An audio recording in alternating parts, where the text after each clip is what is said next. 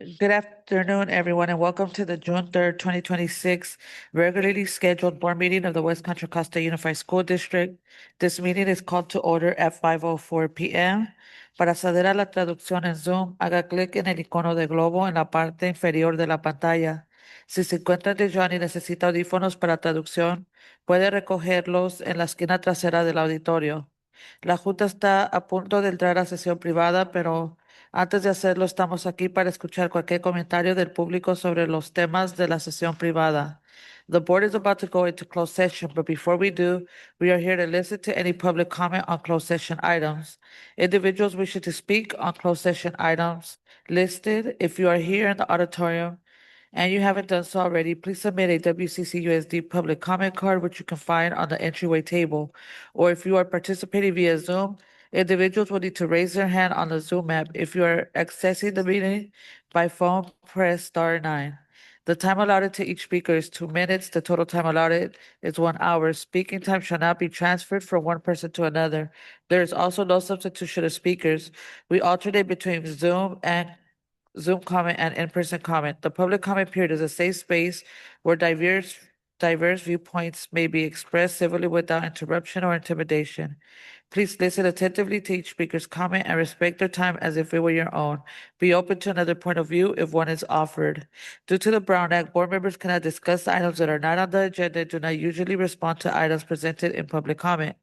The items listed on the closed session agenda for tonight are student discipline, public employee appointment, conference with legal counsel, existing litigation, and then we will adjourn and reconvene to open session. Is there any public comment? Yes, we have public comment.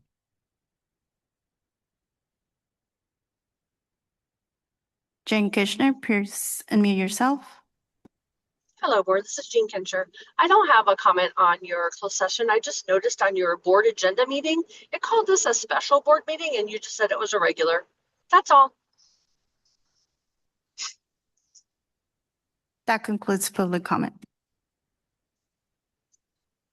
Thank you to all who made public comment. We are now adjourning to closed session at 5:06 p.m. and we will return to open session at 6:30. Thank you.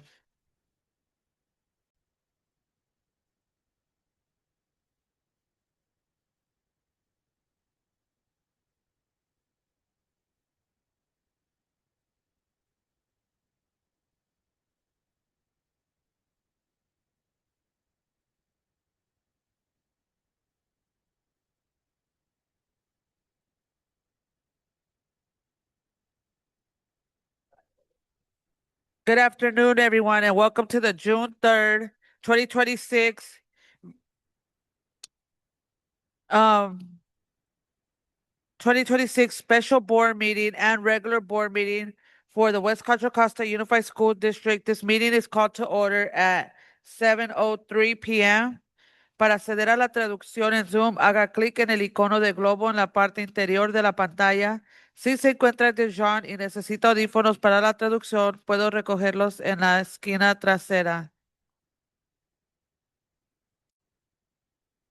The board has scheduled both a regular meeting and a special board meeting at the same date and time. We will take up on the agenda items on the special board meeting agenda simultaneously and will identify which agenda items will be taken up.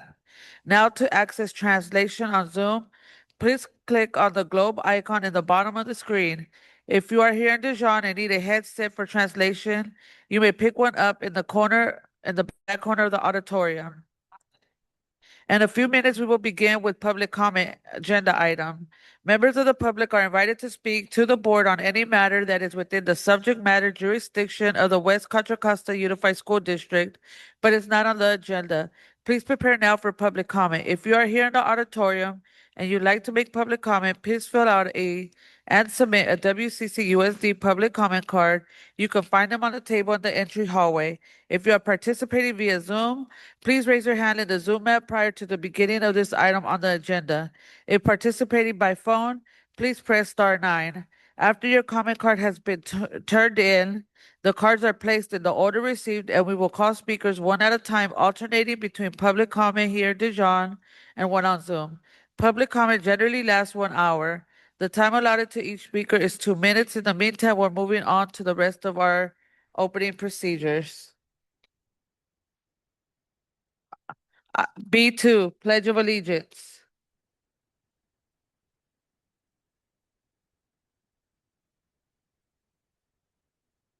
If you are willing or able, please rise for the Pledge of Allegiance. I pledge allegiance to the flag of the United States of America and to the republic to which it stands, one nation, under God, indivisible, with liberty and justice for all. We'll now move on to item B3, Land, Labor, and Body Acknowledgement. Land acknowledgement. We recognize that we are presently on the lands of the Chochenyo, Muwekma, Karkin, Ohlone peoples, and acknowledge them as the first inhabitants of the land we currently occupy. I acknowledge that the burden of environmental exploitation and systemic injustice falls upon the labor of Black and brown bodies in the building of this country and its institutions.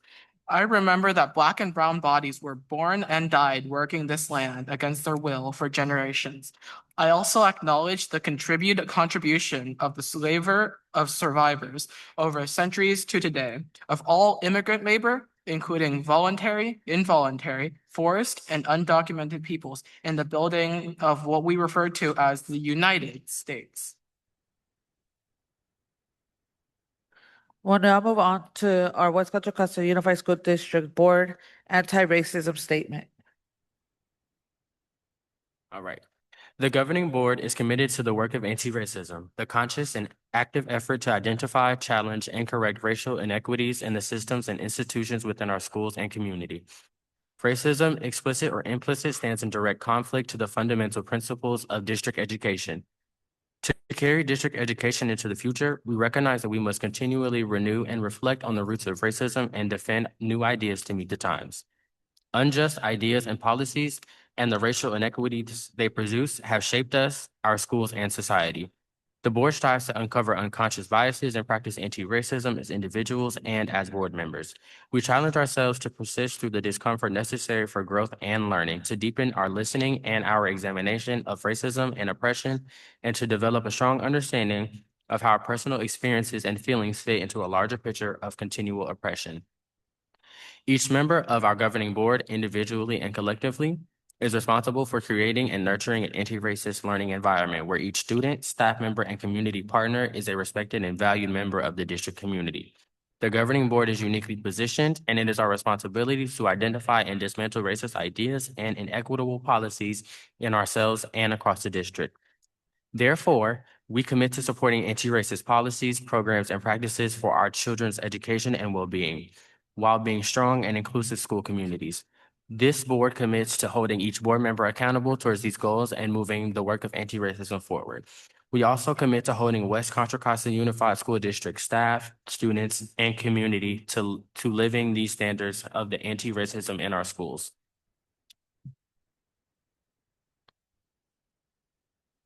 We'll now move on to item 5, roll call. Superintendent Conant, will you please take roll? Yes, good evening, everyone.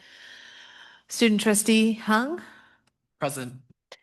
student trustee Witten, Good evening, present. trustee Reckler, Good evening, present. trustee Smith Folds, Good evening, everyone present. trustee Hernandez, Buenas tardes, presente. clerk Gonzalez Hoy, Good evening, present. board president Ayana. Good evening and welcome everyone present. We'll now move on to reports ratification of closed session. Superintendent Cotton, is there anything you would like to report out?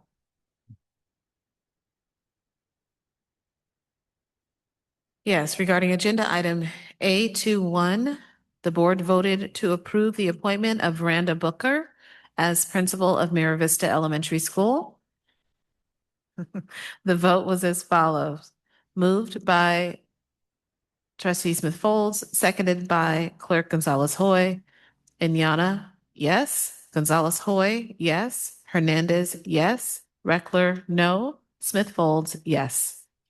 That concludes the report.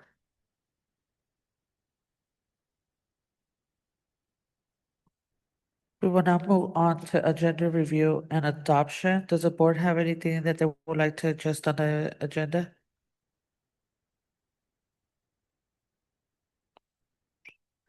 Seeing now, we will proceed with the agenda as posted. We'll now move on to item 8, the 2025-2026 West Contra Costa Unified School District retiree recognition. I'll ask Dr. Greenwood if she can take the lead.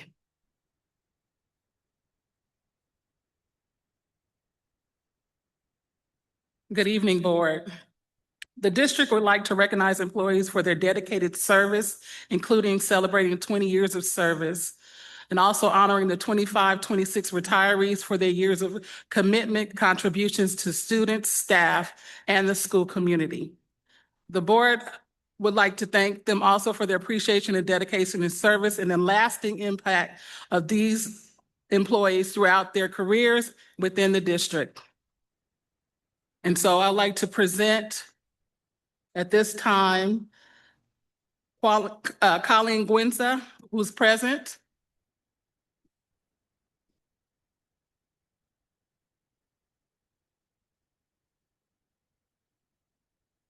And we'd like to thank everybody.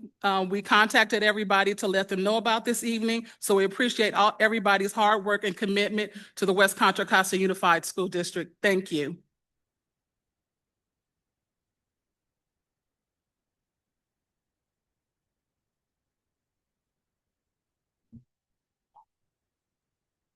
Thank you for that, Dr. Greenwood, and to our employee who is here this evening, but to all of our retirees, we just thank you for your service. We appreciate all of the hard work that you put into your work. Everything that we do here in this district goes in support of our students. And so I just appreciate our retirees. I appreciate all of the work and the years and the commitment and the love that you've shown our students over this time. Thank you. Thank you for that. We'll now move on to item 9, recognition of 20+ years employees for 2025-2026 school year.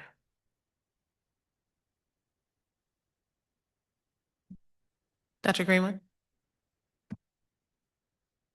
Again, we'd like to thank and recognize our employees for their dedicated service and impact to our employees and students throughout this school year. And again, thank you.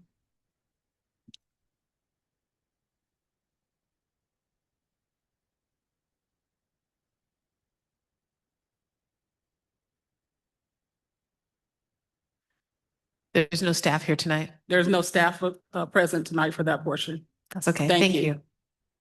And can we ask for our retiree who is here this evening, can we all go down and do a quick picture with her, please? Excellent. Thank you.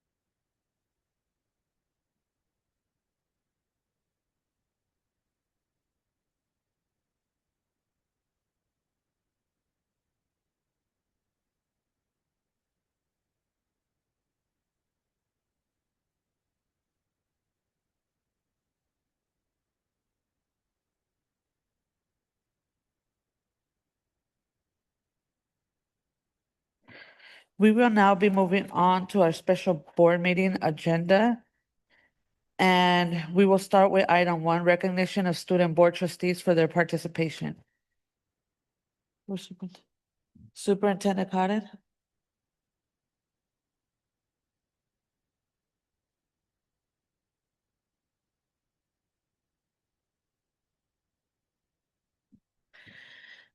Thank you, Board President Inyana. I'm so excited to be able to recognize two amazing student trustees.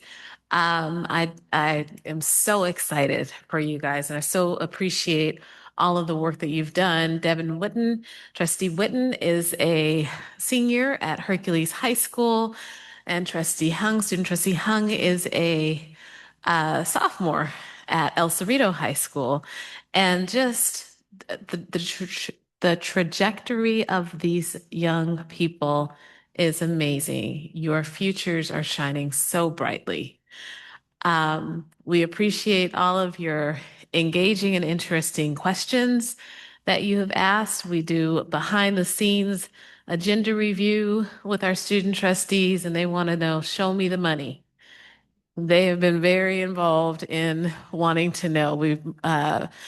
Our interim associate superintendent of business services and I meet with them prior to each board meeting, and they are always listening and engaged in really great questions, really thoughtful work. I've seen your leadership in action with All Student Congress and appreciate that, and just your leadership across the district. Devin, you're everywhere. I don't know how you do it, but very proud of you. You are very engaged. A lot of gas. There you go. But also, it shows a true commitment to community engagement. And I see that in you. And Trustee Hung, just your awesomeness, so proud of your science fair achievements, but that's just a small part of who you are. And I see all the amazing things that you do and will be doing in your future. And so again, I appreciate your leadership. I appreciate your thoughtfulness, and I appreciate just the scholars that you both are. I have a plaque for both of you, and when we're finished with this item, we'd love to stand and take a picture with you as well, but I will give you your plaques, your flowers now.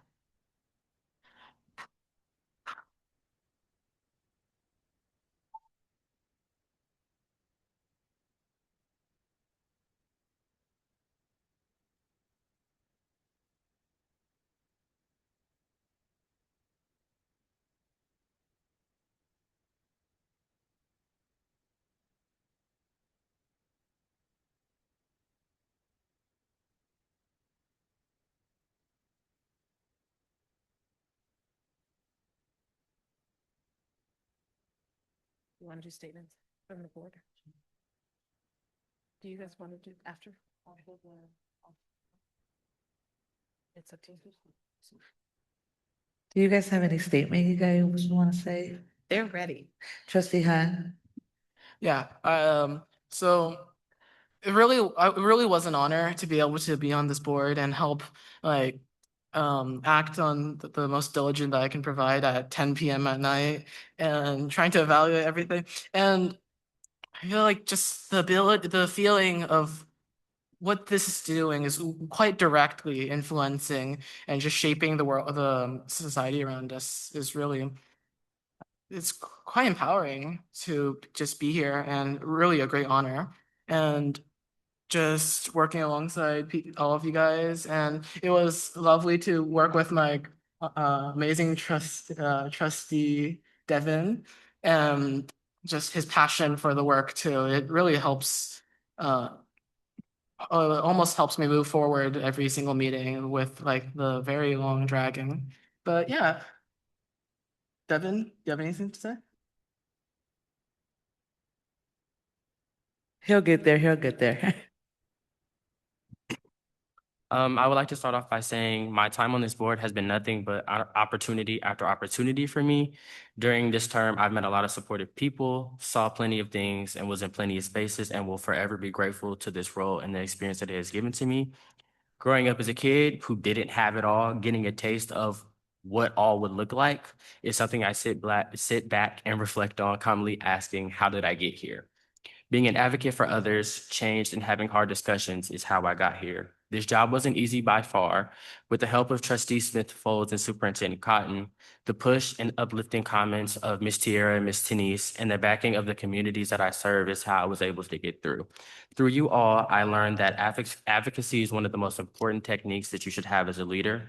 I understood the phrase, "you never know who's watching."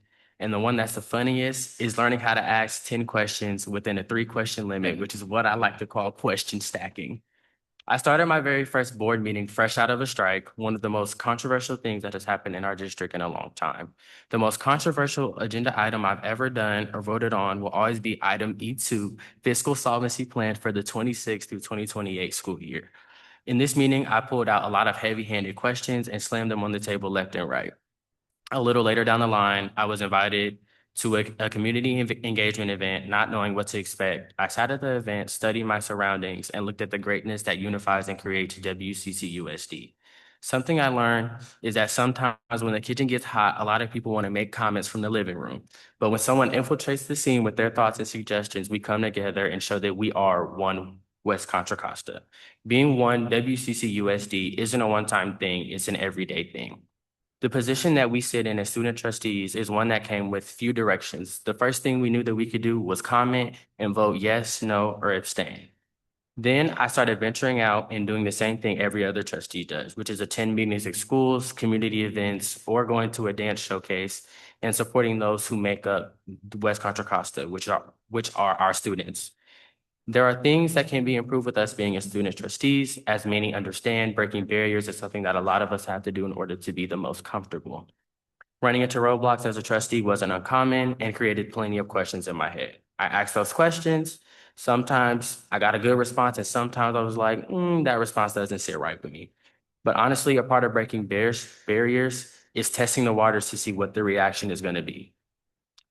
There was a little bit of pushback, especially when it came to my age. You know, being 18 and a work permit does not go together. But it made me hungry to make policy for future trustees who are 18, who are at my age. This is just, I only said that to understand what the reality of being an 18-year-old student trustee is. It's different when you're younger, but when you're my age and there's no age number attached to a work permit, I ask a lot of questions. To the board and to the cabinet, there are some things I want to leave you with as a student trustee. Have more conversation with us. Unfortunately, we do only get to communicate at board meetings, but it would be lovely to get to know each member individually, even though we are only here for a term, we're here forever. I understand that, but I think there are definitely things that we can take from one another. 2, I would say establish a way that we can fully participate in board meetings with a time limit. Time limits are necessary because no one wants to be here all night, even though I do it faithfully. That would kind of look like rearranging the agenda so that we can comment on more things and actually do the full potential of our job, because sometimes there are meetings we sit here silent. So that's what that would look like. And 3 was having conversations when difficulties arise. This leaves little room for hidden animosity and more room for growth. My last and final comment is for all of us to show that we are one WCCUSD. Unfortunately, you can see the separation and cut the tension with the steak knife. We can argue in private, but respect another in public. This is our way of truly fixing the system for the kids. The kids are what matter. That's what we are here for, and that's what we do the work for. So let's show that. To the community, I appreciate you and value your input. I will still be here fighting for your families. That is my life duty. That is my life goal. That is my purpose for life and the purpose of why I said yes to accepting this position. I appreciate all of the lessons that you have given me through all of your encouragement and board comments. Nothing ever goes unnoticed. To my family, my ASC family, Hercules family, thank you for supporting me on these Wednesdays and these Thursdays after a board meeting. It means a lot. I appreciate the fact that you all have faith in me. You all put faith in me when sometimes I don't have faith in myself. Thank you for helping me succeed. My journey is not over. I may be attending UCR in the fall, go Highlanders, but I will always be a WCCUSD alumni and supporter. Thank you.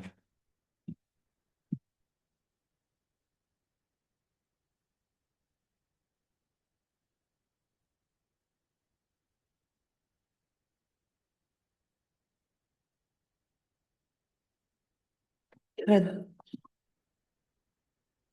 Do we have any board comments to our trustees, and can we keep it to a minute, please? Staying on time, staying on time. Trustee Smith Folds, minute countdown. I have to say that sitting on the dais is nothing better than seeing student trustees step up to the plate and raise the standard. Calvin, thank you for your participation in being a student trustee. I really do value all the things that you have said and the questions that you have answered. In the last little seconds that I have left, I would like to say that Devin is everything that we ask students to be in WCC USD. From the way that you keep your grades up, the way that you participate in activities, the way that you lead, the way that you stand in the gap for students. You are everything that we've asked you to be, and you've done it a lot without the support that we should have given you. So thank you for being more than we've ever asked for. And you really have raised the standard of what a student trustee is, and it will never go back down. So thank you very much. I appreciate you, and I'm so super proud to call you a peer of my children and a colleague on the board. I am complete.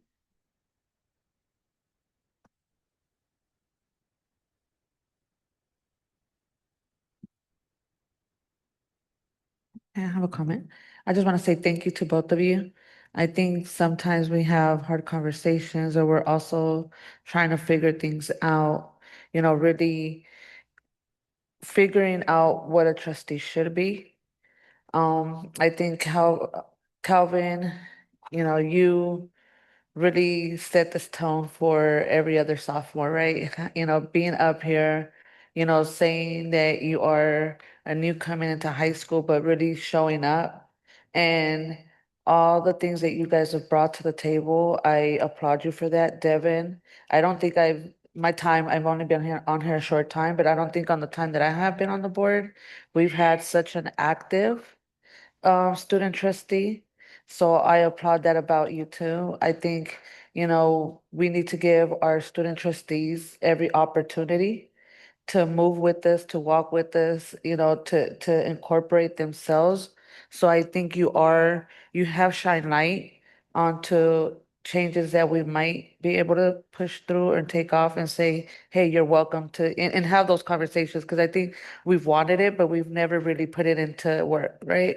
And I think you've shown up and you've shown that, sometimes you guys are of interest to do the stuff that, we're doing. So I thank you for that. And I really do appreciate those questions. And I appreciate what you brought to the board and how you set the tone to like deeper conversations moving forward. So thank you. Thank you to both of you. And now we'll move on to, now we'll go down and take a picture. So-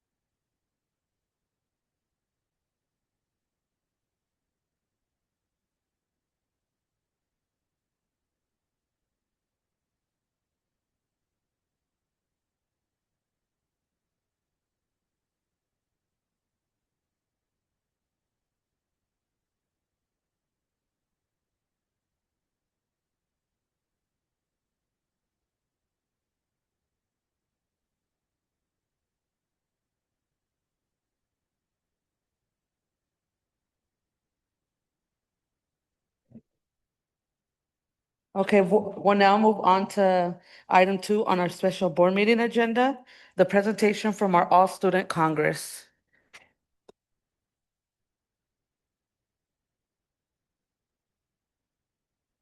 I was gonna say they need to assemble, but they know what to do. So I'm gonna just sit back and watch.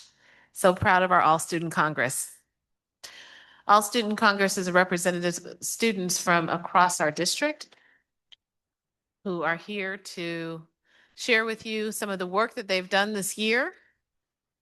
Extremely proud of this work. Thank you. Oh, okay. Yeah, good evening, board members and district staff. My name is Ashton. I'm a freshman at El Cerrito High School and a member of the All-Student Congress. We're the subcommittee on the anti-racism policy, so we're focusing on how to better implement it and enforce it to make it where the effects of racism in our school is less for students and it's better overall. Next slide.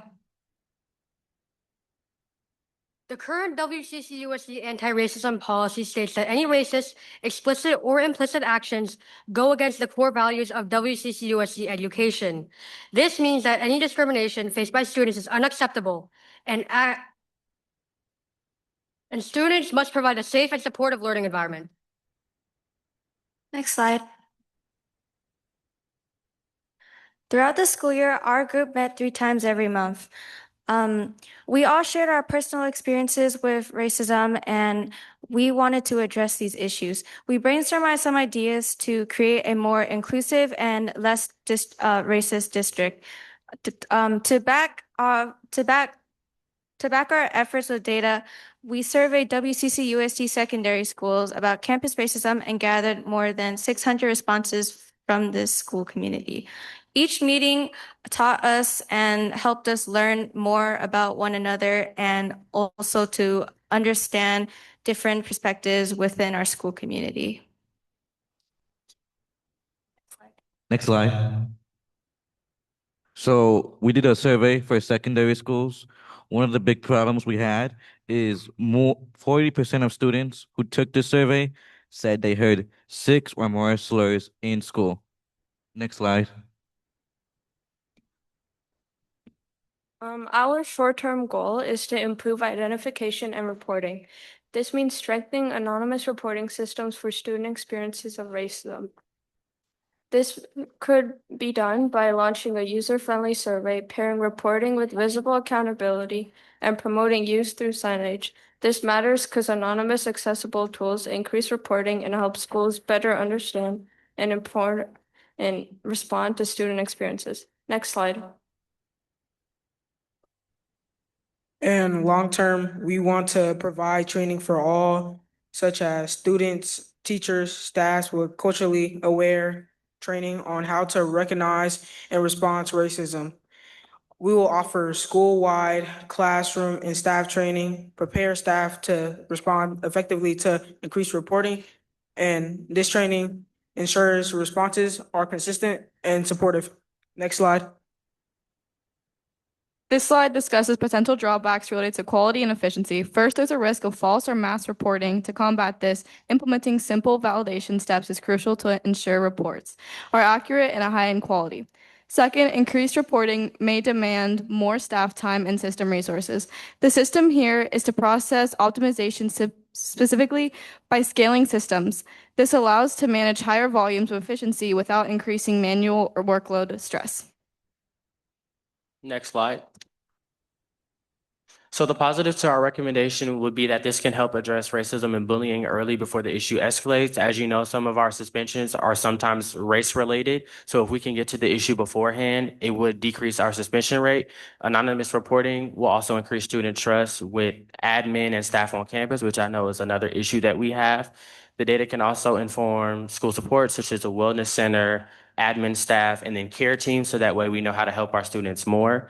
And then also, if this is successful enough, we would like to provide mandatory training for staff so they know how to effectively battle racism on their campuses. Next slide. Next slide, please. These policy recommendations are cost-effective, easily implementable steps to advance our district's anti-racism policy and above all, transform the day-to-day experiences of students facing racism across this district. Therefore, in the anti-racism subcommittee, we in the anti-racism subcommittee hope that you, the board, will take our recommendations into consideration and implement them for the 26 to 27 school year. Thank you.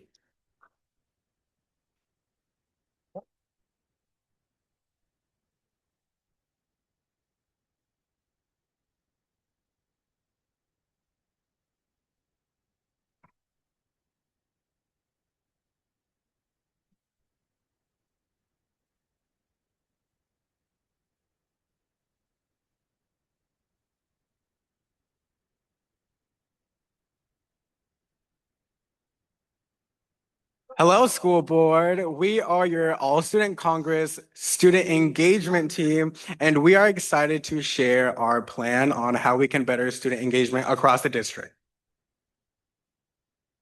In my biology class, we had a teacher who was only there for about half of the year, and the times she was there, she either had us doing assignments online or we were watching movies. Then in the last 3 weeks of school, we had a substitute teacher who got a bunch of microscopes and a bunch of slides and had students look through the microscopes at those slides. There were so many students who showed up to class who had not been there for most of the year. And I was astonished that this simple action of having students doing something physically in the classroom that showed them something relevant really got a lot of students to participate and be really excited about an activity that I would not expect those students to be excited about. So next slide.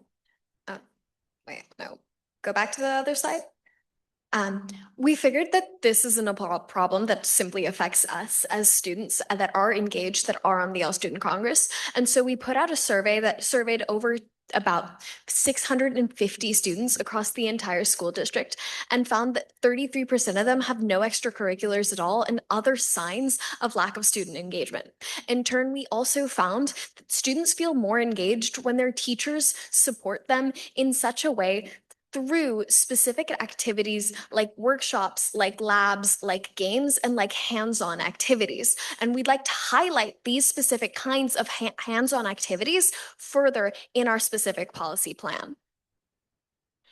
Therefore, moving on to our recommendations, where number one, we're going to make mandatory teacher trainings so that we can have teachers be able to reshape their own classroom environments to be able to be more geared towards engaging students. Because we know that this district is very large. A classroom in El Cerrito might be very, very different from one in, say, Kennedy. So like a blanket policy might not affect and get the same responses from all across the district. But this will allow us to have teachers reshape their own environments in ways that they know will fit their students so that we can achieve the same results across the district. And now for the placement measure, we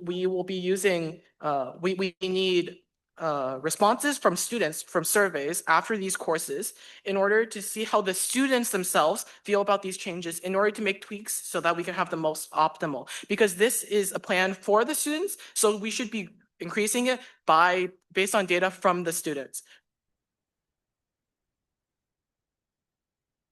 Our goal as WCC student body is to improve curriculum and teacher training for a more welcoming school.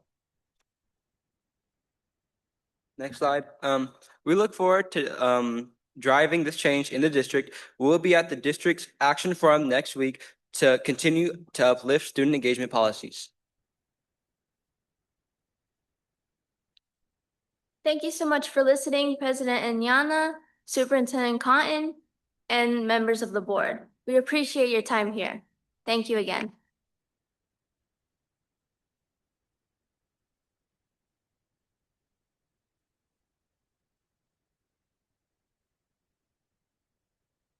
Excellent job. Excellent job. Thank you so much, students.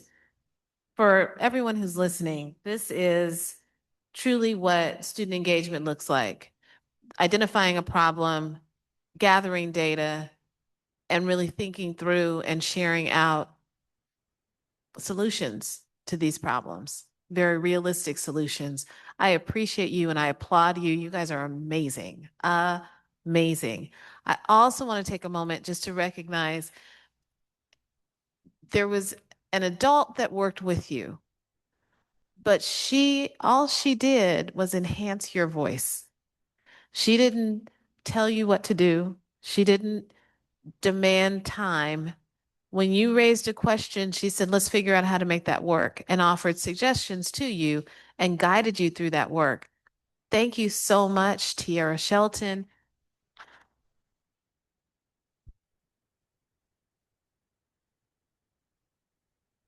And I know that Miss Denise in the back was quite involved as well. Thank you, Denise.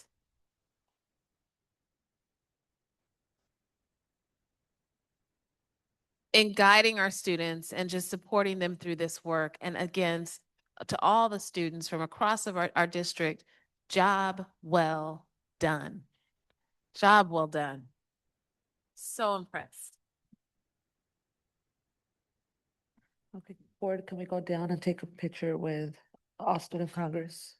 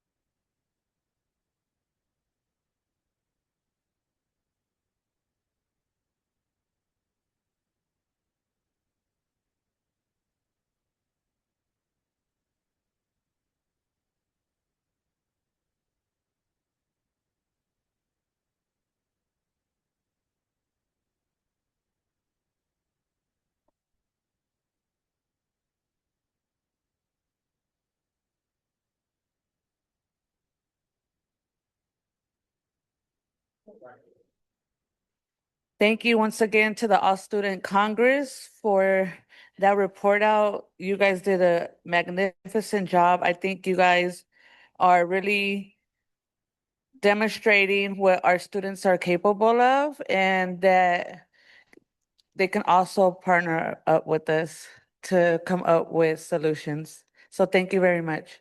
Now we'll move on to item 10, WCCUS public comment.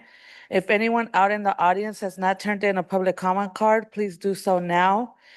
Anyone on Zoom wanting to speak during public comment, please raise your hand now. Once public comment opens, we will not continue to take any public comment cards or any new hands up on Zoom.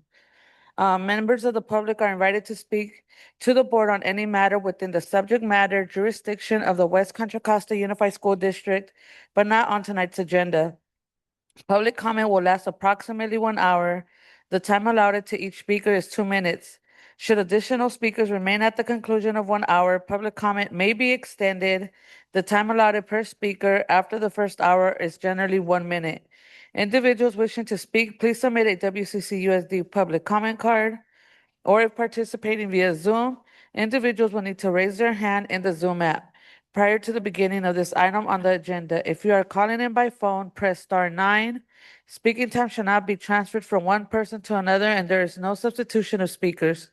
Speakers can also make public comment again for each discussion and action item on the agenda after staff presentations. The public will have 10 minutes per item and 1 minute per speaker. The same protocols recited above apply.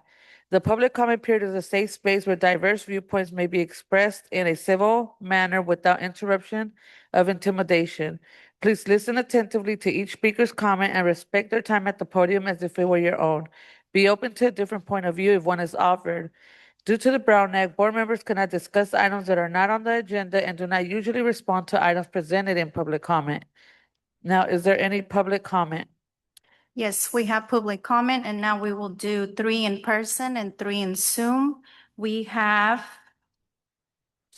8 in the Zoom queue. We have William, Dominic H., Savannah, Jean Kitchener, Andrew Wilkie, Heather, Christian Vigil, and Nick Crescenzi.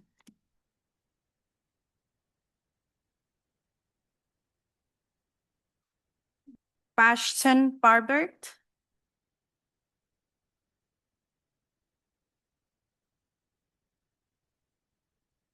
Hello, my name is Bashton Babbert. Ms. Hernandez, I want to repeat some of the words that Ms. Cotton said. You enhance your students' voices. When kids raise a question, you ask them to find those primary sources, to bring out the solutions and find how people navigated those problems. You guide your students, you facilitate them. We love you. You're amazing. Thank you for the rallies. Thank you for the parties. Thank you for celebrating so many different cultures on campus. Thank you for putting together a soccer tournament. Did I say soccer tournament? Maybe you should be the athletic director. Oh, what else? Is she incredible academically? You bet. Let's have her be the WASP coordinator. I think we also have some general ed funds available. Why don't we push hard so that you can be at Kennedy another year? You have been here since your student teaching, and instead of celebrating her, we have had first-year white teachers getting privileged positions at Kennedy. Seniority matters. Community matters. This teacher is a delight, but she does not have the same level of roots in our connection the way that Ms. Hernandez does. She also is bilingual in a way that I can only dream about being, connecting with students, having beanbags in her classrooms, as well as flowers and dressing up the best, the most. You want to talk about functioning schools? Thank you. Our entire campus has been on fire. And if we were shouting for a little bit of water from the kitchen, I apologize. Lots of love to the students. You both have been doing an incredible job. And we need to see that your schools had Japanese programs connected and protected. Ethnic studies was protected at both of your schools. Our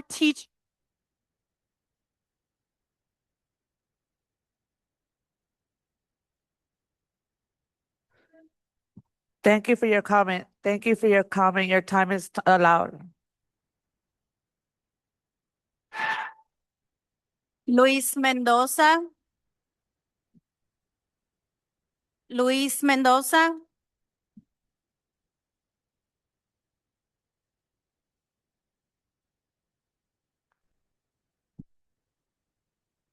Buenas noches a todos. Primeramente, como saben, mi nombre es Luis Mendoza. Actualmente soy un junior en la high school de John F. Kennedy.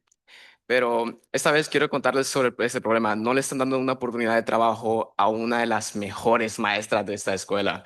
Por favor, quiero que se pongan desde mi punto de vista. Yo llegué en el segundo semestre de mi grado 9 completamente perdido. Y en ese semestre yo no la conocí, no tuve ayuda. Hasta que en el grado número 10 la conocí gracias a un amigo. Y a pesar de que nunca tuve su clase, ella siempre estuvo ahí para ayudarme. Ella siempre estuvo ahí para escucharme a mí. No solamente problemas académicos, pero problemas sobre mí, sobre mi persona. Y gracias a ella puedo decir que este año ha sido un año súper bueno, súper productivo. Ella me ayudó cuando no sabía qué seleccionar para nada para mis clases de Junior Year. Ella me ayudó cuando yo no sabía que todavía necesitaba créditos de mi grado 9. Y es algo que nadie te busca para hacerlo. Es algo que nadie te va a decir, ven, yo te ayudo. Pero ella era el tipo de maestra que se va a quedar 15, 10 minutos más solo por ayudarte, solo por contribuir a la comunidad. Gracias a ella, el otro año yo quiero participar en leadership. Créanme que esa es mi única razón que me inspira a estar en leadership, apoyar más a la comunidad, a dar de vuelta a la comunidad, así como ella me ha enseñado este año. Y ver que no le están dando la oportunidad a personas, a estos tipos de maestros que hacen que estés más activo en la escuela, es súper contradictorio. Y por favor, muchas gracias por escucharme y por favor, esta oportunidad para personas que se merecen la pena. Gracias. Kim Chamberlain.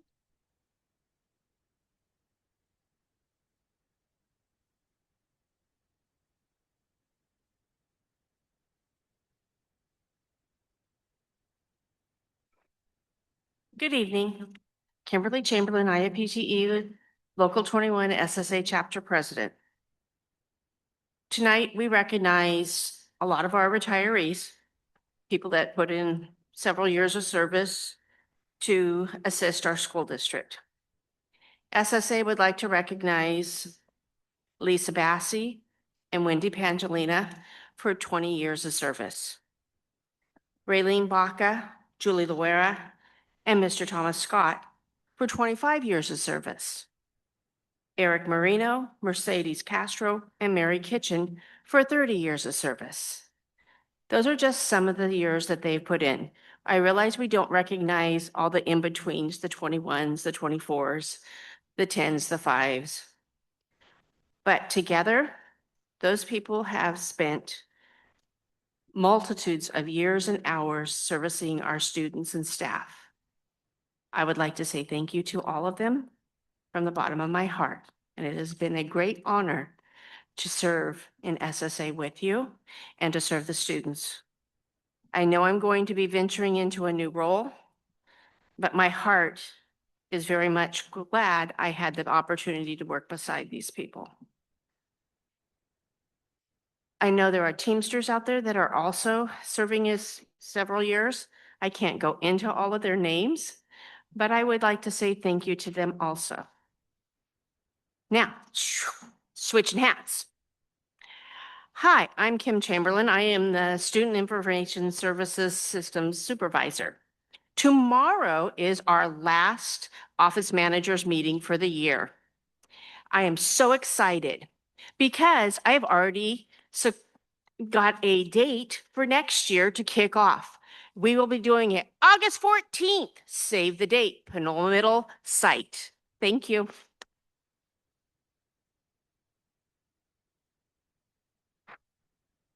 William, please unmute yourself. Can you hear me? Yes. All right. Good evening, board members, Superintendent Cotton. My name is William McNabb. I'm a parent of 2 Vista virtual students, and I'm here to urge you to stop the proposed teacher cuts, reinstate the 2nd and 3rd grade that are being eliminated, and carefully reconsider the long-term effect that these reductions will have on our students. Education is the foundation for every student and future success. Teachers provide critical instruction in reading, writing, mathematics, and social emotional development. Eliminating these teacher and classes may create short-term budget savings, but it risks cause long-term academic setbacks that can be far more costly to address later. I'm also deeply concerned about the impact that these cuts will have, particularly at the middle school level. These students deserve the same access to high quality instruction and academic support as their peers in traditional classrooms. I respectfully ask the board to provide clear answers to the following questions. How will you, how will the district ensure that our middle school students at Vista continue receiving meaningful access to subject area expertise in English, mathematics? How will the district maintain rigorous academic intervention services that in college career readiness support after eliminating specialized content area positions? Most importantly, how will the district ensure that our students continue receiving the depth of instruction support that they deserve rather than the minimum level of supervision required for compliance? Families choose Vista Virtual because it offers flexibility while still providing access to qualified educators, targeted intervention, and specialized academic support. If experienced teachers and content experts are removed, students lose the very resource that helped them succeed. Budget challenges are real, but students should not bear the burden of decisions that demolish educational quality. Before moving forward with these cuts, I urge the board fully evaluate the academic consequences, engage meaningfully with the families and staff, prioritize solutions that deserve districts.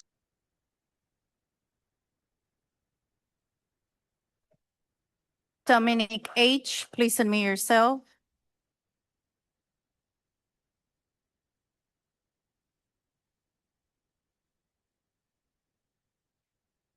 Savannah, please unmute yourself. Can you hear me? Yes. Okay.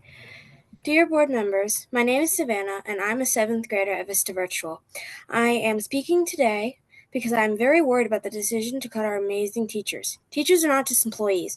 They are the people who help us learn, grow, and feel supported every day.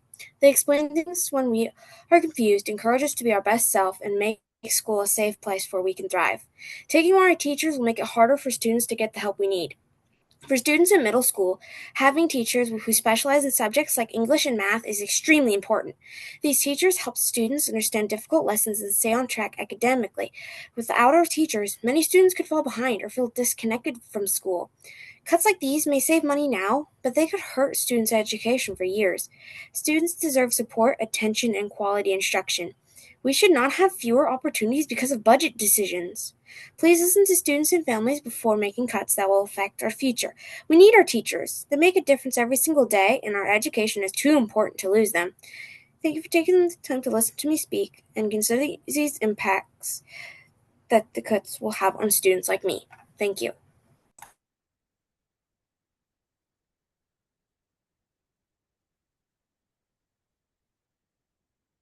Dominic H., please unmute yourself. Dear school board members, my name is Dominic and I'm a 3rd grader at Vista Virtual Academy. I'm writing because I don't want to lose our teachers and I don't want the 1st and 2nd graders to lose their school next year because there won't be any more 2nd or 3rd grade classes for them. Teachers help kids learn how to read, write, do math, and believe in themselves. If there are fewer teachers, students won't be able to get the help they need. Some students may fall behind or feel forgotten. Every child deserves a teacher who wants to help them succeed. Our teachers show how much they care about us every day. They help us when we are confused, encourage us to always do our best, and make learning fun. Cutting our teachers would hurt students and families in our community. Please do not cut our teachers or our 2nd and 3rd grade classes. Please protect our school and our futures. Thank you for listening to students like me.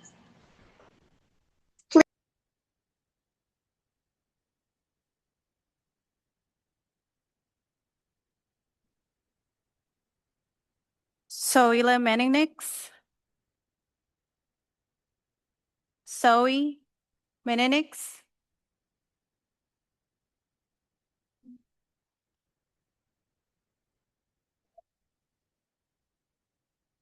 Hi, I'm Zoella Meninix. I'm in 4th grade at Fairmont. When I'm in class, I hear everybody, the field is closed today over the intercom. I hear a lot of kids groan because they want to play soccer. That's the only place they have to play. So instead they just find ways to be mean at recess, and they don't get the energy out, so they bring it back to class and disrupt our learning. Imagine if the field was closed every day. It will be hard to learn. That's what will happen if half the yard supervisors get cut. Our yard is really big, and with so many portables, it's hard for the yard supervisors to see if someone is hurt or being unsafe. If I'm in the courtyard, I can't see a yard supervisor, and sometimes it makes me feel unsafe. Please don't cut our yard supervisors. I want to feel safe at school. Thank you.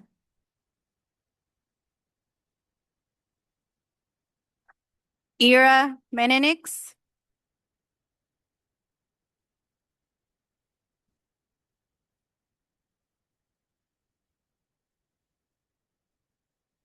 Hi, my name is Ira, and I'm in second grade at Fairmont. I want to talk about recess. When a yard supervisor is out, they already close our field. That's with the yard teachers we have now. If you cut it in half, we will probably the field will probably just always be closed. There's already a lot of cursing and kids saying mean things to each other at recess. When something happens, when a kid was punching me at recess, most kids didn't even bother looking for a grown up because we know there is one near. That's not how school should feel. Please don't cut our yard supervisors.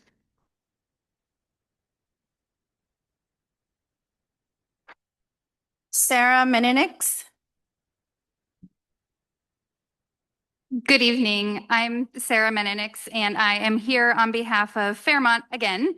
Can my time be restarted? Thank you. First, I want to acknowledge actionable progress. After the last meeting, Michael Booker committed to a safety review at Fairmont, and 2 district staff walked our campus yesterday and are writing up recommendations. So thank you for that responsiveness. I also am here to make sure that this leads to action and follow through. Fairmont is over capacity. We were built for 396 students, and we currently have 540 with an additional class set to be added next year. That's 150 students shoved into portables. This means with the portables that our yard is fragmented, which makes it really difficult and a challenging space to supervise. Maintaining current levels of supervision is so imperative to school safety that our SSC is talking about eliminating all other site budget needs just to cover the additional site supervision needed. I'm asking that you find a way to fund this now at Fairmont and to commit that if additional funding materializes through the SSPD grant or state budget negotiations, that restoring yard supervision is the first priority. Additionally, pushing the cost of translation for parent-teacher conferences and SST meetings onto individual sites is an equity issue that schools shouldn't be penalized for. With over 38 languages spoken by our families, our costs for translation run roughly $10,000 a year. This is essentially a tax on diversity. With the large site budget cuts, our SSC cannot cover this, and they've asked the PTA for help. We're talking about parents paying for their own translation services that they are legally entitled to. That's not equitable. We're asking the district to fund translation services centrally so that no school is penalized for the diversity of its community. Thank you.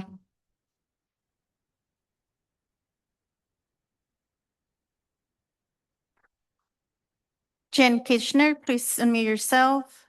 Good evening, Board. I'm Jean Kincher and I work at Verde Elementary. The last time I talked to you about how disgusting our floors were, I would thank you for sending out the scrubs crew. Unfortunately, they came and our floors are still just as disgusting. I don't know what they did, but it didn't improve. Somebody borrowed our floor scrubber, big machine given to us to help clean our cafeteria floor. It was never returned and no one even knows where it is. Please help us find our floor scrubber or at least give us a new one. Also, I'm very, very concerned about the lack of stripper and wax and even the use of the carpet cleaner for the kindergarten TK classrooms. Myself and those children are on those floors for a lot of time of the day, all day long. They need to be clean. I don't even think we were allowed to have the carpet cleaner last year. And if we did, the floors were still wet on day 1. But I think that was actually the year before last year when they were still wet on day 1 because we didn't get them to the last minute. I also am wondering about the garden crew. They come out and they cut the little front patch of grass and it looks cute, but they don't always cut the patch over by the parking lot and they don't get back into the kindergarten and TK area. I would say playground, but we have no playground structure for the past year and a half or so, but it's supposed to be coming this summer. We have weeds. They're so tall that now some of our playground balls are like hard to see in them. I don't understand why they can't get back there and finish the job and take care of the whole campus. We're supposed to be one, but we don't feel like we count.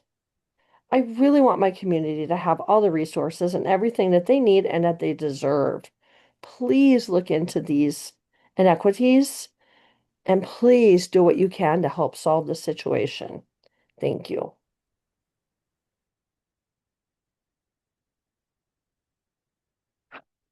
Andrew Wilkie, please unmute yourself. Hello. Good evening, everybody. This is Andy Wilkie at Richmond High School. So I'm wrapping up my 12th year at Richmond High School, 15th in the district. I'm here tonight, and I have an email I swear I'm drafting to send all you guys about some of the wonderful things you've done, which is find money to restore programs across the district. So I want to thank you guys for that. I think it's great. I have to speak up for my school and my student population whose voices are not heard for many reasons. Our school has been forced to go to a 6-period day next year. I'm so happy that Kennedy was given the funding to be able to go back to their 8-period day. However, it adversely affects our students. And I hate to be in this position of impoverished school pitted against impoverished school, but I'm going to just give you some numbers really quick, and I will send you an email with far more details on my observations in the past 12 years. Richmond High School, 1,200 students. Kennedy High School, 825 students. Of our 1,200 students, we're 97% socioeconomically disadvantaged. 88% of the side of town. Our EL population is 41%. Of that 41%, 15% of those students are new to this country 3 or less years. The K, 22% English learners. I don't understand why we're taking things from these students. I don't understand why funding formulas are not being used equally across sites, especially when the sites have very similar needs and inarguably higher needs due to twice the amount of human beings there. You are taking programs like mine away from so many kids. All we do is play ball and figure it out at Richmond High, and it seems like we are always punished for finding a way to make it happen. I look forward to talking to you guys soon. Have a good night.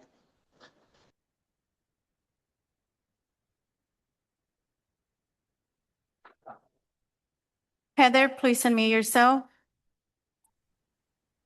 Good evening. Can you hear me? Yes. Good evening, board. My name is Heather Harvey McNabb. I'm the parent of 2 VISTA students.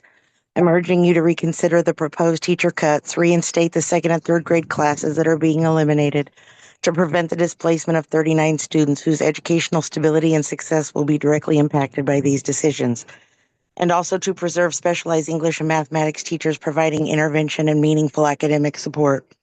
While budget challenges require thoughtful planning, the proposed cuts extend far beyond operational efficiencies. They threaten the quality of education students receive and fundamentally alter the educational model families choose and trust. Eliminating 2nd and 3rd grades will disrupt the learning environment that many families specifically selected for their children. Displacing 39 students, this disruption sends the message that students and families are expected to absorb the consequences of decisions made without sufficient consideration of their educational needs. I'm also deeply concerned about the impact these staffing reductions will have on middle school students, the elimination of specialized teacher positions, raising several important questions that deserve clear and transparent answers. How will the district ensure that middle school students in independent study continue receiving meaningful access to subject area expertise in English and mathematics? How will supervising teachers without specialized secondary content backgrounds be expected to provide effective intervention and support for these struggling students? Most importantly, how will the district ensure that our students continue receiving the proper support they deserve rather than the minimum level of supervision required for compliance? Families did not enroll in VISTA merely to receive assignments and basic oversight. They chose VISTA because they offer meaningful academic support, access to qualified educators, intervention services, and pathways to long-term student success. Reducing specialized instructional staff risks transforming a robust educational program into a compliance-based system that falls short of students' needs. Students deserve more than the minimum. They deserve access to teachers with content expertise, timely intervention when they struggle, meaningful academic guidance, and the opportunity to thrive.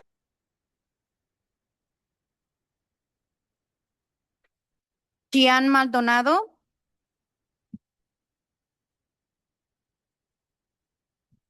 Hello, school board. I would first like to start off with thanking the Ciara and thanking the All Student Congress. So I joined not that long ago, and it's been an absolute honor to get to work with the All Student Congress and especially the engagement team, the student engagement team.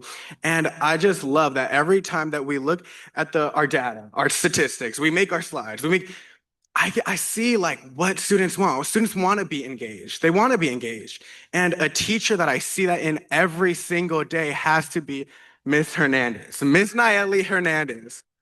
Her position, she wasn't offered a position for next year. We fought for ethnic studies. We fought for our academies and our programs. And thankfully, with the support of the district, the school board, the cabinet, and ourselves, we were able to protect them for the following school year.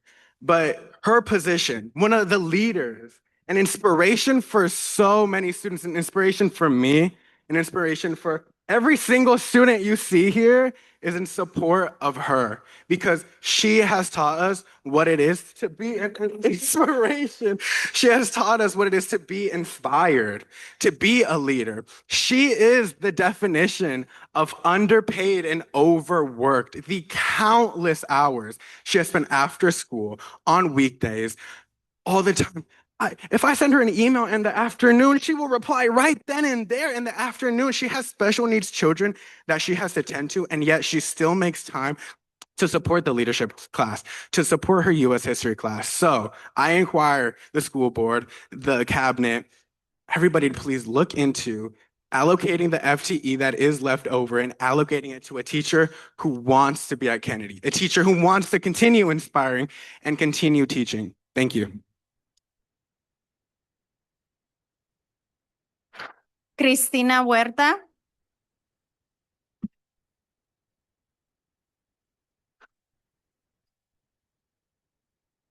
Cristina Huerta, Kennedy High School.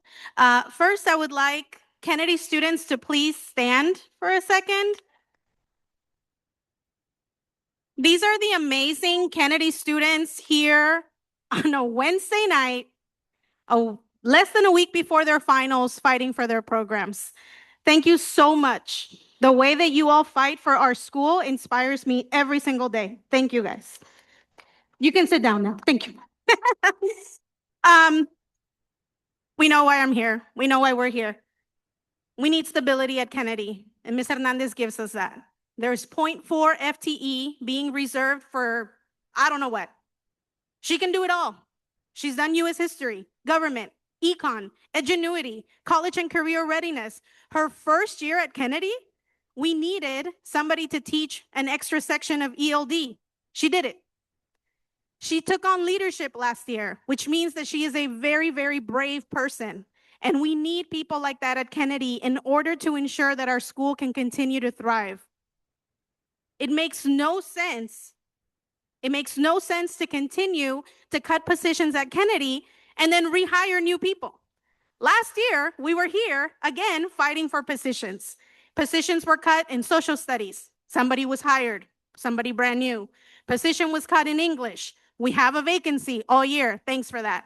We had a position cut in our ITA Academy, and that position was rehired as a different elective. Why are we doing things that are hurting our students? Our students who are here on a Wednesday night asking that you use the FTE that was already set aside for Kennedy for a person who makes our school better. WAS coordinator, athletic director, those positions are open and she can take them. We do not need to wait and give somebody a 1.2 next year. So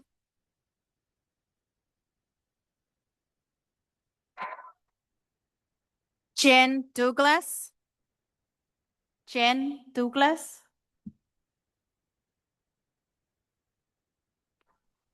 Hello, it is nice to see you all again. My name is Jen Douglas. I'm the mother of a 2-year-old and also a second grader at Fairmont Elementary. I am here to literally beg you to not cut our funding for site supervision and for translation for our most vulnerable families where the parents are unable to communicate with their children's teacher during parent-teacher conferences if we do not have appropriate translation. I don't know what, I'm just gonna be loud. At this point, we are relying on school site funds, which have been heavily cut in order to deal with the issue of safety on our yard. Clearly, our kids will not be even allowed to literally touch grass if we lose the sites. Will you please have you speak into the mic? Can you reset her time? Okay. Because our Zoom won't be able to pick you up if you're Oh, not I on the see. microphone. Okay. So we are relying at this point in desperation on cut site funds in order to try and claw some of our safety back onto our yard, but our grass will be closed for the entire year. For many of our children, this is their main spot to play and experience friends, and this is going to get taken away from them. These wonderful Kennedy students are here and participating because they have schools that have cared about them and shown that they're going to put their resources for what matters most for these children to feel safe. This starts at a young age. We're experiencing issues of racial slurs, violence, and anti-LGBTQ rhetoric on the field and on our campus during recess. And the only way to stop this is adult supervision, which is being cut in half. Additionally, we are asking you to allocate site funds or to allocate district funds for our translation services. At this point, we're desperate enough that we're going to use PTA money, which then takes that money away from our only access to certain enrichment programs that our children will not have in grades K through 6. Thank you for considering this.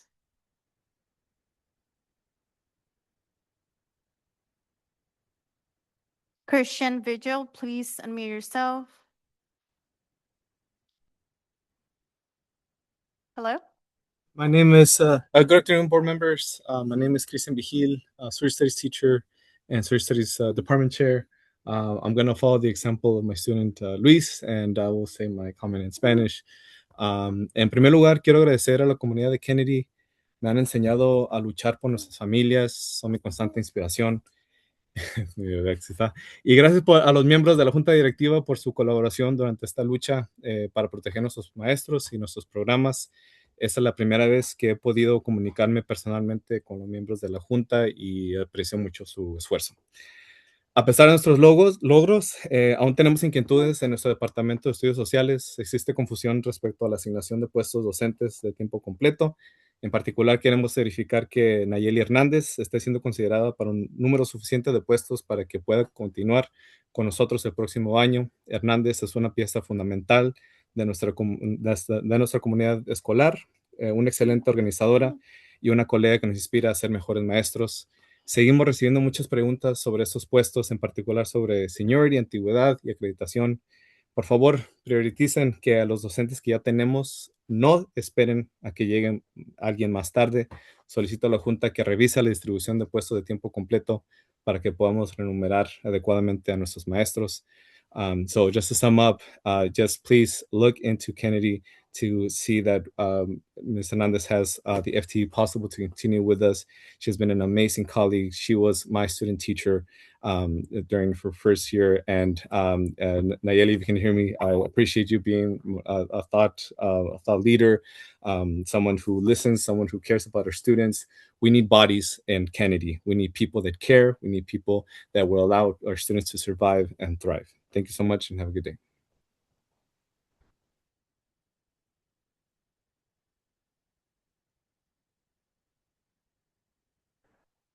Last person on Zoom, Nick Crescenzi. Please unmute yourself.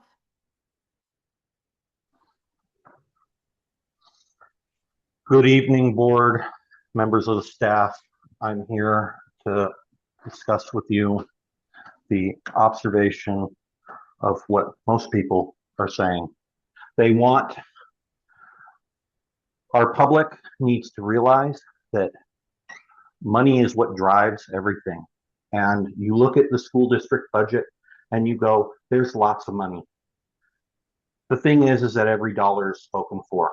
Every dollar that gets cut is taken away from someone who has a vested interest in it. You cannot cut money without affecting someone. The only way to drive and increase the amount of money the district has is there are two methods.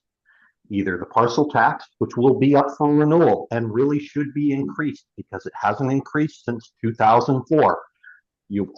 Everybody out there has gotten a raise since 2004. That money has just diminished. We as employers, we as the public are employers. If we want to pay good wages, we need to tax ourselves to pay those good wages. The other way that we can increase our funds is to increase our enrollment. We need to stop acting like a 1980s school district where we just expect everybody to come to our schools. It doesn't work that way. Our district does not serve a population at the same rate as the rest of the state. We have only 80% of the student body in our area. The charter schools have 20%. Statewide, that number is 85% in public school districts.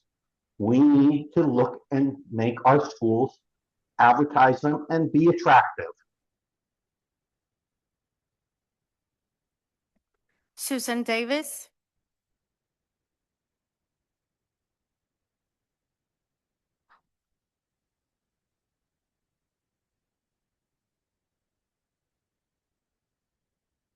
Hello, my name is Sandy Davis, and I'm a Fairmont parent here again to ask you to restore our yard supervision funding and not to push translation funding to school sites. The proposed cuts to yard supervision are a safety issue, as other parents have mentioned. And while we are grateful that district staff from the safety department came to visit our school this week, I want to say again that our current staffing is barely adequate to safely monitor the yard, with students often having a hard time finding an adult when they need one. Please do not make this situation worse. As for translation services, asking sites to fund translation for all parent-teacher meetings except IEPs unfairly burdens schools like Fairmont, where we have at least 38 languages spoken. Providing translations services so that all of our parents have access to all school communications in a language they can understand, as is federally mandated, would cost us an additional $10,000 per year, which is a quarter of our site budget. Asking schools to carry additional costs for essential services while also cutting site funds by 40% doesn't feel like putting students first. It feels cruel, and I strongly hope you will reconsider. Thank you.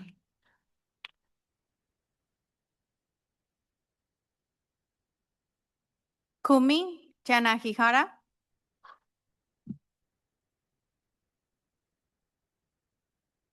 Good evening, board. My name is Kumi Yanagihara, and I'm here to speak on two concerns at Kennedy. A few weeks ago, the board voted to return 2.4 FTE to Kennedy, which thank you for that. But that action was not only in response to making teachers whole, but to bring back programs that students were asking for, like Spanish for Spanish speakers, ethnic studies, and CTE programs. But leadership wasn't asked to, and there are still plans to surplus the social studies teacher who teaches leadership, Ms. Hernandez. There are currently FTE available that are still unassigned that could go to Ms. Hernandez. The board didn't give us 2.4 FTE, so that 0.4 could be used as reserves, just in case we need more classes in August. We need leadership now. We need to make people whole now. It's also absurd that this is happening to a fourth-year teacher in a core department. Please let Ms. Hernandez stay. Secondly, there are also issues in the English department. We learned that not all ELD students will be in a designated ELD course next year. ELD is a priority at Kennedy, not just because there are many multilingual learners, but also because the reclassification rate is low.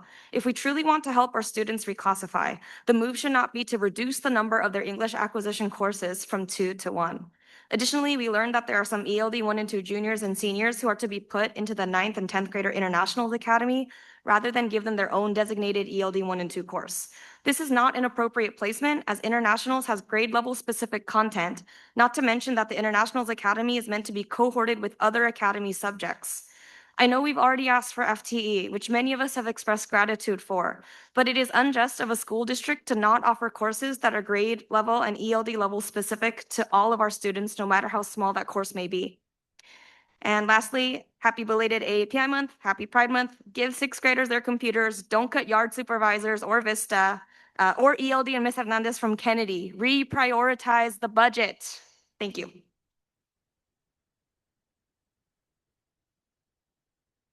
Zach Porter.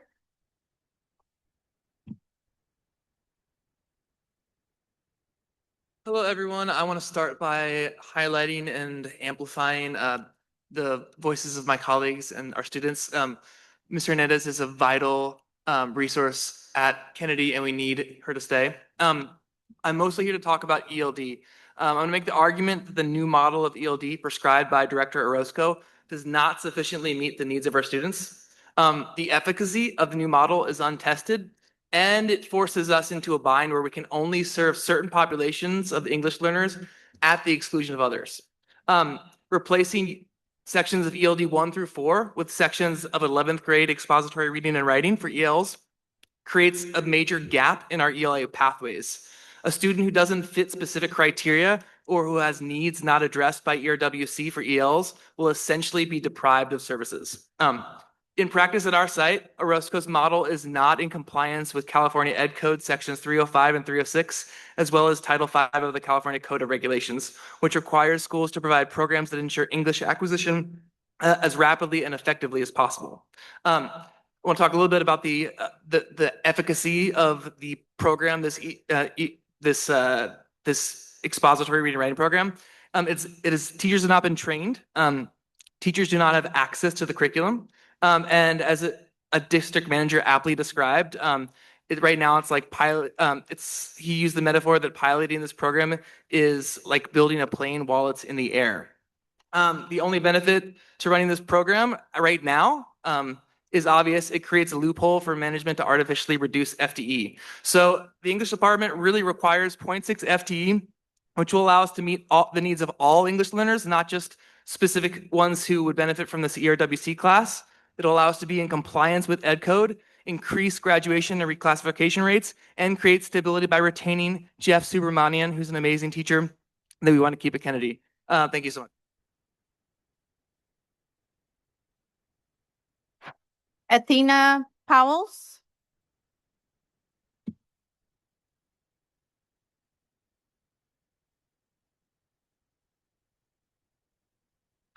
Good evening, board members. My name is Athena Powells, and I've been working at Kennedy as an English teacher for 5 years, and this is my first year as the English department lead. I want to thank all of you, all of the members who voted yes for Kennedy to get the 2.4 FTE. We really appreciate that. I do want to highlight the wonderful students who are still here and my wonderful coworkers who have talked about Miss Hernandez. She is a staple at our school. She does so much, as well as this English problem. I do want to make you aware that in the past 3 years, we have had a vacancy in the ELD 3 and 4, which is a Williams violation, letting y'all know. This has had lasting effects on our students, so much so that we barely have any students reclassifying this year. Last year, there was also English FTE reductions. However, due to getting a higher number of student enrollments than expected, the need for another English teacher arose over the summer. We were lucky enough to find this wonderful teacher. His name is Mr. Subramanian, who connects with the students and cares about them so much. His position is now on the chopping block once again. How are students supposed to succeed in learning English if they don't have a teacher that they can turn to in years to come? I worry this position will continue to be a revolving door if we keep cutting a position in ELA. Also, I want to shout out to Dr. Shen. She has been a wonderful principal, and I'm wondering where ours is. Thank you.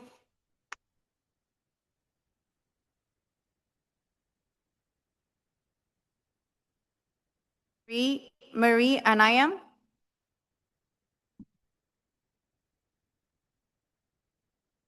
Shout out to the landscaping team at Dover. They completed all the weed whacking and the leaf blowing before the school doors open. We enjoy seeing the regular beautification of the campus that helps to welcome staff and families.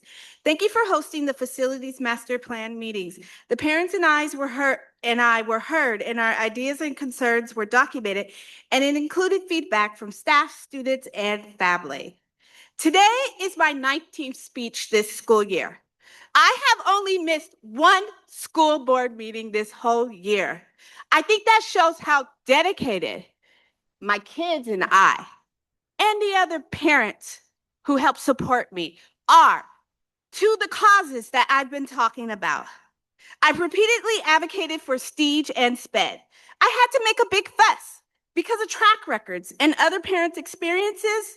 Sometimes you have to get bold and loud so your voice is heard and the highly alarming concerns get addressed. If you had a child experiencing the same issues, I think it would have hit home the same way. Thank you for bringing the much needed resources. I understand the last two concerns that STEEGE are being worked on. Since Lydia is promoting the kinder, she won't use the future painted TK yard, but the incoming TK class sure will enjoy it, along with the trikes. Both yards also have access to water fountains and shades. It's helpful to have our updated transportation handbook and security measures in the SPED cars. Thank you to all. Please consider adding the cameras and GPS on the SPED buses soon. Our children are the most precious packages ever being transported in this district. I have two children who use the SPED services, and I have to acknowledge that the app has been updated. I now get told when Lydia is picked up, the car.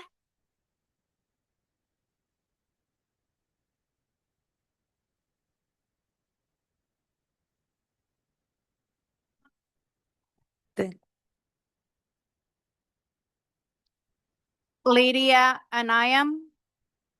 Lydia Anayam.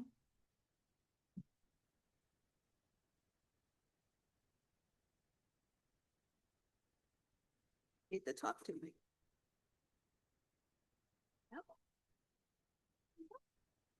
Okay. All right. Okay, tell them, what's your name? My name is Lydia. Good. How old are you? 4. What school do you go to? Is it about to say it? Almost. What's My name is Angelie. You go to STEEGE? Angelie. STEEGE Elementary. And what grade are you in? TK. TK.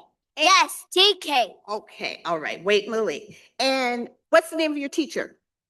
Miss Ryman, Miss Kay, Miss Alicia. Good. And who are some of your friends? Mallory, Vanita, and Titan.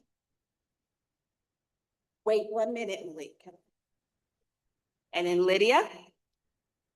Tell them, what do you like to do at recess? I want to ride a bike. Yes, she loves the new tricycles that have come to STEEGE. I wanted her to come up here and speak to you guys. You see her at almost every board meeting. It has taken a village here. I know at times they have ran around, but I'm grateful to everyone who has helped support me. I had to eat some banana. Has been receiving special education services here in the district since she's 3 years old. And she's doing very good. I thank you very much.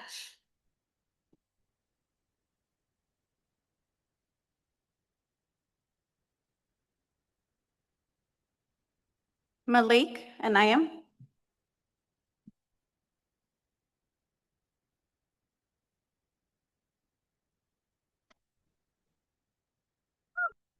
Okay. All right, I know what you do. Tell them, what's your name? Malik. How old are you? Birdie.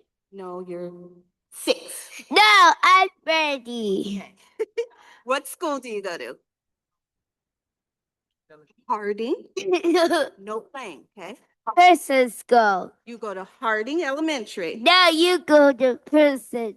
Okay. And what grade are you in? First. In first grade. And what's the name of your teacher? Miss Lamar.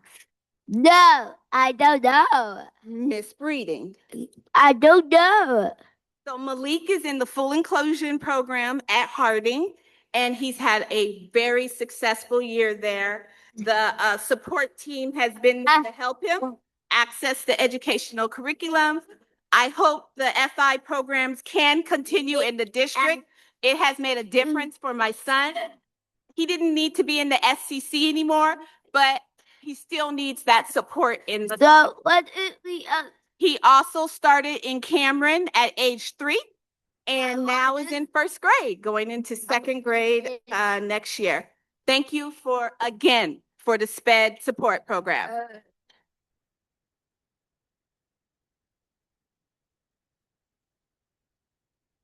Patty Blanco.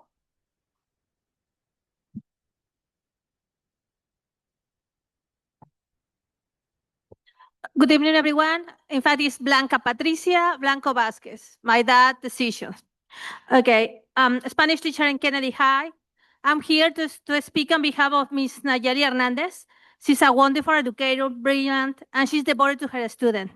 Her purpose of life is to support students because she sees herself in them. She wants them to succeed.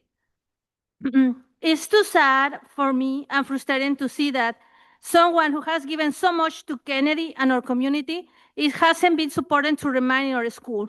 I urge you, board meeting members, please let her stay in Kennedy. We have the FTE, and Ms. Hernandez is willing to teach all these different classes for staying in Kennedy and continue supporting our students. You can see that my words are supported by all those students who are here and who love her because she's an awesome person. She's emphatic, sociable, intelligent, and she cares a lot for the students. And I have to say this in Spanish. Realmente no sé qué están esperando o qué quieren de nosotros. Kennedy sufre mucho. Es una población que todo el tiempo está hecha a un lado. Necesitamos personas profesionales como ella, que trabajan, que les importa, que es bilingüe. No nos dejen de lado, por favor. Necesitamos hechos, no necesitamos palabras. Y es bastante difícil para nosotros venir cada día y tratar de hablar con ustedes y parece que le hablamos a la pared, porque no sucede nada. Y nos dan excusas tontas. Gracias.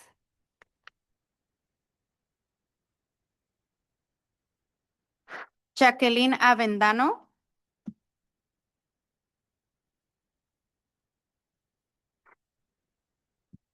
Good afternoon. My name is Jackie Avendaño. I'm WCC USD alumni and 5th year ethnic studies teacher at Kennedy. I want to start off by saying thank you. Thank you all to the trustees who voted for the 2.4 FTE allocation for Kennedy. Today, I announced to all my 9th grade ethnic studies students that we, meaning our community, defended ethnic studies, and it is indeed in the schedule for next year. Despite the many wins as a result of the 2.4 allocation, my dear colleague, Ms. Hernandez, who teaches leadership, continues without a position at Kennedy. However, there is still FTE left over that has not been allocated from various pots that is being denied to her. I do not comprehend how our site continues to neglect Ms. Hernandez even after the 2.4 allocation that would not have been possible without the support of leadership and leadership students. Our students have spoke endlessly on leadership. I hope you show them you are listening. Ms. Hernandez deserves to stay at Kennedy. She is committed to our site and she is being so flexible with her position. She is willing to step in as WASP coordinator, teach credit recovery courses, be athletic director assistant, and teach leadership.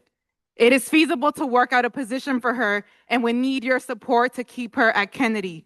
Just to say a little bit more about why she's so important to our school, she's a UC Berkeley alumni. She has a firsthand experience as an immigrant herself.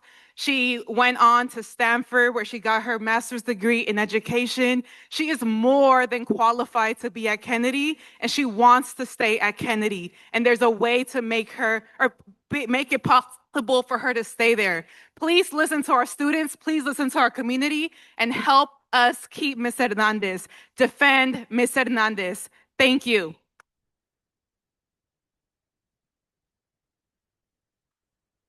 Nayeli Hernandez.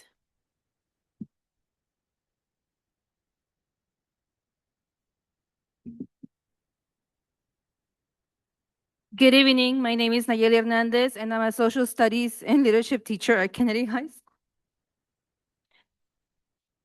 At the last board meeting, I spoke about the importance of retaining teachers who are committed to our students and our school community. Since then, there has been no clear resolution regarding my position, nor there has been meaningful communication despite multiple emails sent to site leadership seeking clarification. Tonight, I'm not simply asking for a position. I'm asking for transparency and accountability in the decision-making process.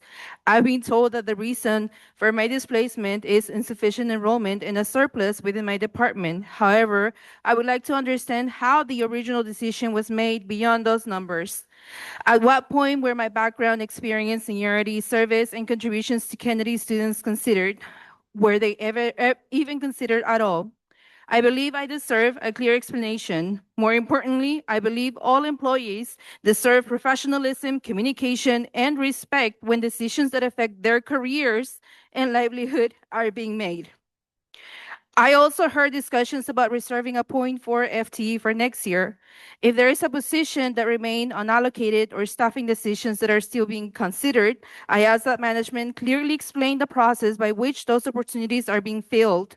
How are candidates being considered? What criteria are being used? And why would available staffing opportunities result in additional assignments rather than being used to retain existing teachers who are already serving our students and school community?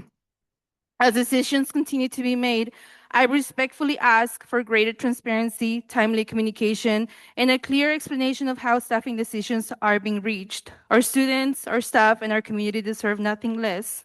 I also want to take this time to thank all of you guys for being here today. I love you guys so much, and this is the reason why I want to stay here with you guys. Thank you.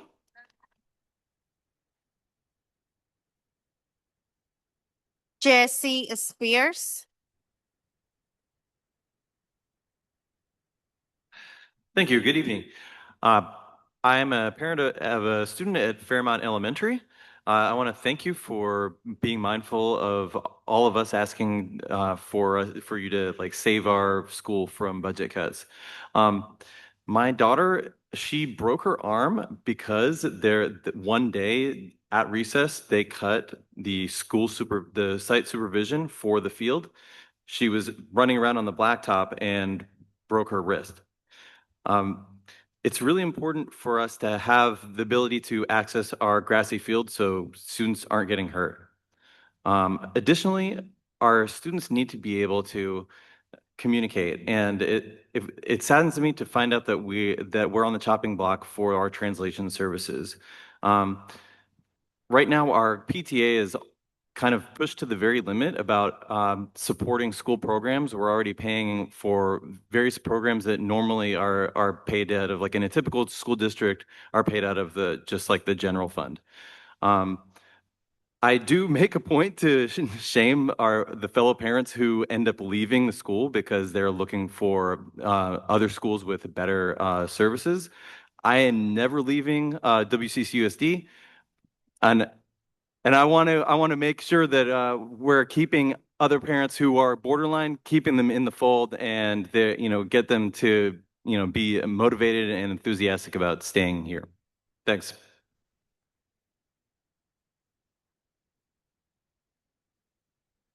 Chelsea Guadamus.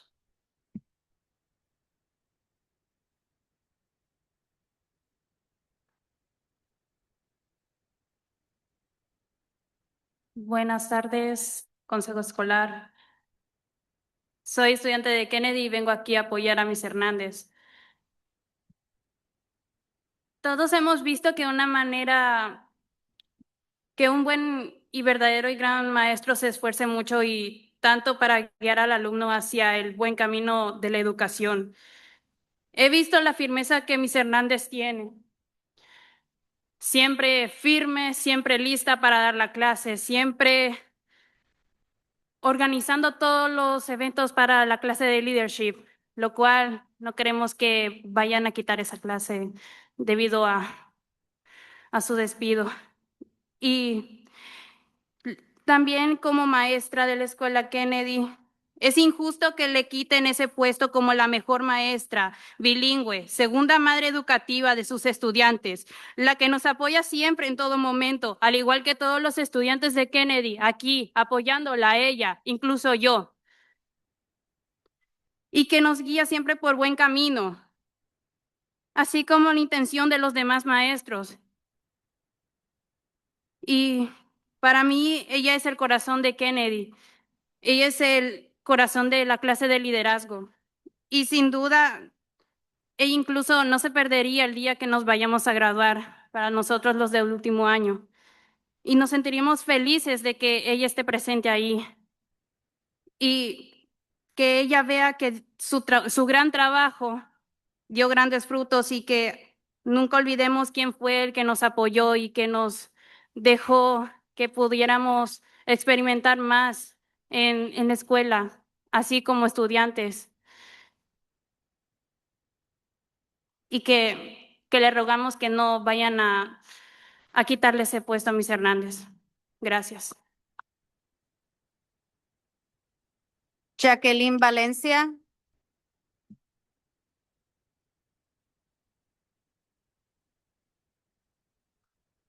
Good evening. My name is Jacqueline Valencia. I'm a Kennedy alumni, community organizer, former soccer coach at Kennedy High School. I'm here today in support of keeping Ms. Hernandez at Kennedy High School. Ms. Hernandez has been a dedicated educator, mentor, and a leader for our students. Because of teachers like her, Kennedy students have opportunities to develop leadership skills and their voice, as you've heard many of them tonight and at other board meetings, and to become active members of their school community. Removing Ms. Hernandez would be another damaging loss for Kennedy. We all know how difficult it is to recruit and retain quality educators at Kennedy High School. So why are we getting rid of teachers who are committed to being here and investing in our youth, like Ms. Hernandez? I also have to ask, why does it seem like Kennedy is always constantly facing cuts while other schools are not? Why is Kennedy always being asked to do more with less? We have already seen cuts to programs, classes, and opportunities that our students deserve. Why Kennedy? Why leadership? Why Ms. Hernandez? Our students need stability. They need mentors. They need educators like Nayeli, Ms. Hernandez, who believe in them and who choose to show up every day and for this community. I urge you to keep Ms. Hernandez at Kennedy High School. As many others have expressed, she is a mom, she is an educator. I also know her through Caliber, where her kids go. And Nayeli will run to a parent meeting and then say, I have to go because I have to tend to other things for my leadership class. Nayeli will say, I will join you via Zoom, but then I still have to work 2-3 more hours because I have to do something for leadership, or I have to go cook or buy something for leadership. So yeah, Nayeli is going above and beyond. So please, please, please, I'm asking you to keep her at Kennedy High School. Thank you.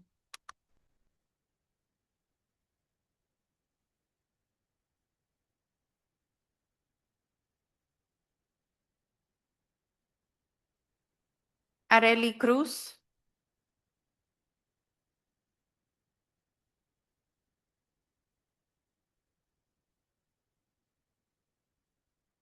Areli Cruz. Antonio Velázquez.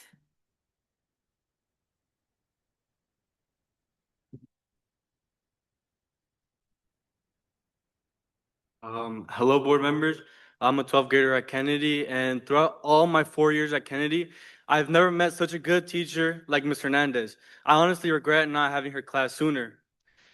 This year was my first year participating in leadership, and I've had such a good time. One day in particular, I stayed in class helping to finish a project for a certain event. I stayed there the whole day, the whole class from first to eighth period. That whole day, I saw Ms. Hernandez do things that I had never seen any other teacher do. She was in calls, she was gathering items, she was talking to students. She was doing so many things that I can't even recall. But that day, I realized how much she had on her plate. Ms. Hernandez is such a great human, teacher, and just such a good person to be around. She pushes everyone to go above and beyond. I have other siblings who went to Kennedy as well, and every single one of them considers her like a family member.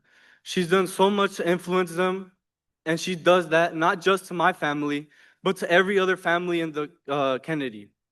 So if you guys can't see how much the interaction that people, just see how much interaction she causes because of how great of a teacher she is, then you guys need to keep looking into that.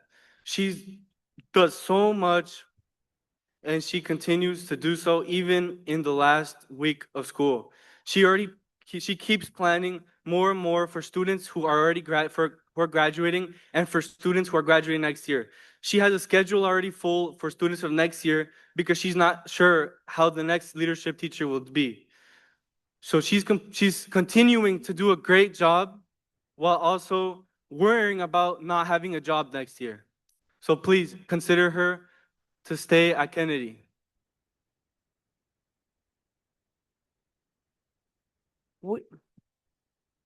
We have reached our 1 hour of public comment. We will now be moving on to 1 minute per comment.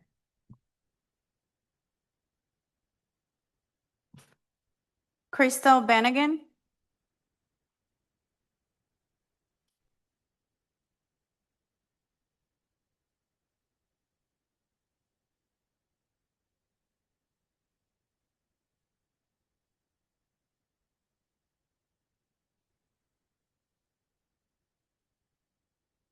Good evening, everyone, board members, Superintendent Cotton, and especially those from my community who are still here in the audience. Go Eagles! I wanted to talk to you guys tonight because we're still fighting for the equity in education for our Black students. We're still behind. We're still the most affected. And we need your help and we need the community's help. And so I wanted to talk to you guys, especially since I don't have that much time, from the ancestors, because we all know that they had the best thoughts. Somebody said once that education is the movement from darkness to light. And somebody once said that the greatest thing about learning is that no one can take it away from you. That's what I say.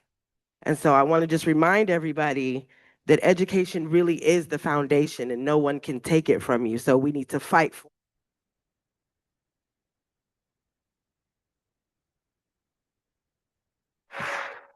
Kay Kefkin.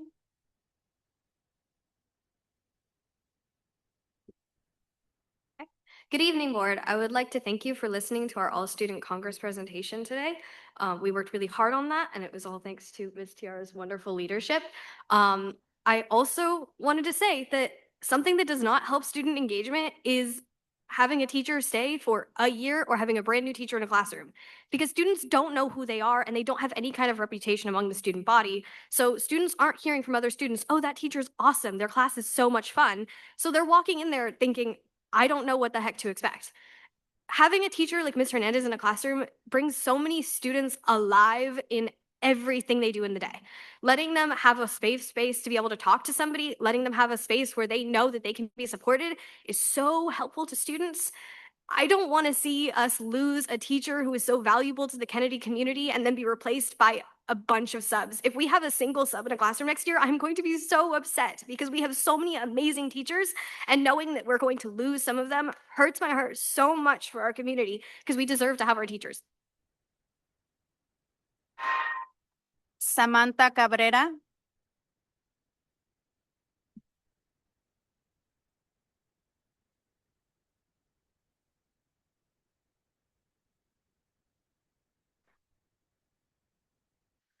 Hola, buenas noches. Mi nombre es Samantha Cabrera. Yo soy estudiante de Kennedy. En esta hora que tengo la oportunidad de hablar, quiero agradecer a una maestra que se ha significado mucho para mí. Una maestra que siempre está para mí. Gracias por su paciencia, dedicación, cada esfuerzo que nos ha brindado a cada uno de sus alumnos. Gracias por siempre creer en sus estudiantes. Ella ha ayudado a crecer, no solo académicamente, sino también personalmente. Sinceramente, sería muy triste que esta gran maestra ya no esté en la escuela, que la ha visto crecer profesionalmente, personalmente y conectando con todos sus estudiantes, porque ella es una de las principales maestras, la mejor maestra de Kennedy y que Kennedy puede tener. Su apoyo, sus consejos y la manera en la que se preocupa por sus estudiantes dejan una huella que la llevaremos en el corazón por muchos y mucho tiempo. Es una persona, una madre, y como como nosotros la conocemos como una maestra, ella es una persona súper importante para nosotros y deseo con el corazón que ella se quede. Gracias. Erika Padilla. Erika Padilla.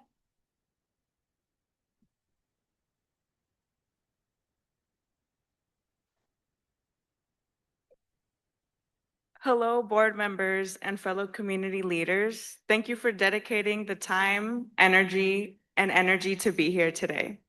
My name is Erica Villegas Padilla. I'm a West Contra Costa Unified School District alum and currently serve as a crisis intervention specialist and prevention educator for Contra Costa County's Rape Crisis Center. My position allows me the privilege of visiting all school sites K through 12, and the disciplinary practices I've seen concern me. I am a survivor of sexual violence, and as mentioned, work with survivors of sexual violence. We now have data that reveals the perplexity of PTSD and the way trauma can show up. Why have we not invested in building the capacity for understanding? A lot of the youth I serve are amongst the vulnerable populations listed in the LCAP that the LCAP fund seeks to serve and further engage. To truly uplift and empower all students begins by nurturing understanding for all students.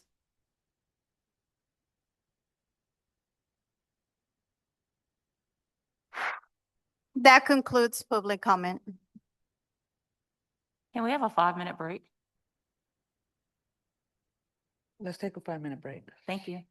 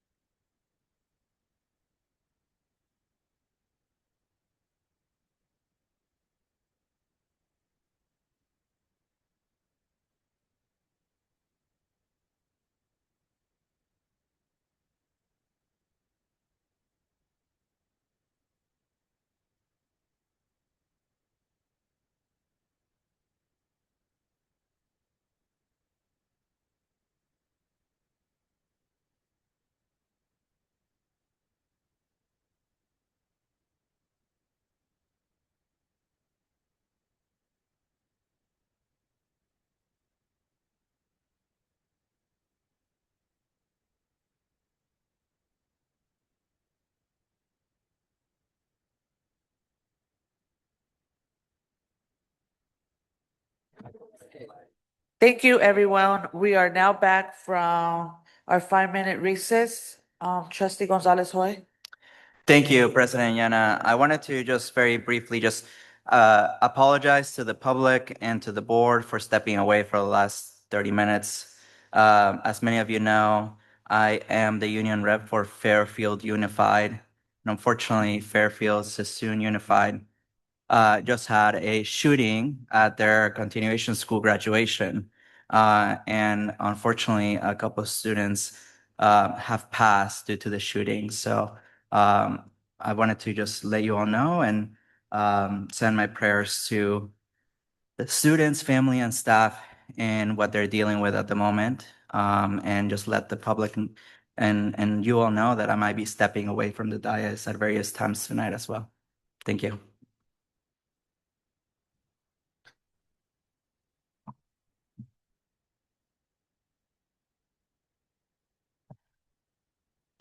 Okay, we'll move now on to item 11, our standing reports. Do we have any reports for tonight? Yes, we have standing reports for ASAT.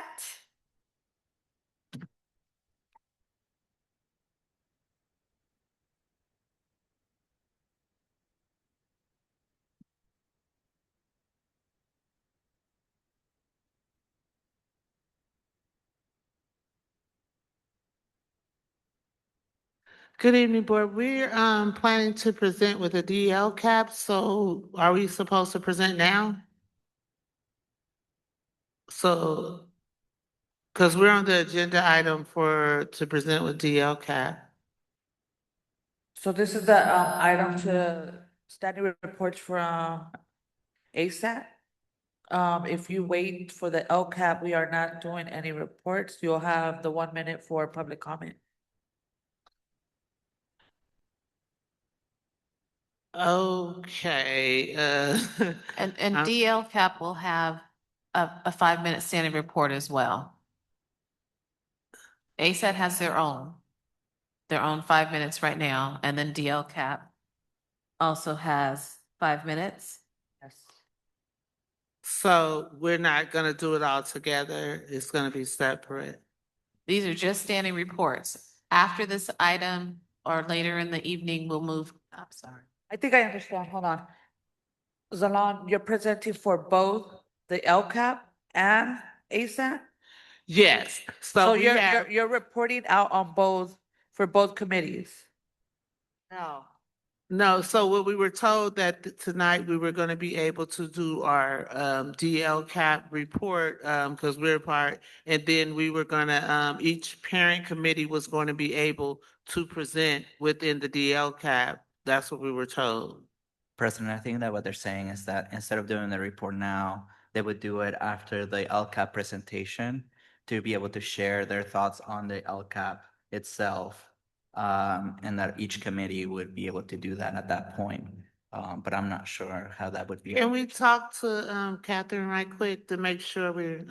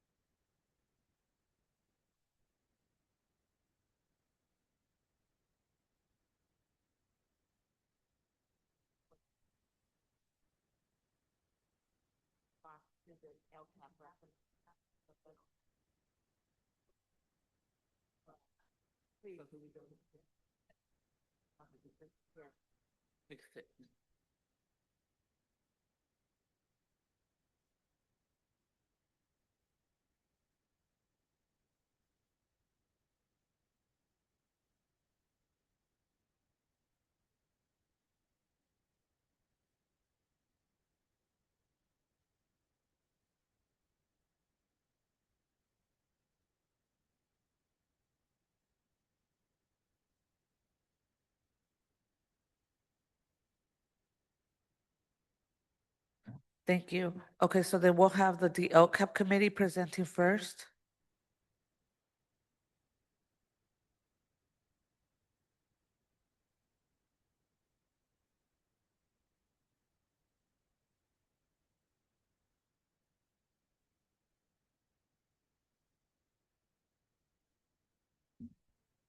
It's going to be Lucas that's presenting first, and he's on Zoom.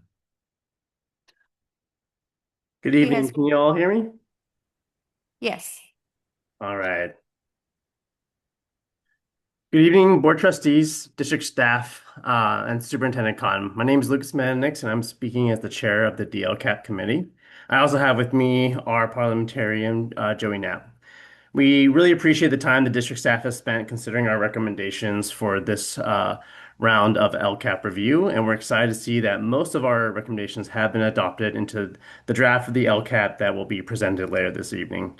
Tonight, we will focus on the recommendations that were not adopted, and we want to register significant disagreement with some of those points. We ask the board to consider our arguments and to direct the district staff to take action. So the first one is the Reparations and Education Fund, our third recommendation. It is not included in the LCAP, and staff cited feasibility concerns and they needed and the need for further consultation. We want to be clear that what this proposal actually is, and it was designed to draw funding from outside the district's general fund, from county, city, and community partners, precisely because the district alone does not have the capacity or resources to close the gaps facing our Black students. 5 years after Resolution 461920, those disparities still remain. We appreciate Superintendent Cotton's openness to learning more, and we respectfully ask that the board direct district staff to schedule a formal working session with ASAP before the June 24th hearing and to provide a written response before that date.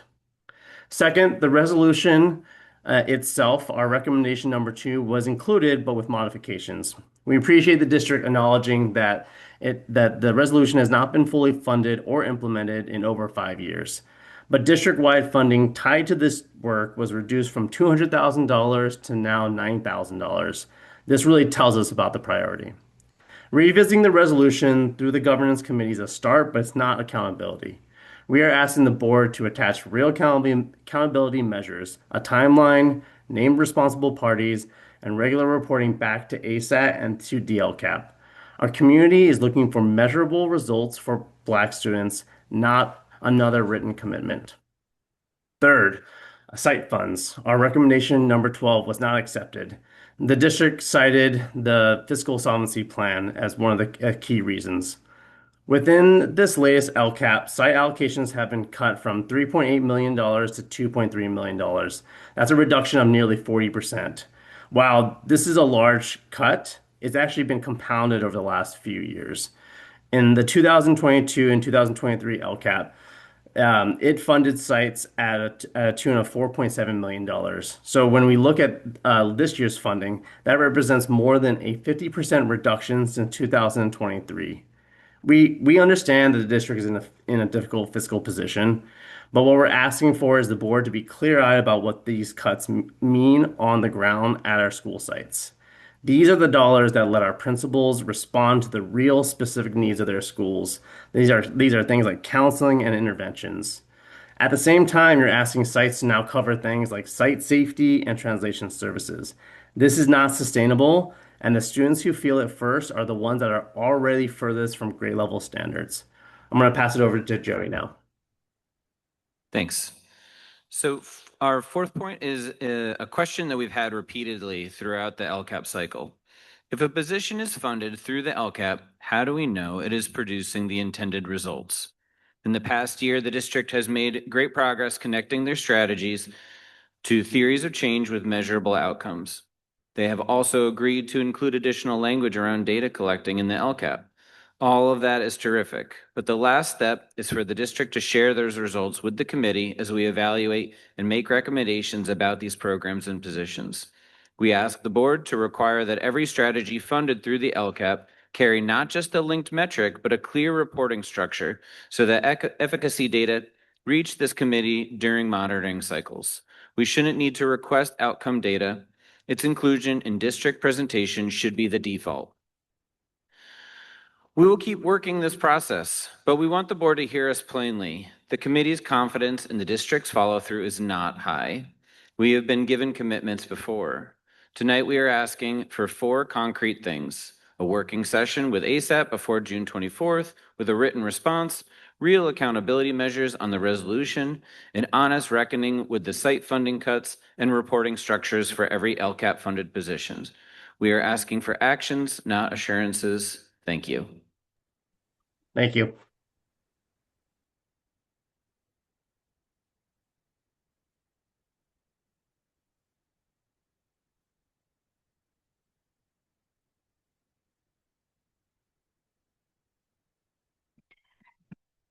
ASAP.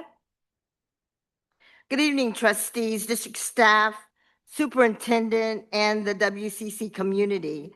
I am Yolanda Vieira Allen, and my partner Zalon and I, Zalon Harrison, are speaking on behalf of ASAP. We appreciate the district's work thus far on the LCAP and its support of ASAT and our recommendation. We, however, do have significant disagreements with their responses to us and appreciate this time to address those concerns. Recommendation 2 that seeks collaboration with students and families to create a long-term plan and actionable engagement strategies. The district's response was that this was a continuing action, but that it looks to expand outreach efforts led by the Office of African American Student Achievement, OASA. ASAT's response to this is that OASA is one person. This is not a one-person task. It requires deliberate focus and intention that OASA has been unable to provide. We remain steadfast in our commitment to raise the academic outcomes of Black students and are seeking equal partnerships that work with us to that aim.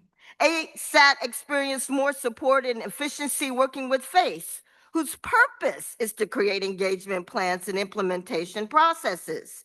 Delegating this effort to one person is a setup for failure and gives our community the impression that the district is not serious in its commitment to support Black families. Furthermore, OASA was designed to work with principals, district staff, and our superintendent's cabinet on behalf of students and families. It was envisioned to support ASAT's engagement efforts through its interface with upper-level management. Please let us utilize our engagement professionals so that we have an exciting, student-driven, and family-supported strategic engagement plan. Zalon, reparations. Thank you. I just would like to say ASAT is pleased to share that we have been in conversation with the superintendent Cotton and our board trustee liaison, and they are definitely interested in finishing the conversation about reparations in education for our Black students to change educational outcomes, and also in conversation about including our district's wide plan to ensure that this is youth-driven and our youth have a voice in this process. So we are thankful to hear that. We do look forward to that. And this is in the spirit that we are one. We have to look at outcomes and changing things to come together and see how we can build to do better for our students in our district. I'm complete.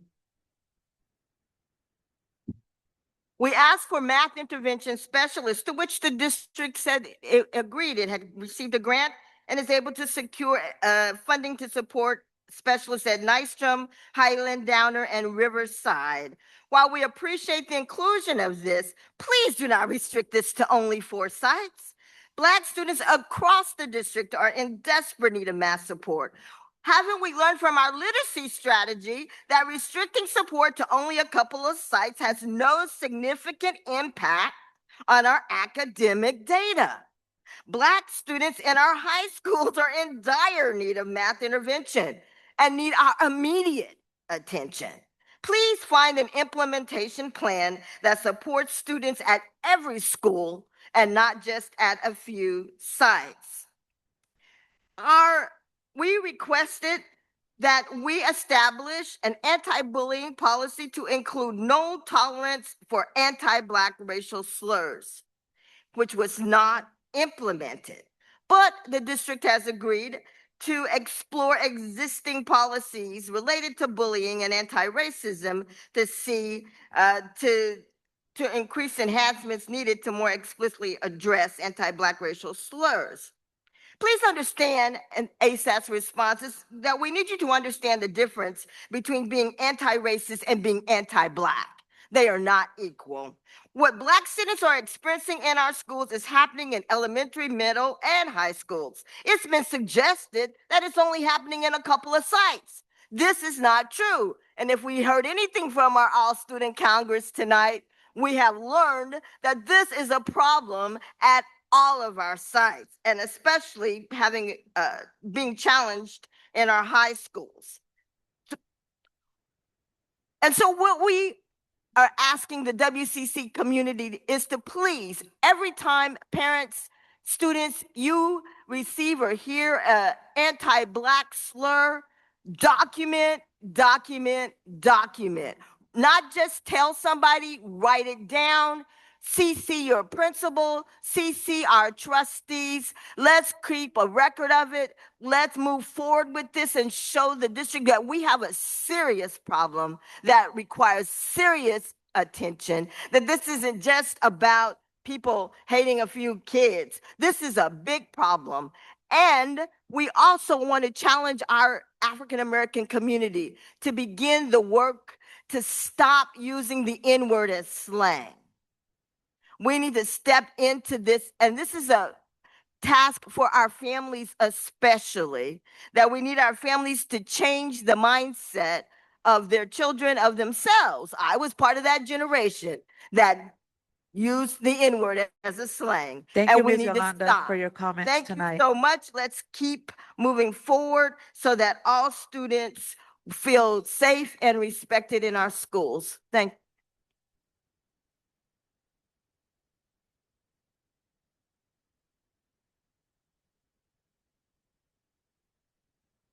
Our next standing report, we have CAC. Do we have anybody in virtual and Zoom? Community Advisory Committee for Special Education?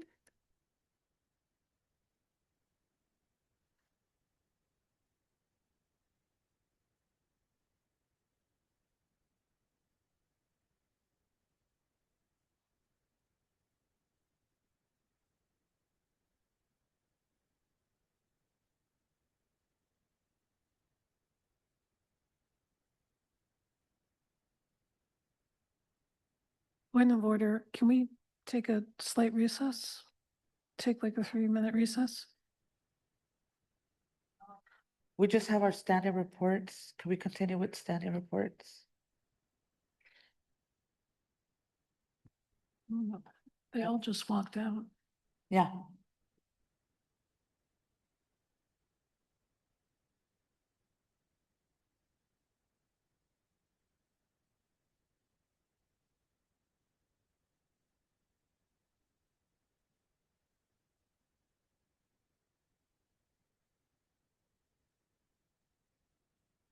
So we'll be continuing with our standing reports.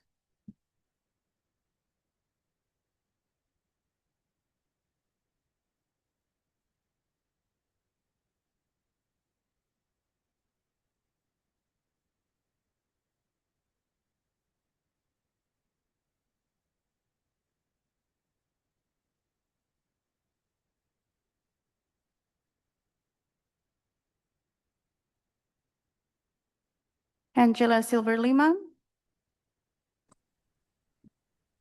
Good evening. Can you hear me?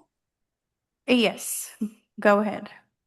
Good evening, President Inyana, Board Trustees, Superintendent Cotton, and members of the community.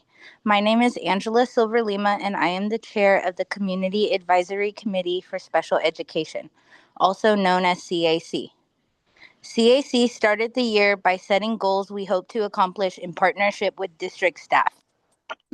Empowering families through knowledge, building inclusive schools, and supporting the whole child.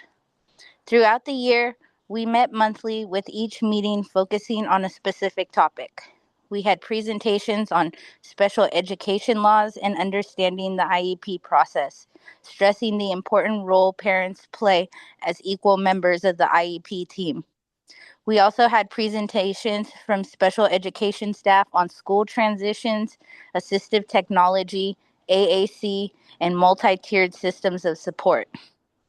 We expanded our transitions topics this year to include transitions across educational settings, from early education through adulthood, strengthening parents' knowledge and easing anxieties about what to expect in the next stage of their educational journey.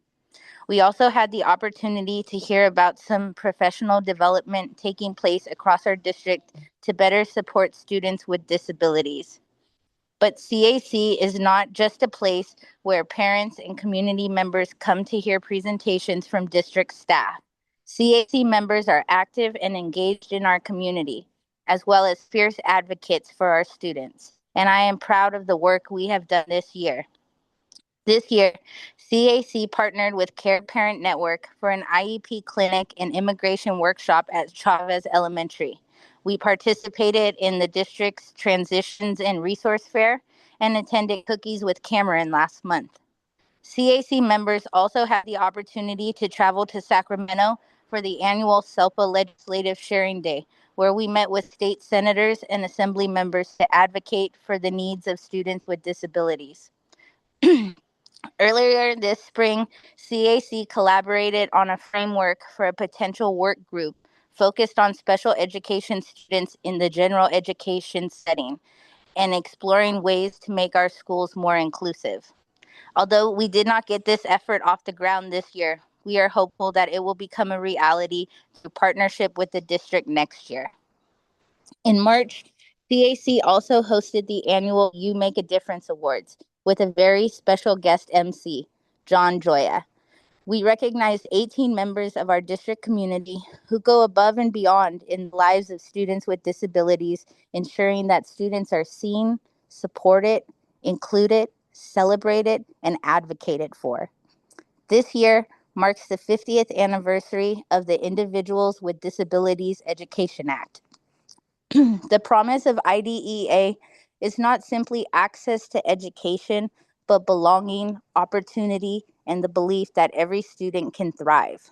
For 5 decades, IDEA has helped open doors to opportunity, inclusion, and access for students with disabilities, and we are proud to continue that work in our district today.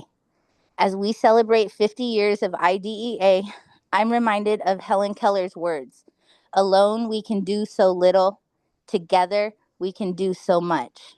The progress we make for students with disabilities is only possible when families, educators, staff, administrators, and community members work together. I would like to take a moment to thank Dr. Guthrie Fleischman for his leadership as SELPA director over the past 3 years. Throughout his tenure, he consistently centered equity, belonging, and inclusion in his vision for students with disabilities. He challenged us to think broadly about what is possible and to keep students and families at the heart of our work. We thank him for his service and wish him continued success in his ongoing commitment to equity and inclusion. Thank you.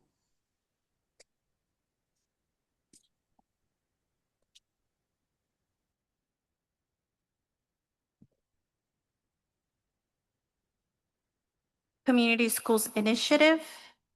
If you are here in person or if you are on Zoom, please raise your hand.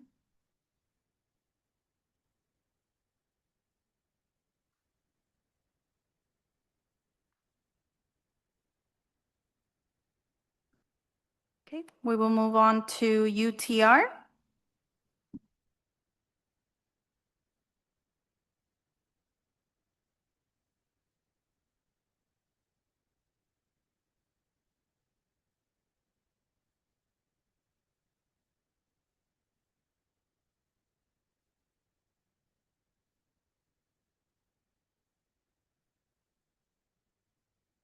Francisco Ortiz.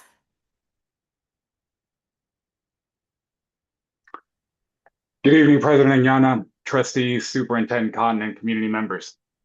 This is Dr. Francisco Ortiz, President of the United Teachers of Richmond. Tonight, I want to begin by congratulating every single graduate who walked or is going to walk the graduation stage as members of the 2026 class. Your commitment and dedication to your future is a milestone that you and your loved ones can celebrate and take great pride in. On behalf of every educator that supported you on your journey, we want to say that we are incredibly proud of you. As a middle college alumnus, I watched the MCHS graduation on YouTube and want to send a special shout out to my former student, Danae, who crossed that middle college stage. Congrats to you and all my former students at Ford Elementary who graduated this year. You all know you were a very special class.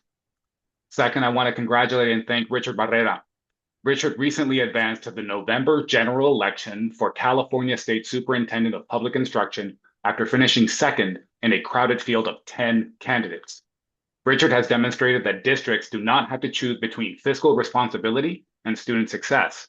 Under his leadership, the San Diego Unified School District has become a statewide model for academic achievement, equity, and student outcomes by investing today's dollars in today's students. We appreciate Richard for speaking with UTR members during some of the most difficult moments of this district's history and for helping our board demonstrate that austerity is a choice, not a necessity.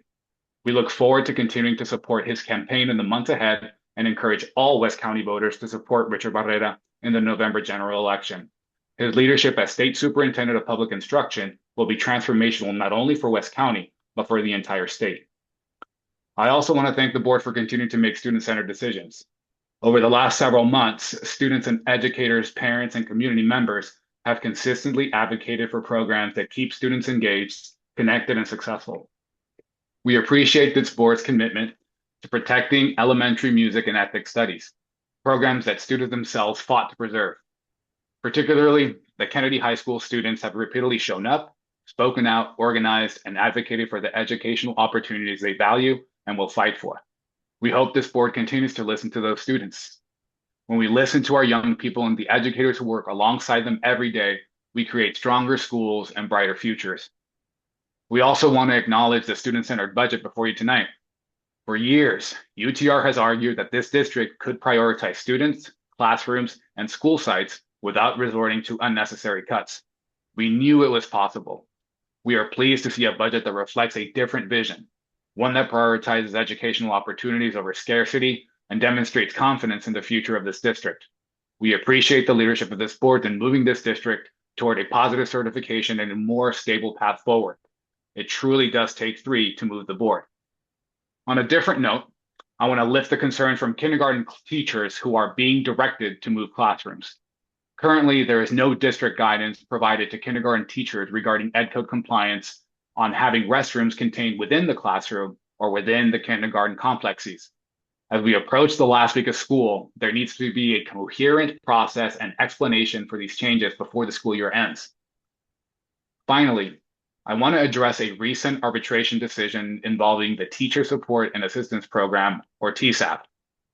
UTR has now prevailed in 4 arbitrations against the district in the last 3 years. That's tens of thousands and thousands of dollars that go to law firms that our district could be investing.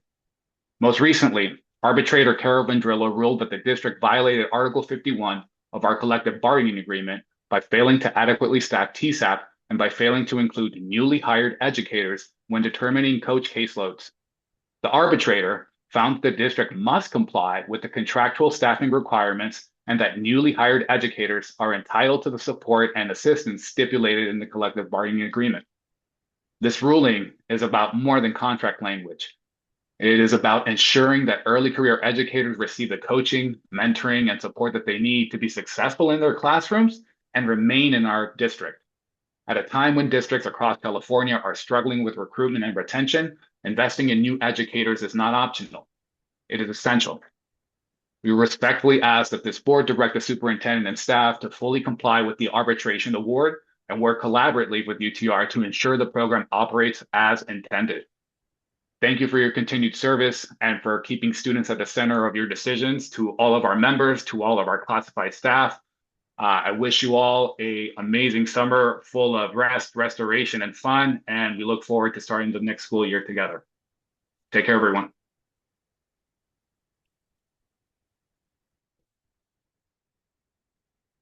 Next extended report will be DLI. If you are present in Zoom, please raise your hand.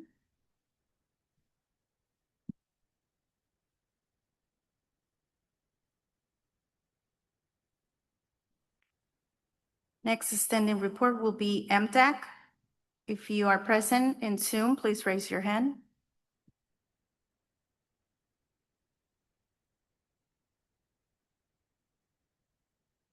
That concludes standing reports. Point of order. President Nyana, would you consider moving up all the action items and the discussion items so that we can get to them since we're at 9:37? Yes, let's move.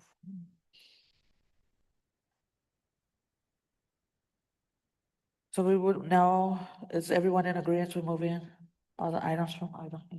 My only concern is around consent items, and if there's no items that are being pulled, can we address that Okay. quickly? Okay, we'll do consent items and then we'll move on to the action items. Does any board member wish to pull any items from the consent calendar, to discuss later in the evening? Okay, seeing none, we will accept, the consent items as posed.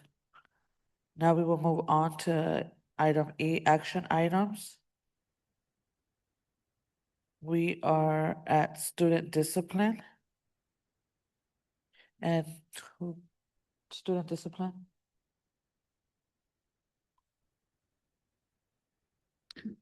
Correct me if I'm inaccurate, but I don't believe there's any discussion. We just Yeah, make a motion. Okay, so I'll go ahead and move.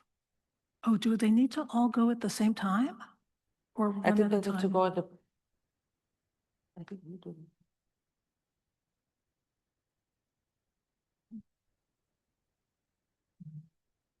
In closed session, we received information pertaining to, I know, to the recommendations stipulated expulsion of student number 252609. Is there a motion to approve the recommended or approve stipulated expulsion of student number 252609? I'll go ahead and move 252609's stipulated expulsion. Is there a second? Smith Folds, seconds. So we have a motion moved by trustee Reckler, second by Smith Folds. Now we'll move on to the roll call. To the vote. Trustee Han, Abstain. trustee Whitten, Abstain. trustee Reckler, Yes. trustee Smith Folds, Smith Folds, yes. trustee Gonzalez Hoy, Yes. trustee Hernandez, Yes. and trustee Anyana is a yes. In closed session, we received information pertaining to the recommended expulsion, re-entry of student case number 252603. Is there a motion to approve the recommendation or approve expulsion, re-entry of student case number 252603?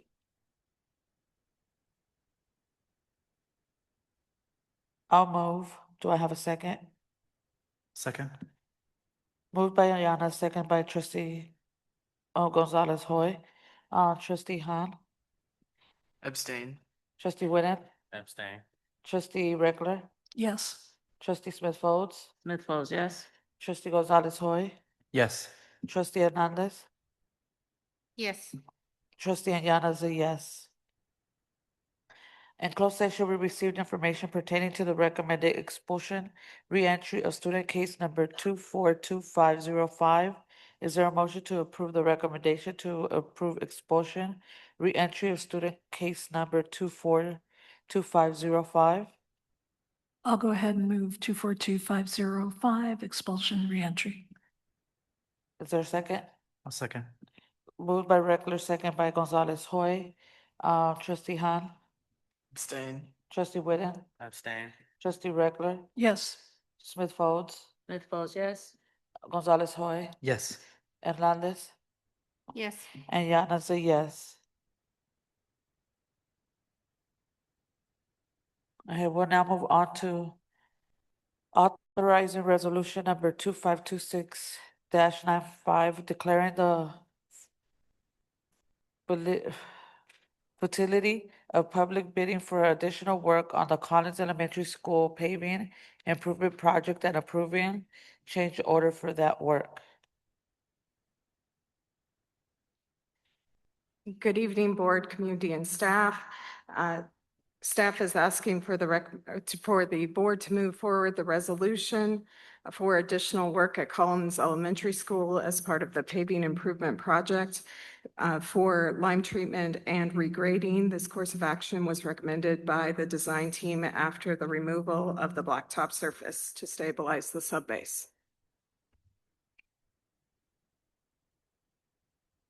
Do we have any board questions? Do we have any public comment on this item? Yes, we have public comment.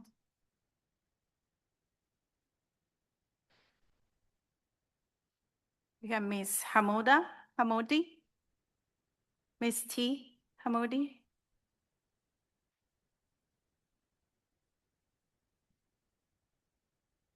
Ms. Hancock.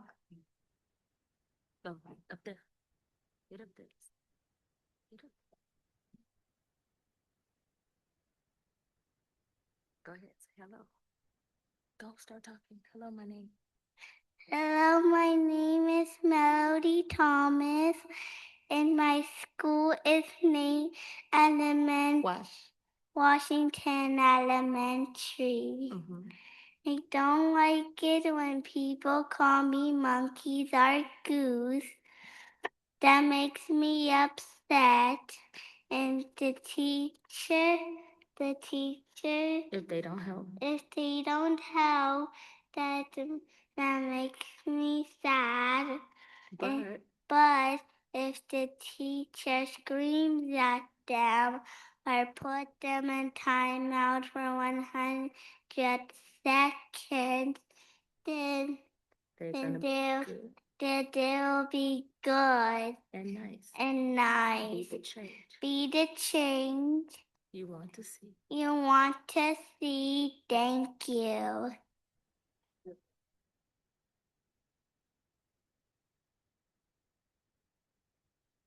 Bless y'all. Thank y'all. My name is Trianette Hancock, and it's time to take action. With Resolution 4619, the anti-Black, anti-racism policy, practices, and training, change will come. Our students who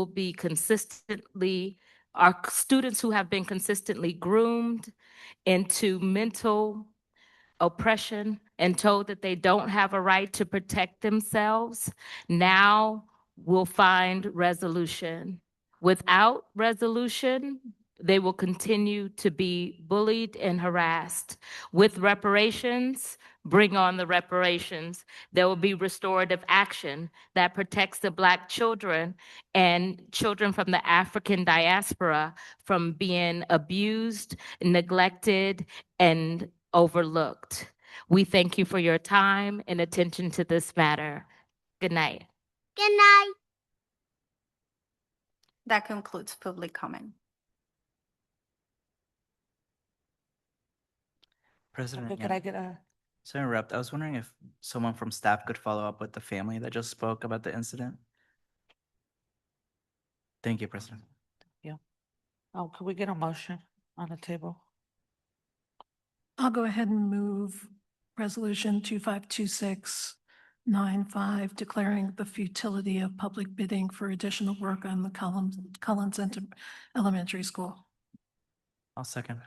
Okay, motion by Regular, second by Gonzalez Hoy. Do we have any additional board comments?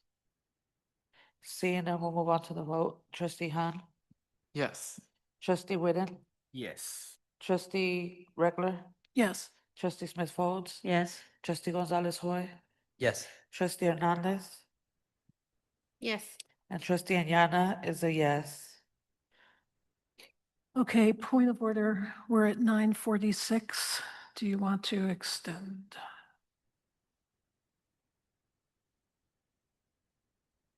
I would offer, point of order, if I could offer a motion on the floor to dismiss the meeting tonight where we are right now and reschedule the discussion items for public hearing for the local control accountability plan and the public hearing for the proposed budget. It looks like if we continue on the trajectory that we own, we will not be hearing to these things till late tonight. And I think with everything that's happening in the School District of Fairfield, it may be apropos for us just to dismiss. I'm complete. It's a motion. That would be, sorry, that would be a motion. Okay, motion on the table. Do we have a second to that motion? I'll second. You, you second the motion? I'm not, I was just wondering because it's a hearing of the LCAP, and even though I completely empathize, of course, with what's going on, I don't think we can call a special meeting on the LCAP hearing. It has to be an actual board meeting, and then we have to approve the budget on the LCAP by the next meeting. So we actually cannot, we have to hear the items tonight. If we don't do it, we would be out of compliance with state rules. But unless someone please correct me, I'd be happy to stand, if it's not. Okay, I'm being told that's correct. Both of them are time sensitive. Both of them have to be heard tonight. So they are both public hearings? The public hearing has to happen tonight on both items. I believe that staff is ready to present on those two items. I think those presentations will be about 20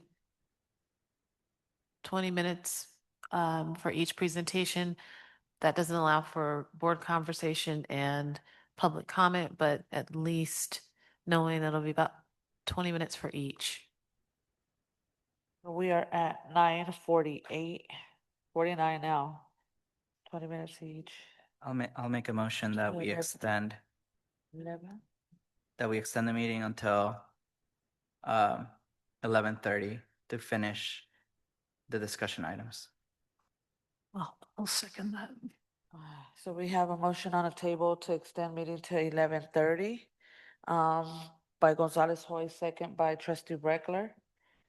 Do we have any board comments on that? Okay, seeing none, Trustee Han, Yes. Trustee Whitten, Yes. Trustee Reckler, Yes. Smith Folds, No. Gonzalez Hoy, Yes. Hernandez, Yes. and Yana's a yes.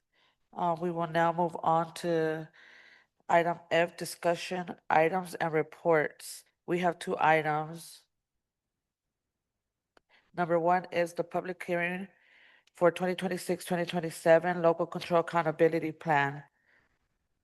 At this time, I am opening the public hearing on the 2026-2027 Local Control Accountability Plan of the West Contra Costa Unified School District, and I invite them to come out and make a presentation. Thank you. Anybody? Can I ask staff, please set a timer? Thank you. Started it now. Thank you. Good evening, President Yana, Clerk Gonzalez Hoy, trustees, Superintendent Cotton, and community.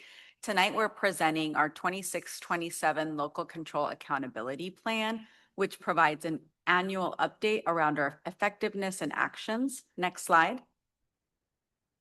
Before I begin, I want to make sure that everyone knows that this presentation is a summary. The complete LCAP is attached, including executive summaries available in English and Spanish, and there's also a very descriptive appendix that has more detailed data. Next slide.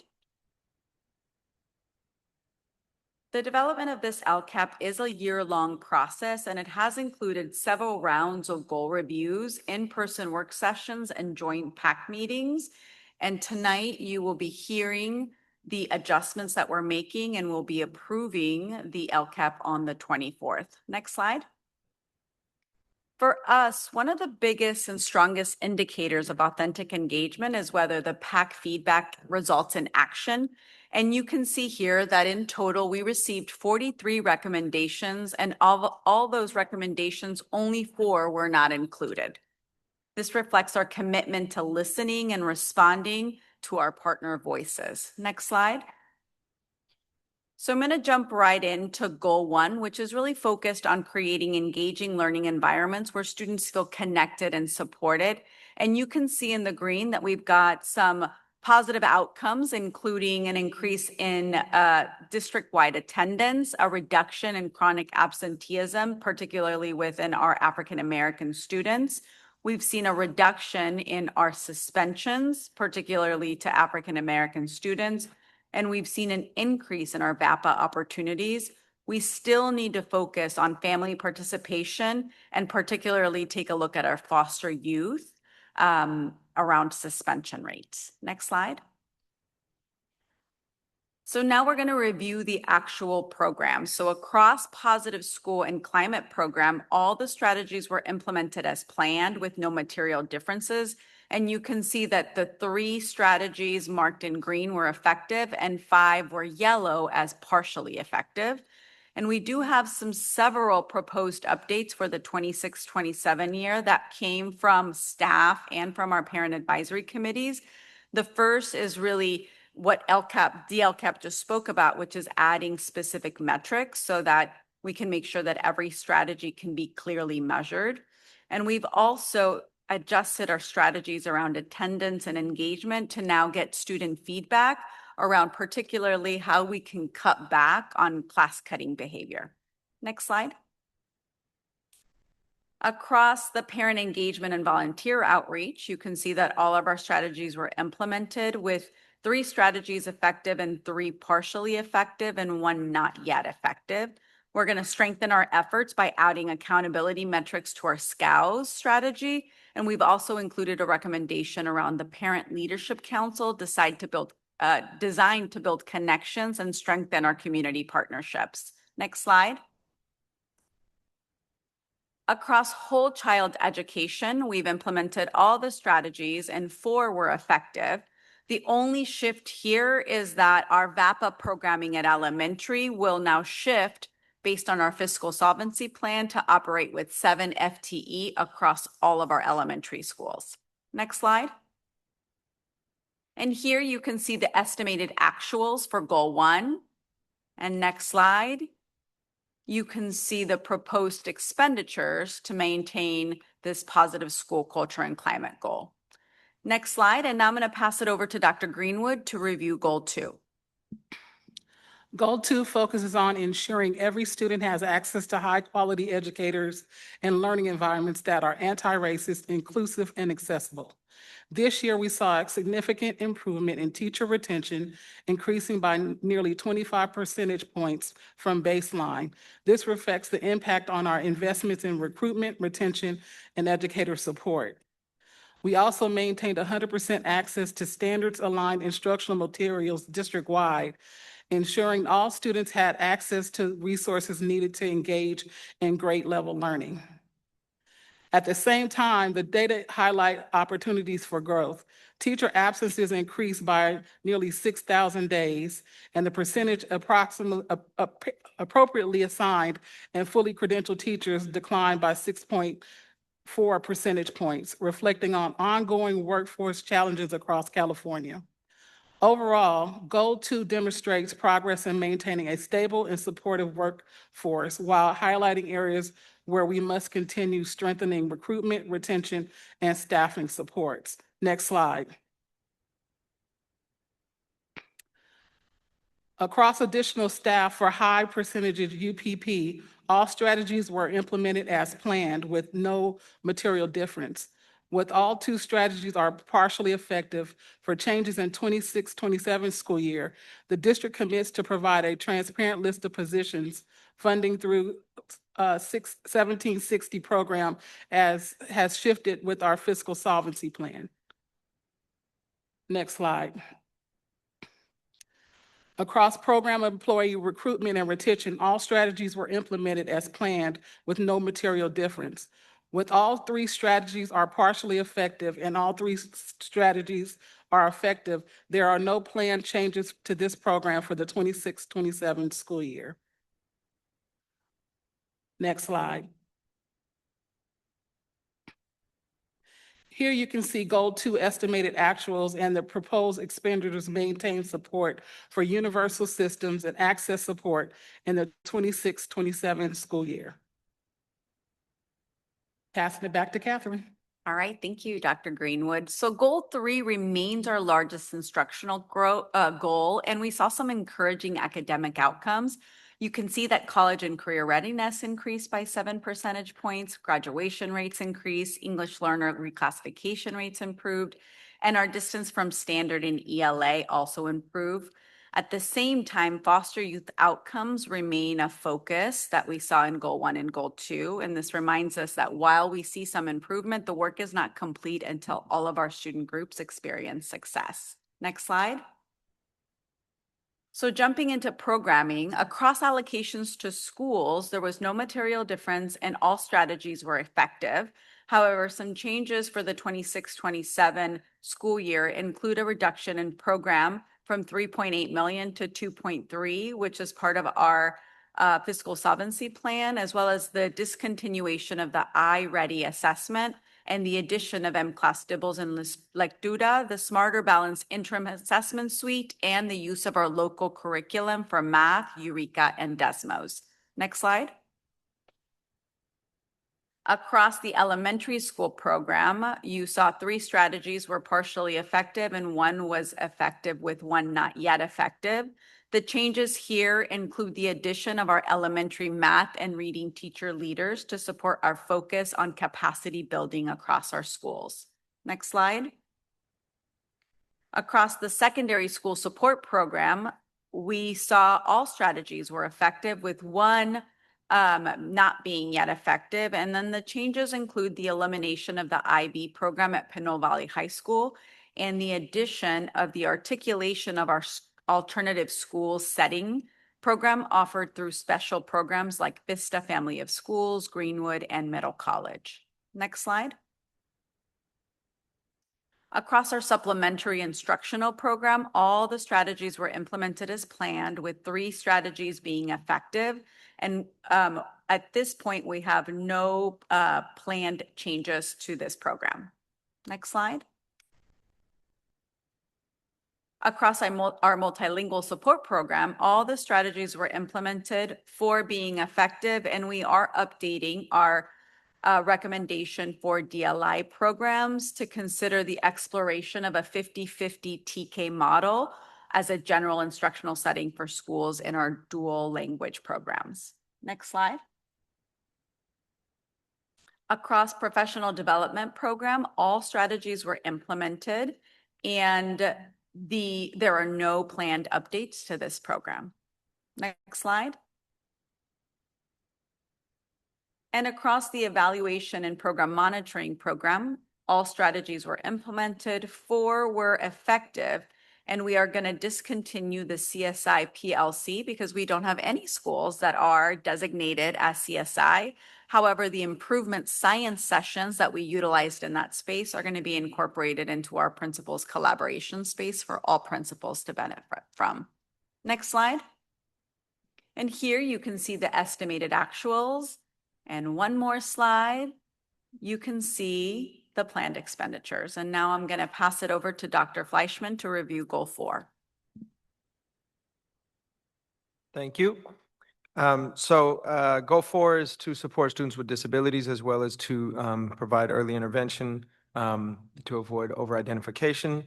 Some positive data that we can share. As you see, chronic absenteeism is down, graduation rate is up, and suspension rate is down for students with disabilities. Some opportunities for growth is you see the lack of growth in iReady reading and actually a decline in SBAC ELA.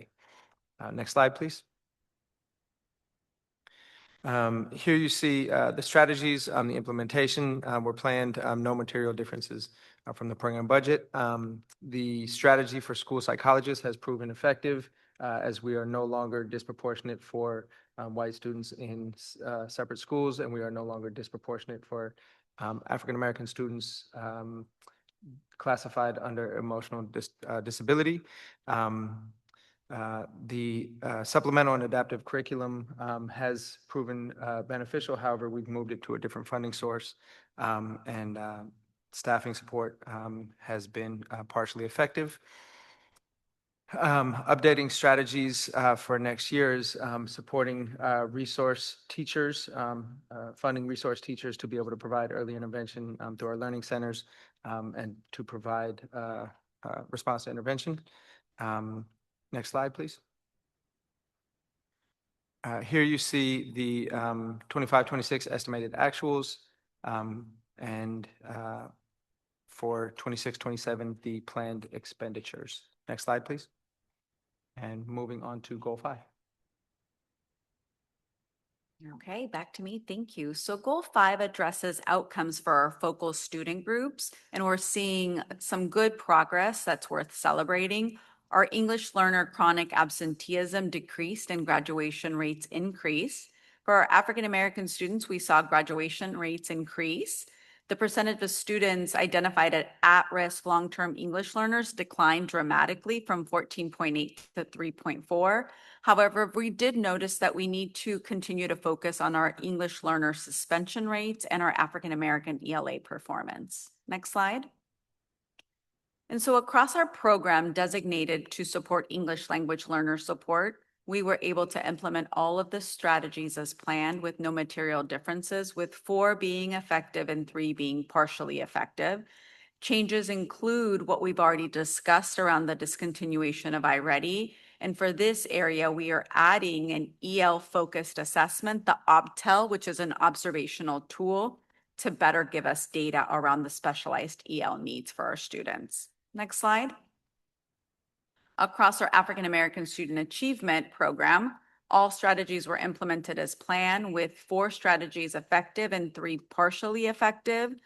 For this program, we're including a shift where the literacy strategy that used to have classified staff pull students out are now going to be flipped, and we're going to allow the certificated most trained educator to provide that intervention to the 10 schools that have this support. In addition, we are incorporating the family engagement walkthrough tool, which was created in partnership with ASAT to support school success for next year. Next slide. And you can see here our estimated actuals for goal 5, as well as the 26-27 planned expenditures. Next slide. And so that's the 5 LCAP goals. However, we are also legally required to present out our equity multiplier school progress. And here you see that Lincoln Elementary School exceeded their equity multiplier goals. They improved in ELA by 18.1 points and in math by 23.2 points. And as a result of this growth, they are no longer qualified to be an equity multiplier school. Next slide. And so you can see here how those funds were spent, but this is a really important accomplishment and reflects the effectiveness of this targeted approach. Next slide. Greenwood is going to enter the 26-27 year as a new equity multiplier school. However, they're shifting their goal into a graduation focused goal. Currently, they have an 89.9% graduation rate, and their target is to get to 91% by next year. Next slide. You can see here that their investments are really going to focus on attendance supports, intervention systems, family engagement, and individualized student supports. Next slide. And here's their actual estimated actuals. And in the next slide, you'll see the allocations for the 26-27 year and how they're going to be focusing those strategies on supporting and expanding on those recent gains. Next slide. For Stige Elementary School, we also saw great academic growth. ELA improved by more than 110 distance from standard points, and mathematics improved by 96 points. So like Lincoln, Stige success is resulting in them no longer qualifying for equity multiplier funding, and we're very excited about that. Next slide. Here you can see their estimated actuals and their program review. And one more slide, please. I want to take the opportunity to conclude this presentation by highlighting our commitments to transparency and authentic engagement. This year, we sustained and were able to hold 13 DLCAP meetings where we reviewed every goal twice, expanded partnership and membership, conducted in-person sessions, and provided multiple board updates throughout the year. We also continued to work on the Parent Bill of Rights and strengthen that alignment with the board policy 6020, which is currently undergoing the workbook session review. And lastly, and most importantly, our LCAP reflects a collaborative process that's shaped by families, students, staff, advisory groups, and our community partners. So thank you so much. Thank you. Now we'll move on to public comment. Do we have any public comment on this item?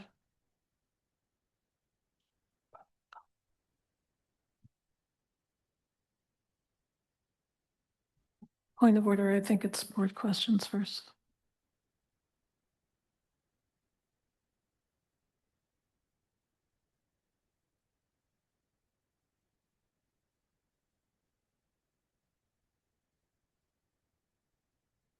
Questions? Okay, we'll take board questions.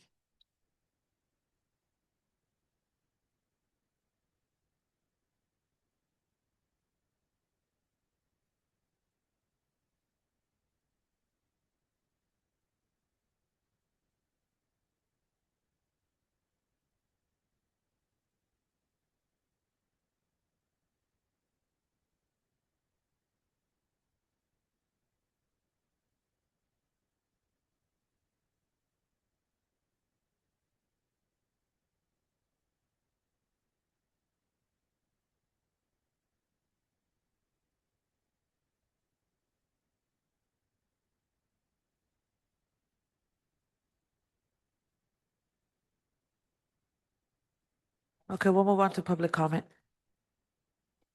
No public comment.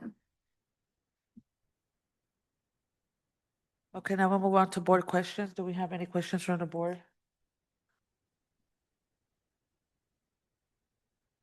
Trustee Reckler? Thank you very much. Thank you for the presentation. Thank you for the LCAP. This is probably the best one I've seen ever, so thank you. The first is I'd like to talk about teacher retention, where teacher retention is at 90%. Would you be able to talk about what happened and how that was able to grow so much? It's fantastic. We believe the strengthening of our teacher support programs helped with this process. So with our teacher residency program, our teacher support and assistance programs, and our teacher induction program, we believe this is what made the increase. Okay, thank you. I'd like to next ask about the public comment yard and translation. Would someone be able to discuss any feedback or what will happen around yard duty and translation and PTAs paying for translation and that whole discussion?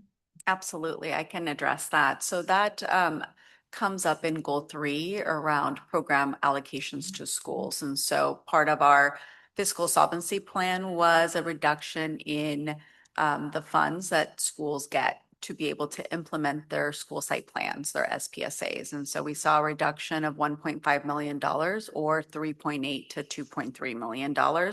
Schools with their PACs decide how they want to make those investments. All schools are allocated a basis of yard duty supervision, which is an allocation of about 1 hour per 100 kids. And schools can supplement that base allocation by utilizing their SPSA in order to do that. They're also, they are able to allocate funds for translation services through their SPSA as needed as well.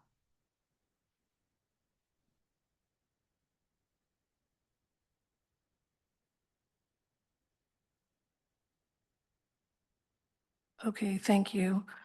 I'd now like to go to special ed and talk about inclusion. One of the things that is a needs improvement is work on inclusion practices and procedures. Would you be able to talk a little bit more about that and the work that may lay ahead to strengthen that?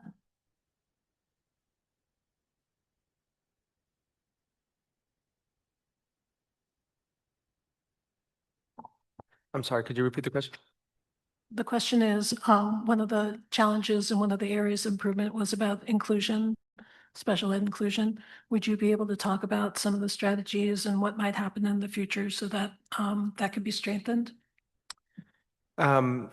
Certainly. So what we've been looking at is trying to find ways in which we can build out our inclusion programs at early elementary. Data across the country show that when students enter TK, kindergarten, first grade in self-contained classes, they typically remain in those self-contained classes in perpetuity. The data show that most of the time students don't eventually go back to a general education setting. This isn't specific to West Contra Costa. This is nationwide data. So we've been really putting a lot of energy and trying to build our strategies around how can we increase opportunities for students with disabilities to be enrolled in general education classes at the early elementary levels. This is not a quick and easy task. This is something that takes several years to build out the capacity. We have to train our general education teachers. We have to ensure that we have appropriate staffing levels. And so this is something that we've been discussing within the special education department and beginning to collaborate with our early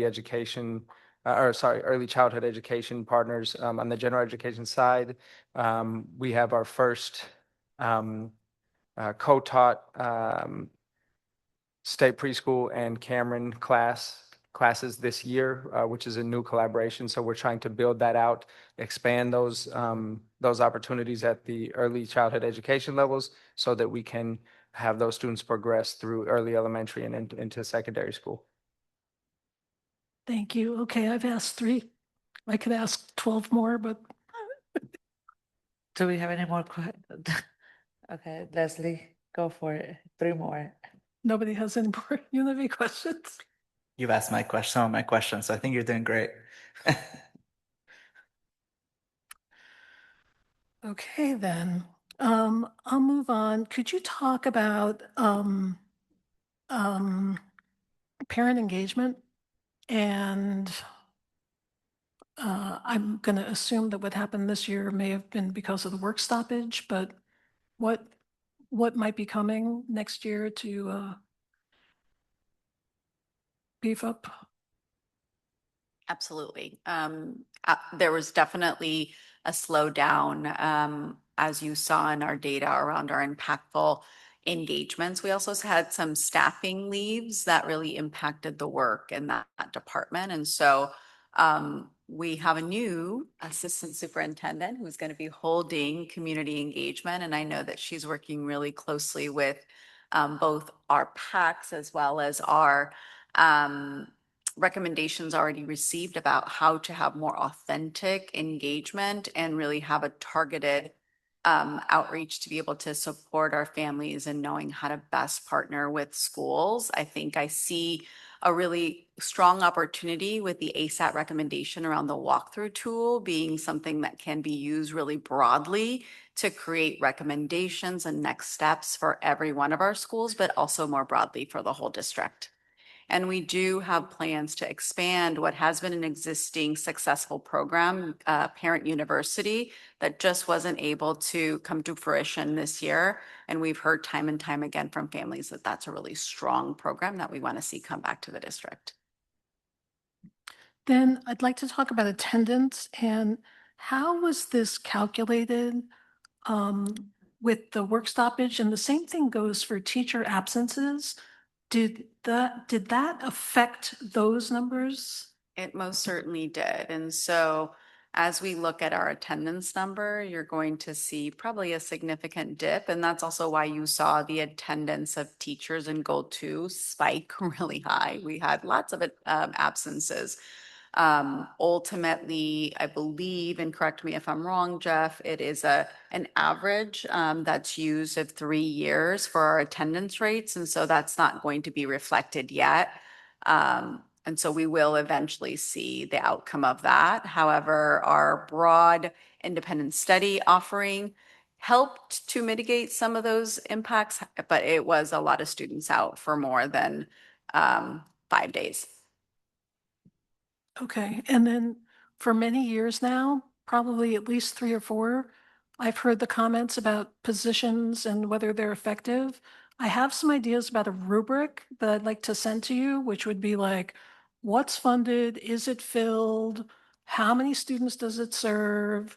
Was there an increase or a decrease? And I'd like to send it in and just see if people would look at it because I have heard that many times before. Would you be open to that? Absolutely open to it. You can see we actually added quite a bit of metrics, and then after every strategy, we do have in parentheses the metric that it is, but we can certainly take a look at that tool to make sure that as a system, we're being really thoughtful about presenting that data every time it comes forward. So please send it up to me. Okay, thank you.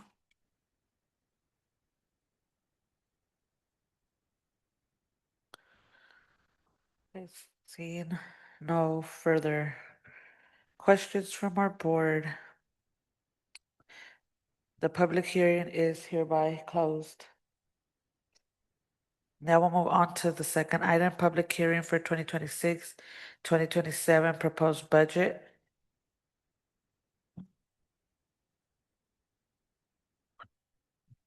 Yeah, comments? Yeah.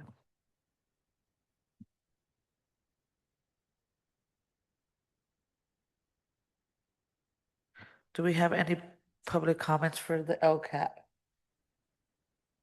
From the board? Trustee Reckler?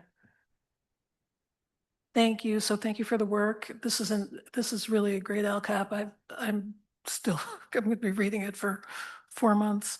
A couple of things, attendance. If kids don't show up, you can do everything in the world, but, so attendance.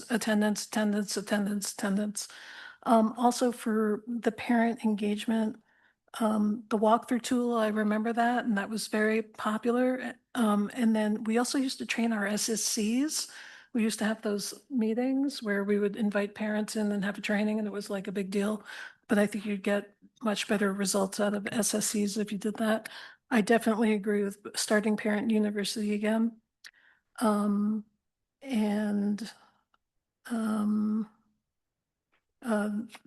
there was pretty good progress, and there are still some challenge areas, but overall, I'm really happy with how this was put together and how much information was included. And thank you. Trustee Gonzalez Hoy? Thank you, President. Thank you, Trustee Reckler, for all your questions. You got sent a lot of questions that I had. First, I want to thank staff for your work on the LCAP. I also agree that it's in my 6 years on the board. I think it's definitely one of the strongest I've ever seen, if not the strongest. So I want to thank all of you for the work that you put in.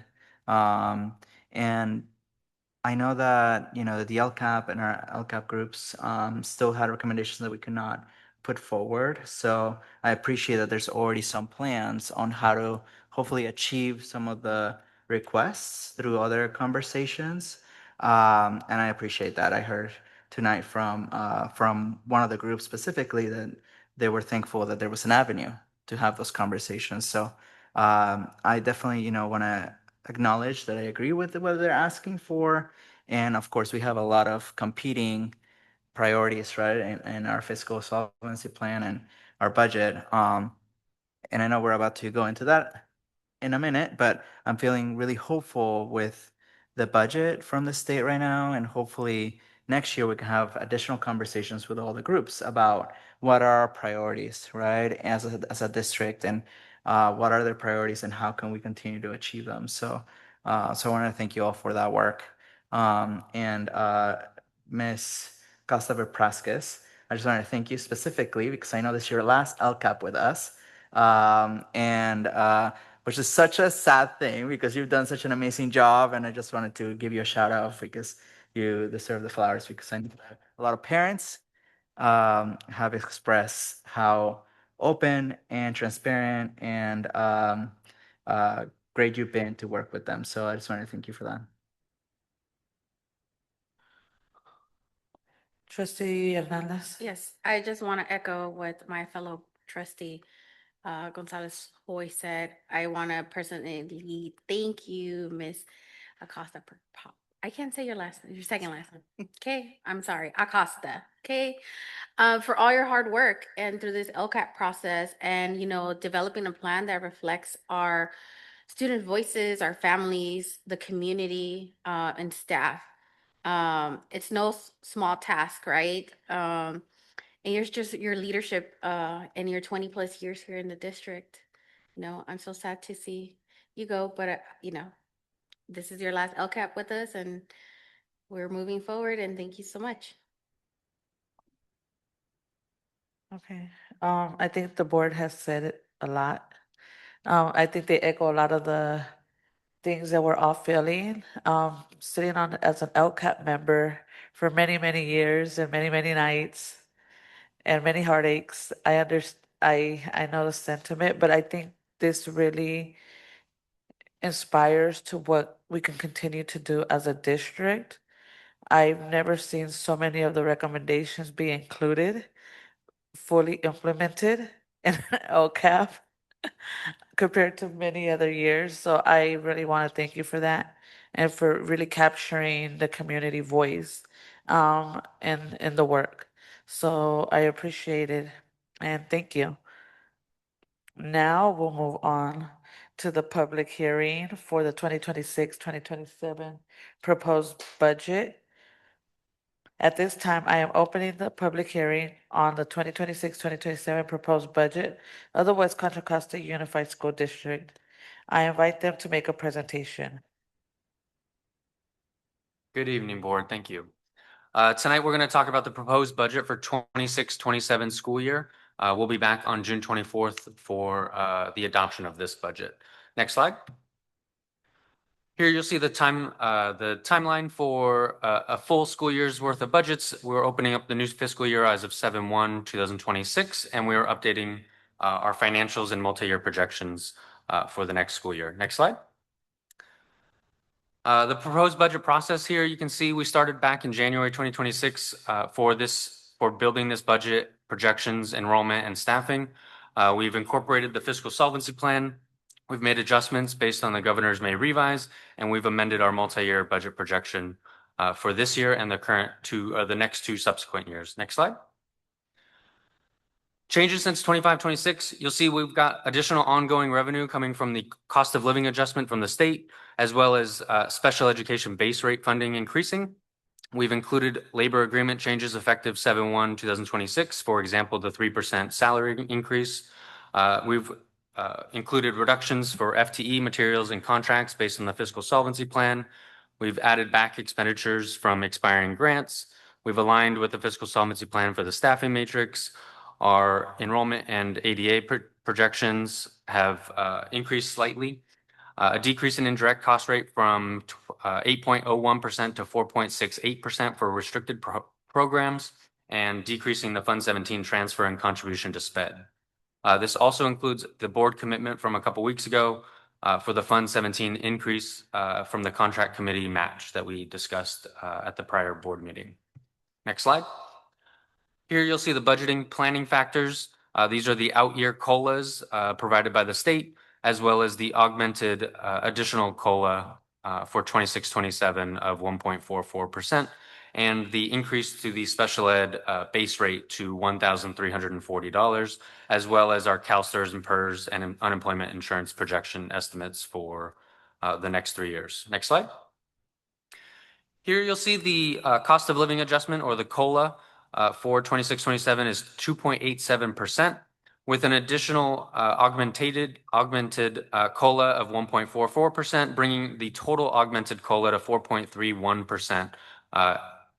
Proposed that the governors may revise. This is pending state approval of their budget at the mid and end of June. The additional augmented COLA of 1.44% actually comes with new expenditures that they want this new revenue to cover, and that is the paid pregnancy disability leave. This is giving a new mandate for 14 weeks of paid disability leave for complications with pregnancies. And so there are additional revenues, but we do have additional expenditure for increased subs in 26-27. Next slide. This is the effective COLA. Our calculation shows that based on our estimated actual revenue compared to our 26-27 revenue, we are seeing an increase of about 7.8%, $7.8 million based on the 4.31% augmented COLA, which is an effective COLA increase of 2.31%. This is because of our declining enrollment and ADA. where we're not seeing the full benefit of the 4.31%. Next slide. This chart updates our graph for declining enrollment, our funded ADA, and our actual ADA rates, as well as our projections for the next 3 years. We are still declining, and you'll see a dip in 25-26 due to the work stoppage that temporarily decreased our ADA. And we're hoping to increase that ADA next year, as well as bring in new TK classes to increase our enrollment and offset some of that declining enrollment. Next slide. Here you'll see the revenue sources for unrestricted, restricted, and combined for 26-27, LCFF sources, federal, other state, and other local revenues. Next slide. The 26-27 new revenue changes, you'll see the COLA and augmented COLA equals $7.8 million. On the restricted side, we see the base rate for special ed increasing to $1,340. This is projected to bring in about $9 million more in revenue for special ed, which will offset our contribution from Fund 01. Learning recovery has an estimated new increase of revenue to $3.6 million. I will note that in the budget itself, there is $1.8 million for revenue for learning recovery, but we are anticipating that grant to be $3.6 million next year.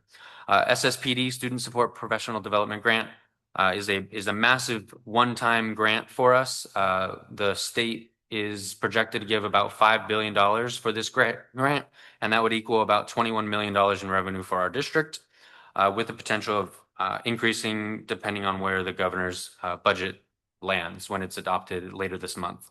Community schools is now becoming ongoing revenue, and we'll see about 9 new schools added based on the new formula, and that will increase our revenue by about $1.8 million for community schools. And then there are additional dollars for literacy coach grants. The amount for us will be determined in a future formula. Next slide. Here you'll see our expenditures, certificated salaries, classified salaries, benefits, materials and supplies, contracts, and then other outgoing and indirect costs. You can see the total expenditures for unrestricted, restricted, and combined. This is our projections for 26-27. Next slide. I want to remind everybody about the fiscal solvency plan for 27-28. It still needs an additional $27.2 million in reductions. One-time borrowing of Fund 71 funds of moving those expenditures for $13 million. And then we would need to identify $14.2 million in additional cuts in the 26-27 school year by March 15th for the 27-28 school year. And that's built into these projections. Next slide. Our MYP, or a multi-year projection, is the current year plus the 2 subsequent out years. These are all the considerations that go into building that MYP. Next slide. Unrestricted MYP, here you can see our revenues are actually outpacing our expenditures for 26-27 by about $992,000. Our beginning fund balance is increasing to the projected ending fund balance.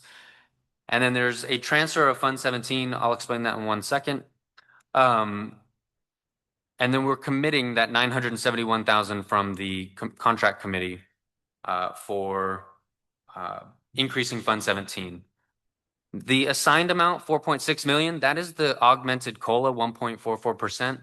We are anticipating that to pass, but if it doesn't, I've built in a Fund 17 transfer of $4.2 million here on that yellow line to show if the augmented COLA does not come to realization, we would need a Fund 17 transfer of $4.2 million to balance the books to zero.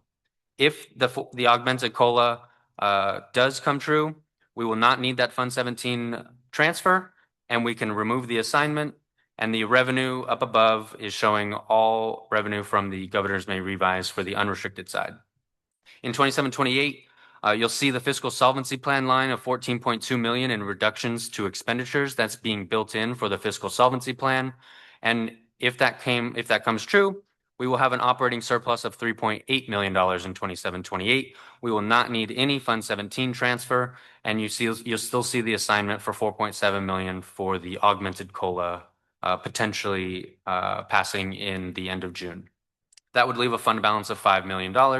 And then in 28-29, for the fiscal solvency plan, we are moving back the expenditures from Fund 71 back into Fund 01. So that's why you're seeing an increase of 13 million unrestricted expenditures to 28-29. And that actually leaves us in a deficit of about $13.6 million in 28-29. And that would require a Fund 17 transfer of 4.7 million to offset the prior year ending fund balance. And that is how we will end the year at $0 for 28-29. We do not certify a qualification for adopted budget, but if we did, this would qualify as a positive budget certification. Next slide. Combined General Fund MYP, this is the unrestricted and restricted combined MYP. In here, you'll see a decrease in revenues from 26-27 to 27-28. That is the one-time SSPD funds decreasing for next year, as well as the parcel tax revenues decreasing because that expires on 6/30/2027. So we cannot show those revenues or expenditures tied to those funds until the parcel tax either passes or doesn't. For now, we're showing a decrease in revenue due to that. The rest is all restricted side funding, and we are seeing an operating deficit, but that is intentional to spend down those one-time grants. Next slide. Here you'll see our Fund 17 projected remaining balance. There is some ORs in here if we need the Fund 17 transfer based on the augmented COLA or not. At the end of 3 years, we are anticipating to have about $8.5 million in Fund 17 after the 28-29 transfer. Next slide. Again, for the MYP outlook, we can meet our 3% required reserve in all 3 years with expenditures living on Fund 71 for the first 2 years, as well as fiscal solvency plan reductions in 27-28, and the additional expenditures coming back in 28-29 from Fund 71. Next slide. And that is the presentation for the proposed budget for 26-27. Thank you. And do we have any board questions on this item? Trustee Gonzalez Hoy. Thank you, President. Thank you, Mr. Carter. Okay, I have a few questions. First, you talked about and the May revise the Super COLA includes the cost of the 14 weeks of pregnancy leave. How are we calculating the cost of the pregnancy leave? Yeah, so School Services of California made an estimate of what they anticipate that cost to be for substitutes based on an ADA basis. It's an estimated average. We're projecting about $41 per ADA, which equates to about $1 million in expenditures for our size of our budget. Okay, do they calculate, as part of that calculation, is it included that districts already pay 50% if teachers use differential? So this is in addition to that. This is 14 weeks prior to any other benefits for disability leave. So this is a brand new 14 weeks. And so we do budget for the salaries of those employees, but the new cost to us is the substitute replacement for those entire 14 weeks. Got it. Okay, thank you. Then you mentioned the 1.8 learning recovery. That is currently sitting in restricted funds. That's correct? Yes, that is a restricted fund revenue. Okay. The new SPED ADA of 9 million, when you calculate your MYP, are you putting that in restricted and then releasing 9 million in unrestricted to support the fiscal solvency plan? Yeah, so the revenues come on the restricted side. The anticipation is those additional revenues would mean we need to do a less of a contribution from Fund 01 unrestricted side. And so we are seeing a decrease in the contribution as a result of an increase in special ed restricted revenue. Got it. Okay.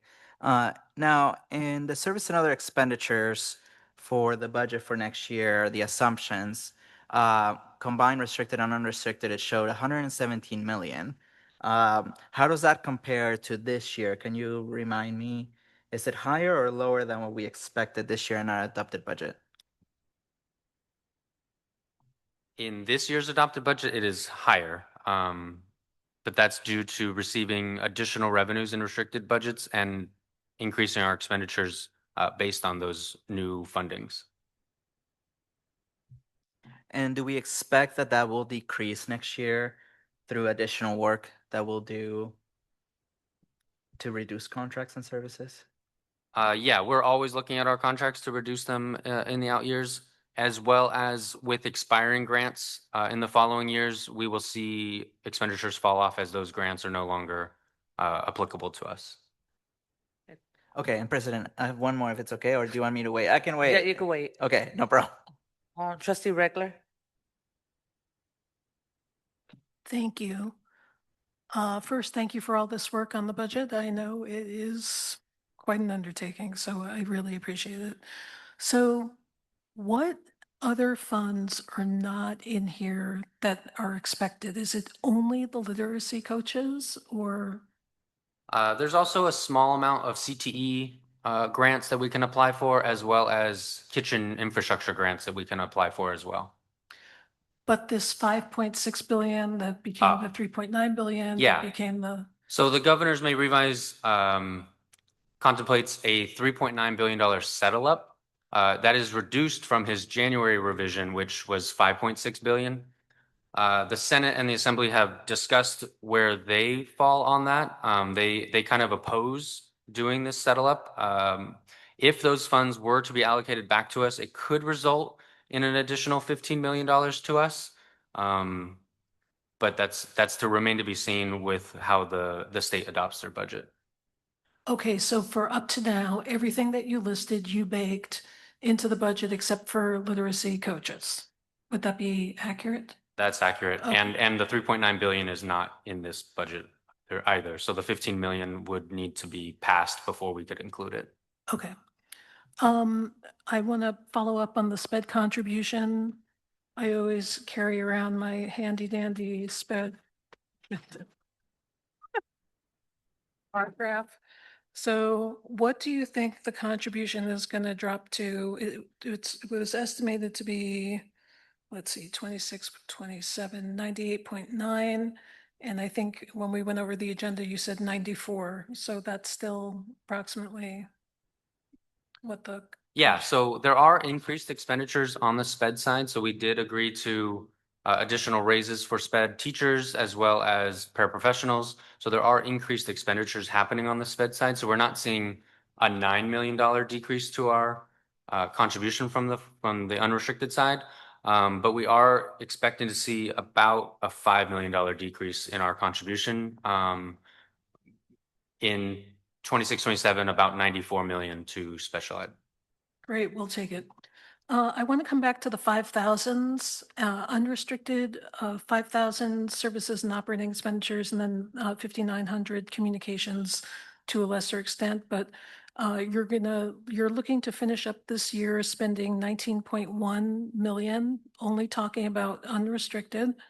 And then in 26-27, that grows to 22 million in unrestricted.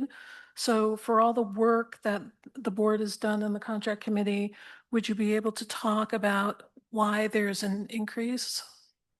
Yeah. Projected increase? Yeah. So the student support block grants, SSPD, we did receive $7 million of restricted revenue in 25-26 for that grant that we used to offset the 5,000s in 25-26. So we reduced the unrestricted 5,000s by about $6 million and moved that to the restricted side for SSPD and spent that down to bring our 5,000s down. That was one-time funds.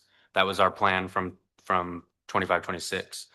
With those funds expiring, their one-time funds are gone, we bring those expenditures back to the unrestricted side to where they usually live for ongoing costs. So those increase are in this budget from 25-26 SSPD, and in 26-27, we do not have expenditures built in on the unrestricted side for SSPD yet. Those restricted side expenditures are to be determined how we're going to use those dollars. Okay, and then for expenditures on communications, it's small. Once again, I'm talking just about unrestricted, but you're going from 796.7 to 816.3. What is in there that's driving that increase? Do you have a page number you're referencing? Saks form, page 8. It's not a lot. You can actually get back to me, but I'm just curious. When I think of communications, I think of all the technology and, I don't know, data type stuff. So in the 5900s, so that is, a lot of that is our postage. So postage Postage. stamps go into the 5901 object code. And the way we buy postage is bulk purchase. We put it on a meter and then it runs down. Based on where we're at currently, we've not replaced it yet in 25, 26. So we are expecting a larger purchase in 26, 27 to replenish our postage meter. So do you mean to tell me that we're going to spend over $800,000 in postage? No, that's not that entire amount, but that's the increase that you're seeing. The increase. Yeah, yeah, but we spend about 110,000 on it. Okay. Wow. Okay. But I can follow up and give you a further breakdown of what's all in that 5,900 line.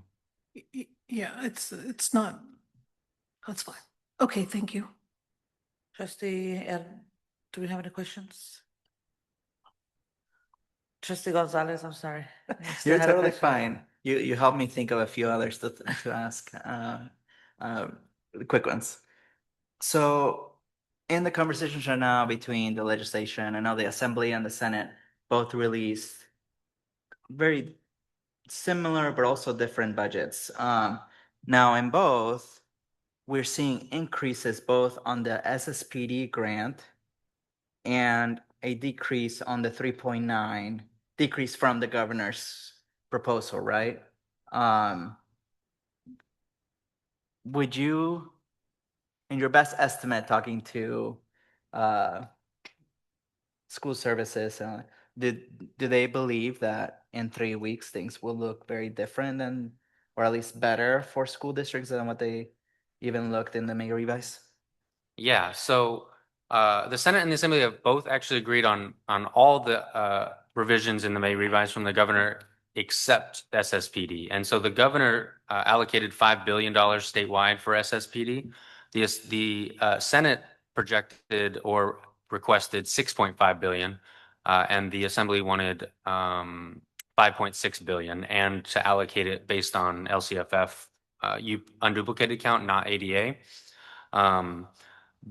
But it seems as if the bare minimum of SSPD will be the 5 billion, as the other 2/3 of that that process believe that the SSPD should be higher than what the governor proposed, and they're suggesting to use it from that $3.9 billion settle up amount. So they're still discussing it. There is some likelihood that it will increase from the 5 billion that the governor proposed.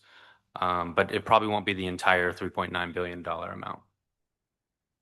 And now the only way that our deficit could potentially go completely away for next year is if we were to get the full 3.9, right? So if they only do a part, it's only going to decrease it partially, correct?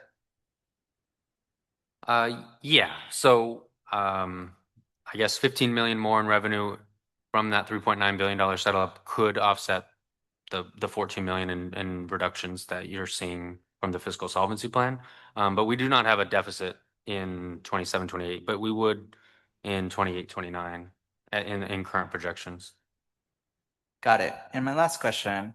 Now, if the board was to modify the fiscal solvency plan so that we can use the SSPD grant and potentially a combination of Fund 7. Sorry, let me backtrack. If nothing changes from the May revise and we look at your MYP, if the board decided to change the fiscal solvency plan to use the SSPD grant for next year and part of the SSPD grant for the second year, and maybe a combination of Fund 17 or ending balance, we could see no reductions that we would have to make unless something changes in the district, like further negotiations or, something drastic, wherever. But we could use both SSPD and Fund 17 or ending balance in the second year to offset having to make cuts. Is that correct? That is correct. You could delay the cuts, and I just really want to emphasize if nothing changes in expenditures, so labor negotiations or partial tax not passing, would need additional reductions from what's currently projected in the fiscal solvency plan, yes. But you could offset those reductions with one-time dollars, but there's still ongoing costs in the out years. Thank you. And this question is both for you and I guess the superintendent. This is my last question, President. If the board continues to keep the fiscal solvency plan as written, as is, and we have to make 14 million and a half of cuts, what is going to be our plan in order to do so in the next 2 years to approach already our very slim district? What I could say is that it will be very challenging, but it will be necessary. Some of these funds hopefully will offset and may cause us to revise our fiscal solvency plan. However, I think I've described it as we were deep in a hole. We are less in a hole, but we're still in a hole. We have not reached a place where we are fiscally sound. And so with what you're saying, I would just caution that. Jeff, did you want to add anything? I would confirm from after doing 40 million in cuts in 26, 27, it would be extremely difficult and some really tough decisions would have to be made to find an additional 14 million in cuts. Thank you both. Thank you, President. Trustee Reckler. I just have a couple of other things and then a couple of comments at the end. So do you think you'd know by the adoption on the 24th, or we're gonna expect a 45-day revise? So the state has to put a bill out there by June 15th, but then that gives the governor 2 weeks. So he has until June 27th or 29th to pass the budget as presented to him on June 15th. So there is a possibility we would know by June 24th, but it's probably unlikely based on the last 3 years trend of the date that the budget passes. It's usually passing on June 29th or 30th, right at the midnight. Okay, thank you. That's it. I just have some comments at the end. Do we have public comment on this item? Yes.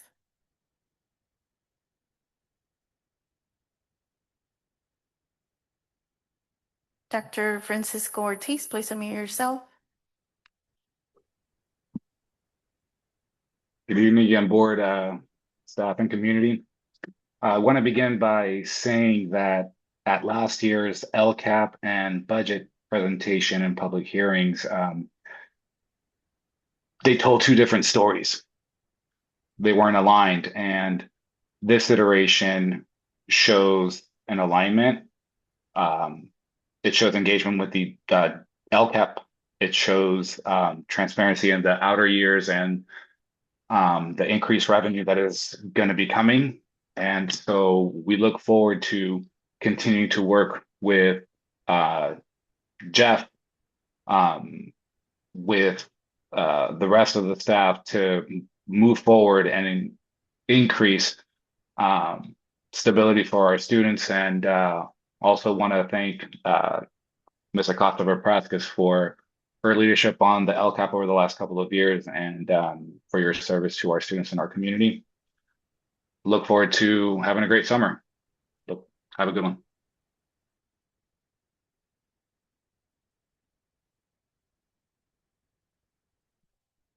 Salon Harrison, please unmute yourself. Can you guys hear me? Yes. Yes. I just want to say I really appreciate what you guys are doing differently. There is a lot of work still need to be done, but thank you for doing it differently, and thank you for showing us more of where we can measure the difference. And that's what I see in this. You guys have always heard me talk about LCAPs before. So this one was definitely done up to the finish line today when we presented in partnership with the district. So I hope that this is not a one-time deal. I hope that we can continue to get this type of transparency and type of partnership. So thank you guys for your work, and thank you, Superintendent Cotton, for your leadership on getting this done. And yeah, I appreciate all you guys, and thank you, Catherine, for being there to the finish. I'm complete. That concludes public comment. Right, do we have any board comments on this item? Trustee Regular? Thank you. So again, thank you for all the work. I would like to recommend that if you don't have literacy coaches and there's no add up, that you do that, because every school district in this area is going to be looking for literacy coaches if that money comes in. If the money doesn't come in, then, there's no harm. You can tell applicants that, you don't have any work, but I'd go out there and try and get them. The other thing that I just want to reiterate again is that parcel tax. And if it doesn't pass, hopefully there's something put away and there's a plan to ameliorate what could happen with that. So just let's think deeply about that. And then attendance and enrollment are just key. I mean, we get paid by attendance, but enrollment employs our teachers, and it's your enrollment that determines how many teachers you have. So really in the next year have to think about some turnarounds. I do have some ideas. I don't think this is the time. Hopefully we'll have a retreat and we can all talk about some ideas, but I do have for new programs and some new ideas. One of the things is both Oakland and San Francisco are opening schools to serve ESN students, so they don't send them to non-public schools. I don't know what that would entail, but if two districts are doing it, there might be something there to look at.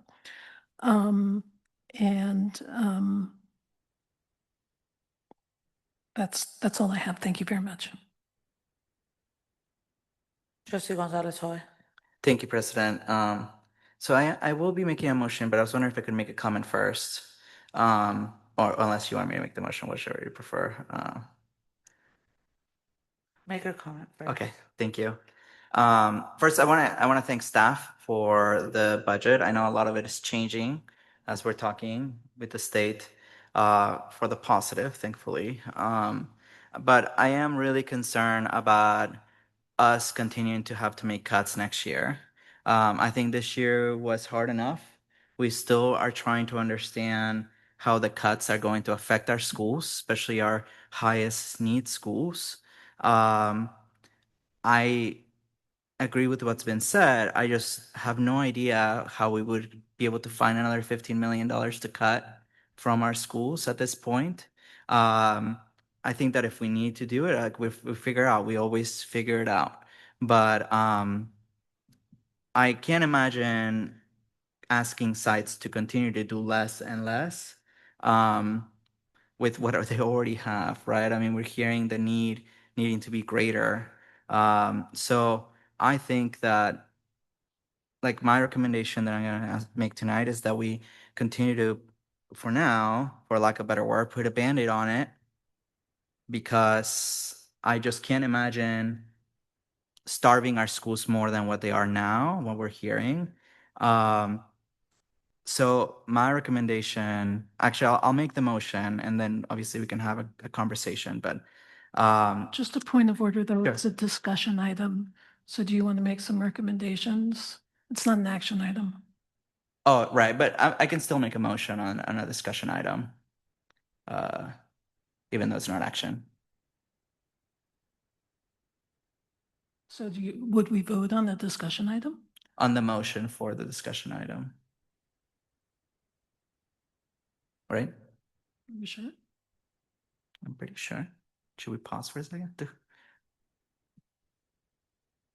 I mean, we could always make it a recommendation, and if everybody agrees, we can, whatever you prefer. I just felt like a motion was probably simplest, but Yeah, I just don't know what the answer is, but I want to hear what you have to say.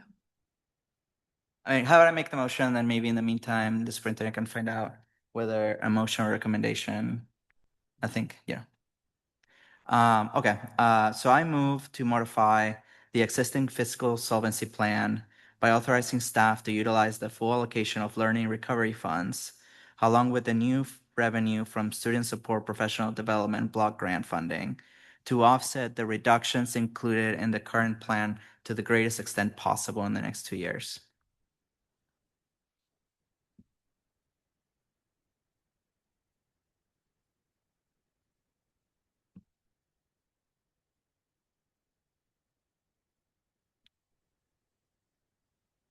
Trustee Reckler? So would that need to be done now, or what kind of a timeline do you have to see what rolls in from the state and what shakes out?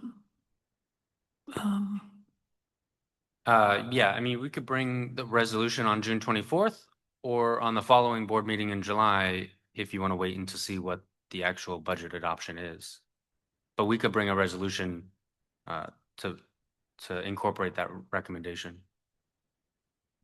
Okay, so there's no need, there's a runway. You don't need to do it by June 24th. You do not need to. No, you would unless you would need to do it before the 45-day revise if we're doing one, if additional revenue is coming, or by first interim. But the resolution can happen at any time to commit the dollars, and then we will build it into our future projections. Okay.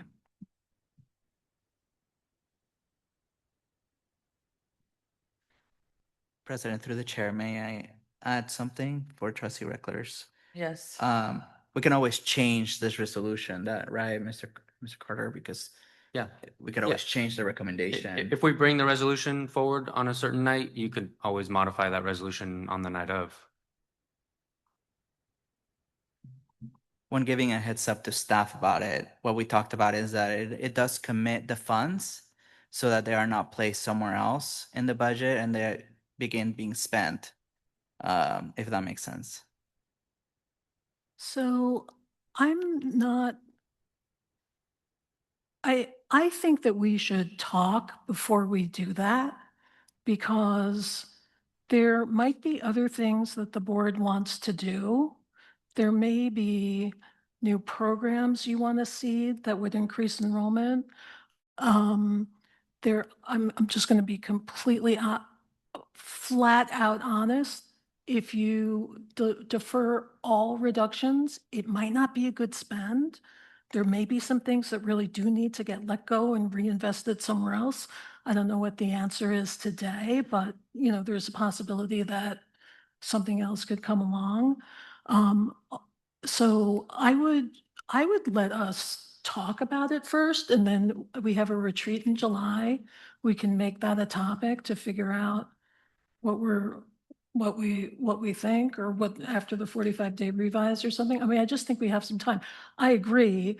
But once again, it just might be premature to, there $15 million more might come in. Trustee Gonzalez Hoy. Thank you, trustee Reckler. I actually don't disagree with you. I think that the idea, though, is that we could still find areas on the system to cut. So in conversation with the superintendent, Mr. Carter, talking about bringing back the contract committee next year, right? Continuing to decrease areas of the budget that we might consider are too high, right? To continue to find savings. I think that work can still happen, but then it doesn't put us in this state of urgency of having to find cuts, right, within the year. That's my concern. We have been in this heightened sense of having to cut, right? And even though our goal would be continue to decrease certain things in the budget that might actually benefit us, right?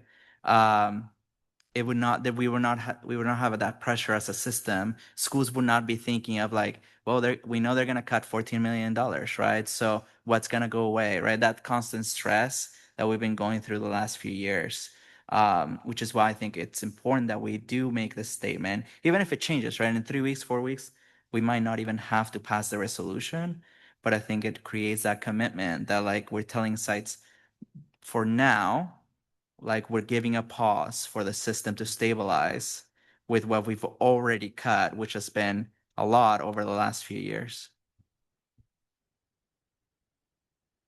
Superintendent Cotton. I'm trying to get a little bit more clarity on this action that you want to take tonight. The recommendation or the guidance is that you can discuss, but if the agenda item is discussion only, action can't be taken. But sorry to interrupt, but from my understanding, there's no actual action on the budget. Is a motion for the revision of the solvency plan. Right? I guess that's what we need through sorry, I don't think I'm doing this right. We need to ask legal. I am.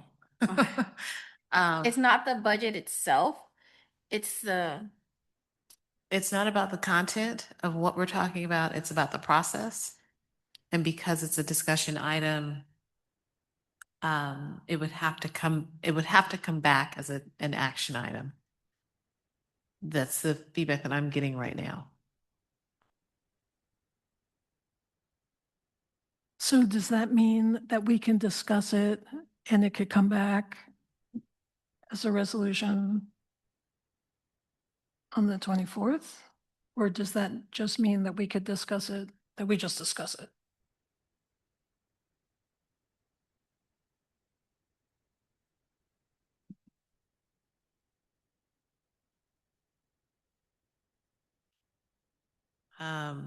Additional feedback. So that this point can be brought back in our next meeting because the item will be an action item, and that action can be taken at that time.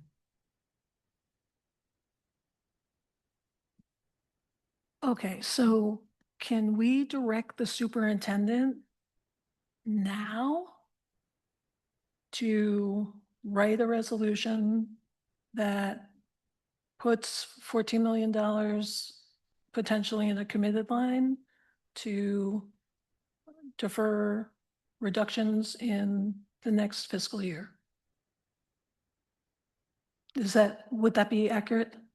Yeah, I mean, I think that's the other way that I see it happening. I think the advice we're getting is wrong, but nonetheless, I mean, who am I to go say that the lawyer's wrong? I think that then we gotta. I would We have our recommend. school board attorney degrees. Right. Because we've done it. I've seen that we've done it many times, so I'm surprised that we're being told that now. Nonetheless, I agree with you. I think that we could just direct staff to do it. So it's not a motion, it's just direction. Yeah.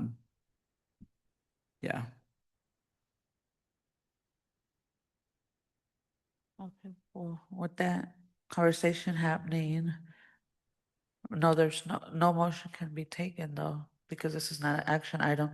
So then we would all have to agree to give direction to bring back this item, right? Trustee Gonzalez Hoy. Thank you. I will ask that I would like to direct staff to bring us a resolution which modifies the fiscal solvency plan with the things that I mentioned earlier. And then I think that as long as the rest of you agree, then staff will have to bring it at the next meeting. And then at that meeting, we would vote on the resolution directed to be brought back.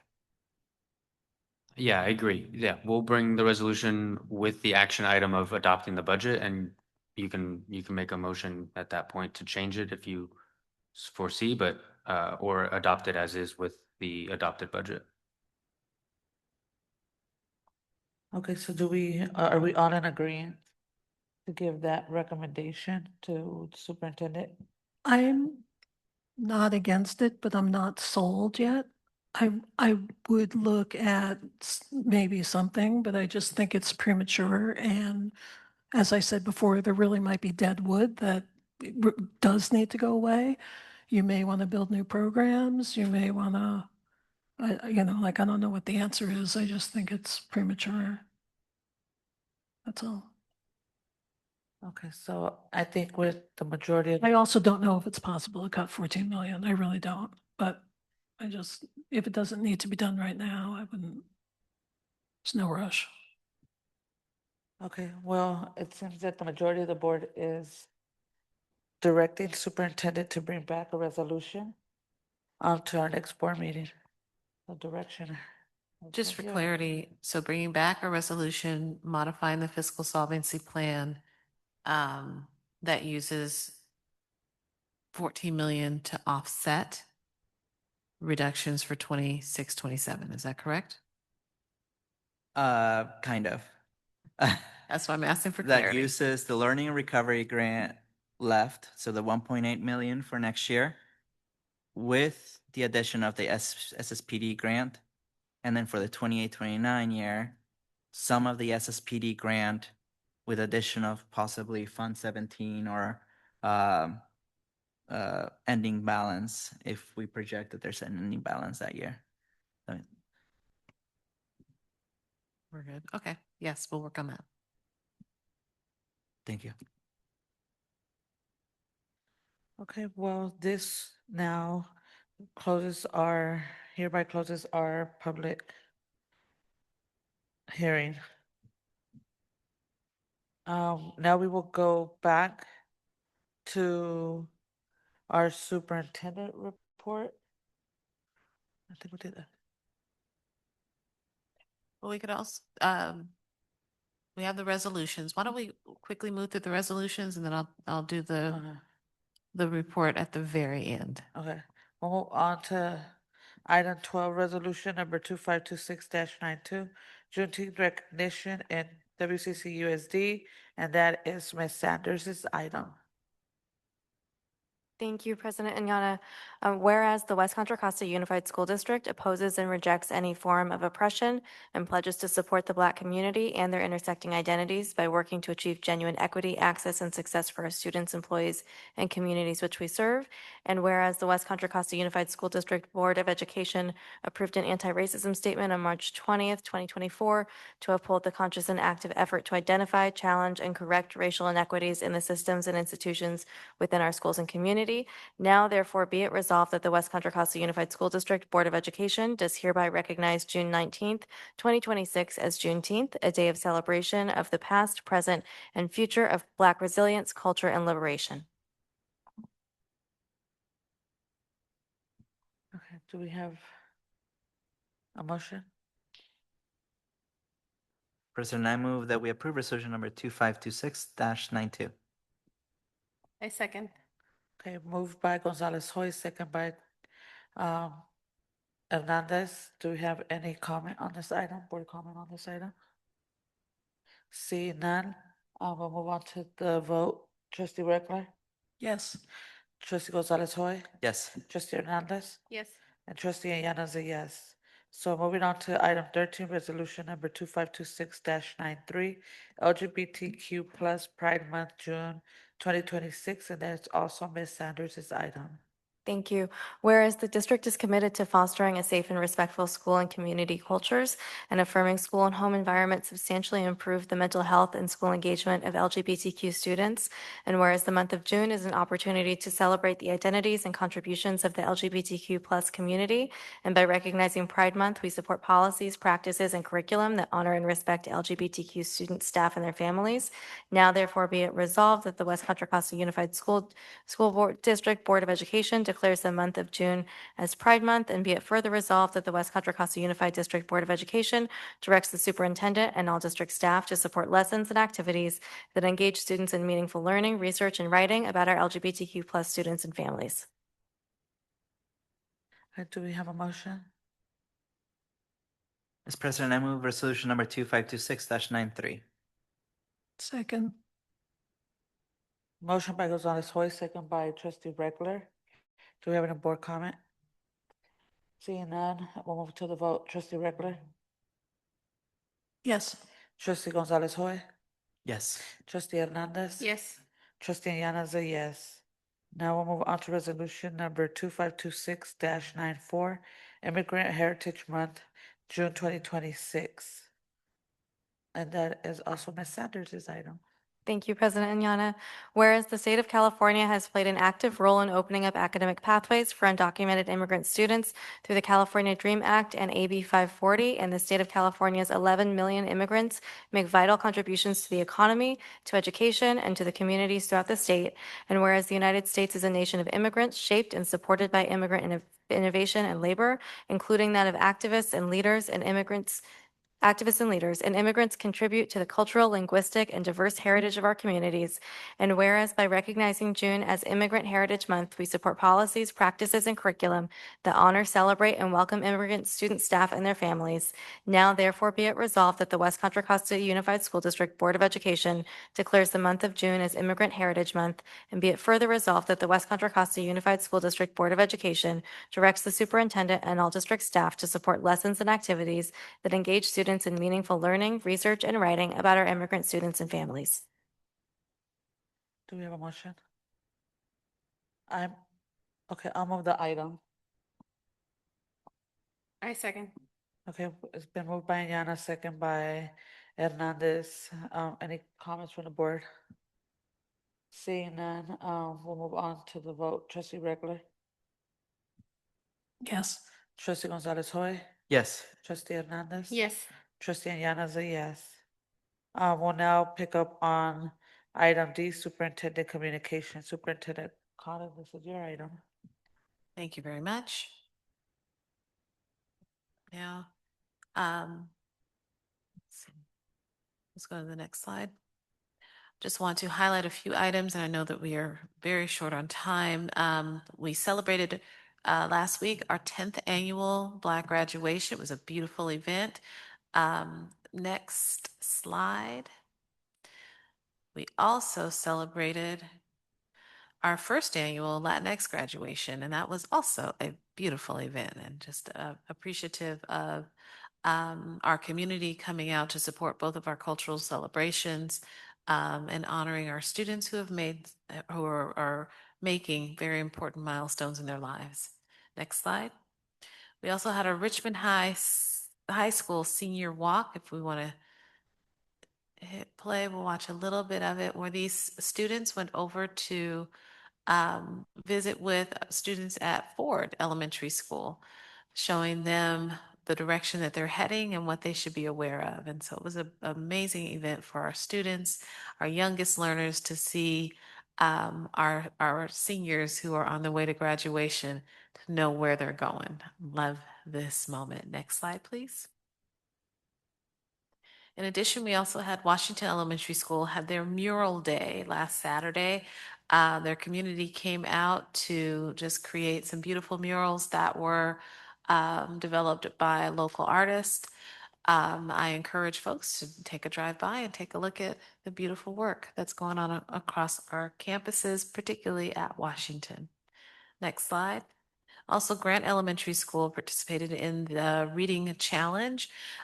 This was a great day for our young learners to really engage with college-educated or college students from UC Berkeley, and also to promote healthy living and sports, the importance of sports for our students. Next slide. So what's coming up? Graduation season is here. It is upon us, and we see all of our graduation events that will be coming up, starting on Saturday and going through the week into next Saturday as well. Please be aware that with some recent events, that messaging will be going out to families in the morning about some of our more heightened awareness and heightened safety measures that we're taking on our campuses. So please make sure that you are making time. That graduation ceremonies may take a little bit more time to get into. We will be using devices to make sure that there are no metal objects, weapons coming into any of our events. We're asking folks to limit, if you can bring, your keys, your wallet, or your belongings in your pockets, that would be better than bringing bags into our facilities. We also will have increased security out on campuses during our graduations. Next slide, please. And so we continue to create safe, equitable, and anti-racist schools together. And so we are very excited on June 9th. We will be hosting a district-wide equity and safety convening at Alvarado Adult School. This will bring together students, school leaders, district staff, and community partners for a collaborative day of reflection, data review, and action planning. This is work that's led by our students. So you saw a little bit of what they can do. They will be leading this event and this community event. So very excited comes out of it. It is a day of action, not thinking about what we might want to do, it's doing. But really want to support our students, but also looking for our students' leadership as we tackle challenges around racism in schools. They shared with you some of the data that they found in reaching out to over 700 students. And we want to use that data and gather more to make a change for our students. Schools should be safe places where students feel like they belong and they are treated with dignity, both with their peers as well as between adults as well. Thank you. Next slide. Getting ready for our Juneteenth celebration. We had a very nice resolution that was shared, but Juneteenth is happening. We are looking for our honor roll students to join us to walk in the parade. I think it's amazing for our kids to have an opportunity to be in parades, and we will be celebrating. I hope the board also received our messaging this week to see who's riding in the parade as well. So we're representing the district at this event, and again, wanting our honor roll students to definitely walk with us in the parade. Next slide is our African American Family Retreat. It's a day of sharing, learning, and fellowship. It's going to be held on June 27th at De Anza High School from 10 a.m. to 4 p.m. We encourage families to apply. Lunch and childcare will be provided. Next slide. I also want to lift up the importance of reading over the summer. Every summer story counts. We want kids reading. Doesn't matter what you read, just make sure you're reading. Just a few minutes of reading each day can support vocabulary development, comprehension, fluency, and critical thinking. Next slide, please. And if you're looking for something to read, hey, you should join the library summer reading program, where you're able to, between June 1st and August 1st, we're encouraging kids to read. So definitely come on out and grab your library card and start reading. Remember, plant a seed, read. Next slide. We also are preparing for elementary summer programs that are coming up. We have a number of elementary sites that are hosting hubs for learning as well as enrichment activities for students across the district. Next slide. And also for secondary, that was for elementary, for secondary as well, at Dijon, Korematsu, Richmond High, and Greenwood are hubs for our secondary sites. Most are academic enrichment.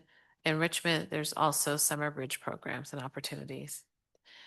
And then also with our summer program, the Office of African American Student Achievement will be hosting their summer school program. It is focused for our sixth, seventh, and eighth grade students, focusing on African American and African diaspora history and algebraic concepts. Calculus Roundtable will be working on a financial literacy focused curriculum with this group, as well as the Hidden Genius Project will be coming out and working with social entrepreneurship. So definitely sign your kids up for a summer program. We want to encourage, again, learning through the summer months. Any questions?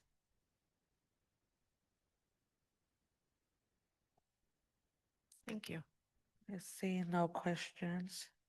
We will move on with our agenda. Do we have any last board comments? Trustee Gonzalez Hoy. Thank you. I'll be quick so everybody gets a chance. I want to thank the sites for flying the pride flag. I think it's been really amazing to see it right now, especially this month. Two, I agree with Trustee Reckler. We really need to speed up the conversation on the parcel tax. I'm getting more and more worried, especially after seeing the election results from last night. We're gonna need to really like do a lot of campaigning, not us particularly as a district, but with our partners to make sure it passes. And we have to obviously do a lot of education from now until November of our community.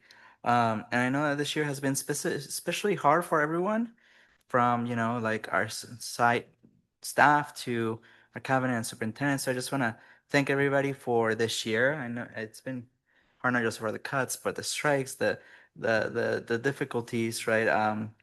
I really appreciate our district for going through all these things and still coming out on top. And then lastly, again, I want to thank Catherine for all her time. I know it's your last board meeting. I know you won't miss this, but you'll miss us. So I want to wish you the best on your journey. Thank you for everything you've done from your time in Montalban and before that to the work that you've done now. Really appreciate you for that. And then I was just going to ask if we could hold 30 seconds of silence for the students who lost their life tonight. It is the nightmare scenario for all of us, right? Of a shooting at a graduation. Can imagine something more inhumane than what happened tonight. So I just wanted to ask if we could just hold a quick moment of silence.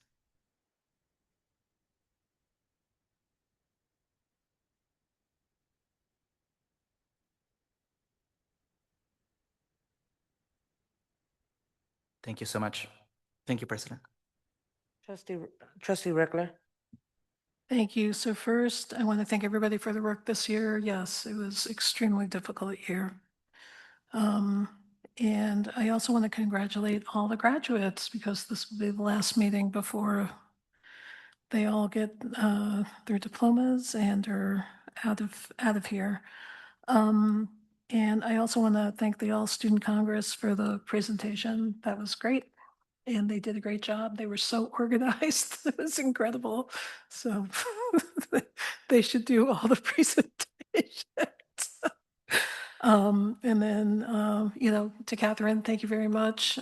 We'll miss you very, very much. Thank you for everything. You're amazing, and your new district is very lucky to have you. So wishing you all the best, and stay in touch. And that's it. Trustee, okay, so I'll move on. My last comments are, I'm just going blank. It's so late. I want to congratulate as well all our graduates through the district. So I know we're getting ready to go through our week of graduations, right? Back-to-back graduations. So I just want to, really congratulate every student that's graduating this year from West Contra Costa. Also to highlight that we did have our Black and Latino graduation celebrations. I think that's, really something that moving forward, we could continue and really highlighting, our student achievement around those celebrations. I also was part of the Special Olympics basketball opening ceremony this week at Riverside. So congratulations, Riverside, and thank you for the invitation. And I also extend that to every other school. If you want the trustees to show up, please email us. We love to come out. We love to show up. Let us know the activities that are happening at your site so that we can fully engage and participate in all your activities. So thank you for Riverside for reaching out and extending that invitation. It was a great event. It was really fun seeing everyone out there playing basketball. So thank you. And that is my ending of my comment. I also now want to close this out. Catherine. Thank you, Catherine. Thank you for the support that you've given everyone, I think, the board trustees, but thank you for the support that you've given, I think, since I've been around before I was a trustee. So I really appreciate the hard work and dedication that you've put into like really capturing and centering, parent and student voice around the work. And hopefully we'll be able, you set the standard up here, and hopefully we'll be able to continue with that trend moving forward. So I appreciate all the work. Wherever you're going, we know where you're going, but they're so lucky to have you. And I just want to say thank you for the bottom of our hearts. It's a big loss for us, but we send you off well. Thank you. And now I will adjourn the meeting at 27, right on time, 3 minutes to go. Should I keep talking for 3 minutes? 11:27, our next scheduled meeting is June 24, 2026 at Lavanya Dijon Middle School. Good night, everyone.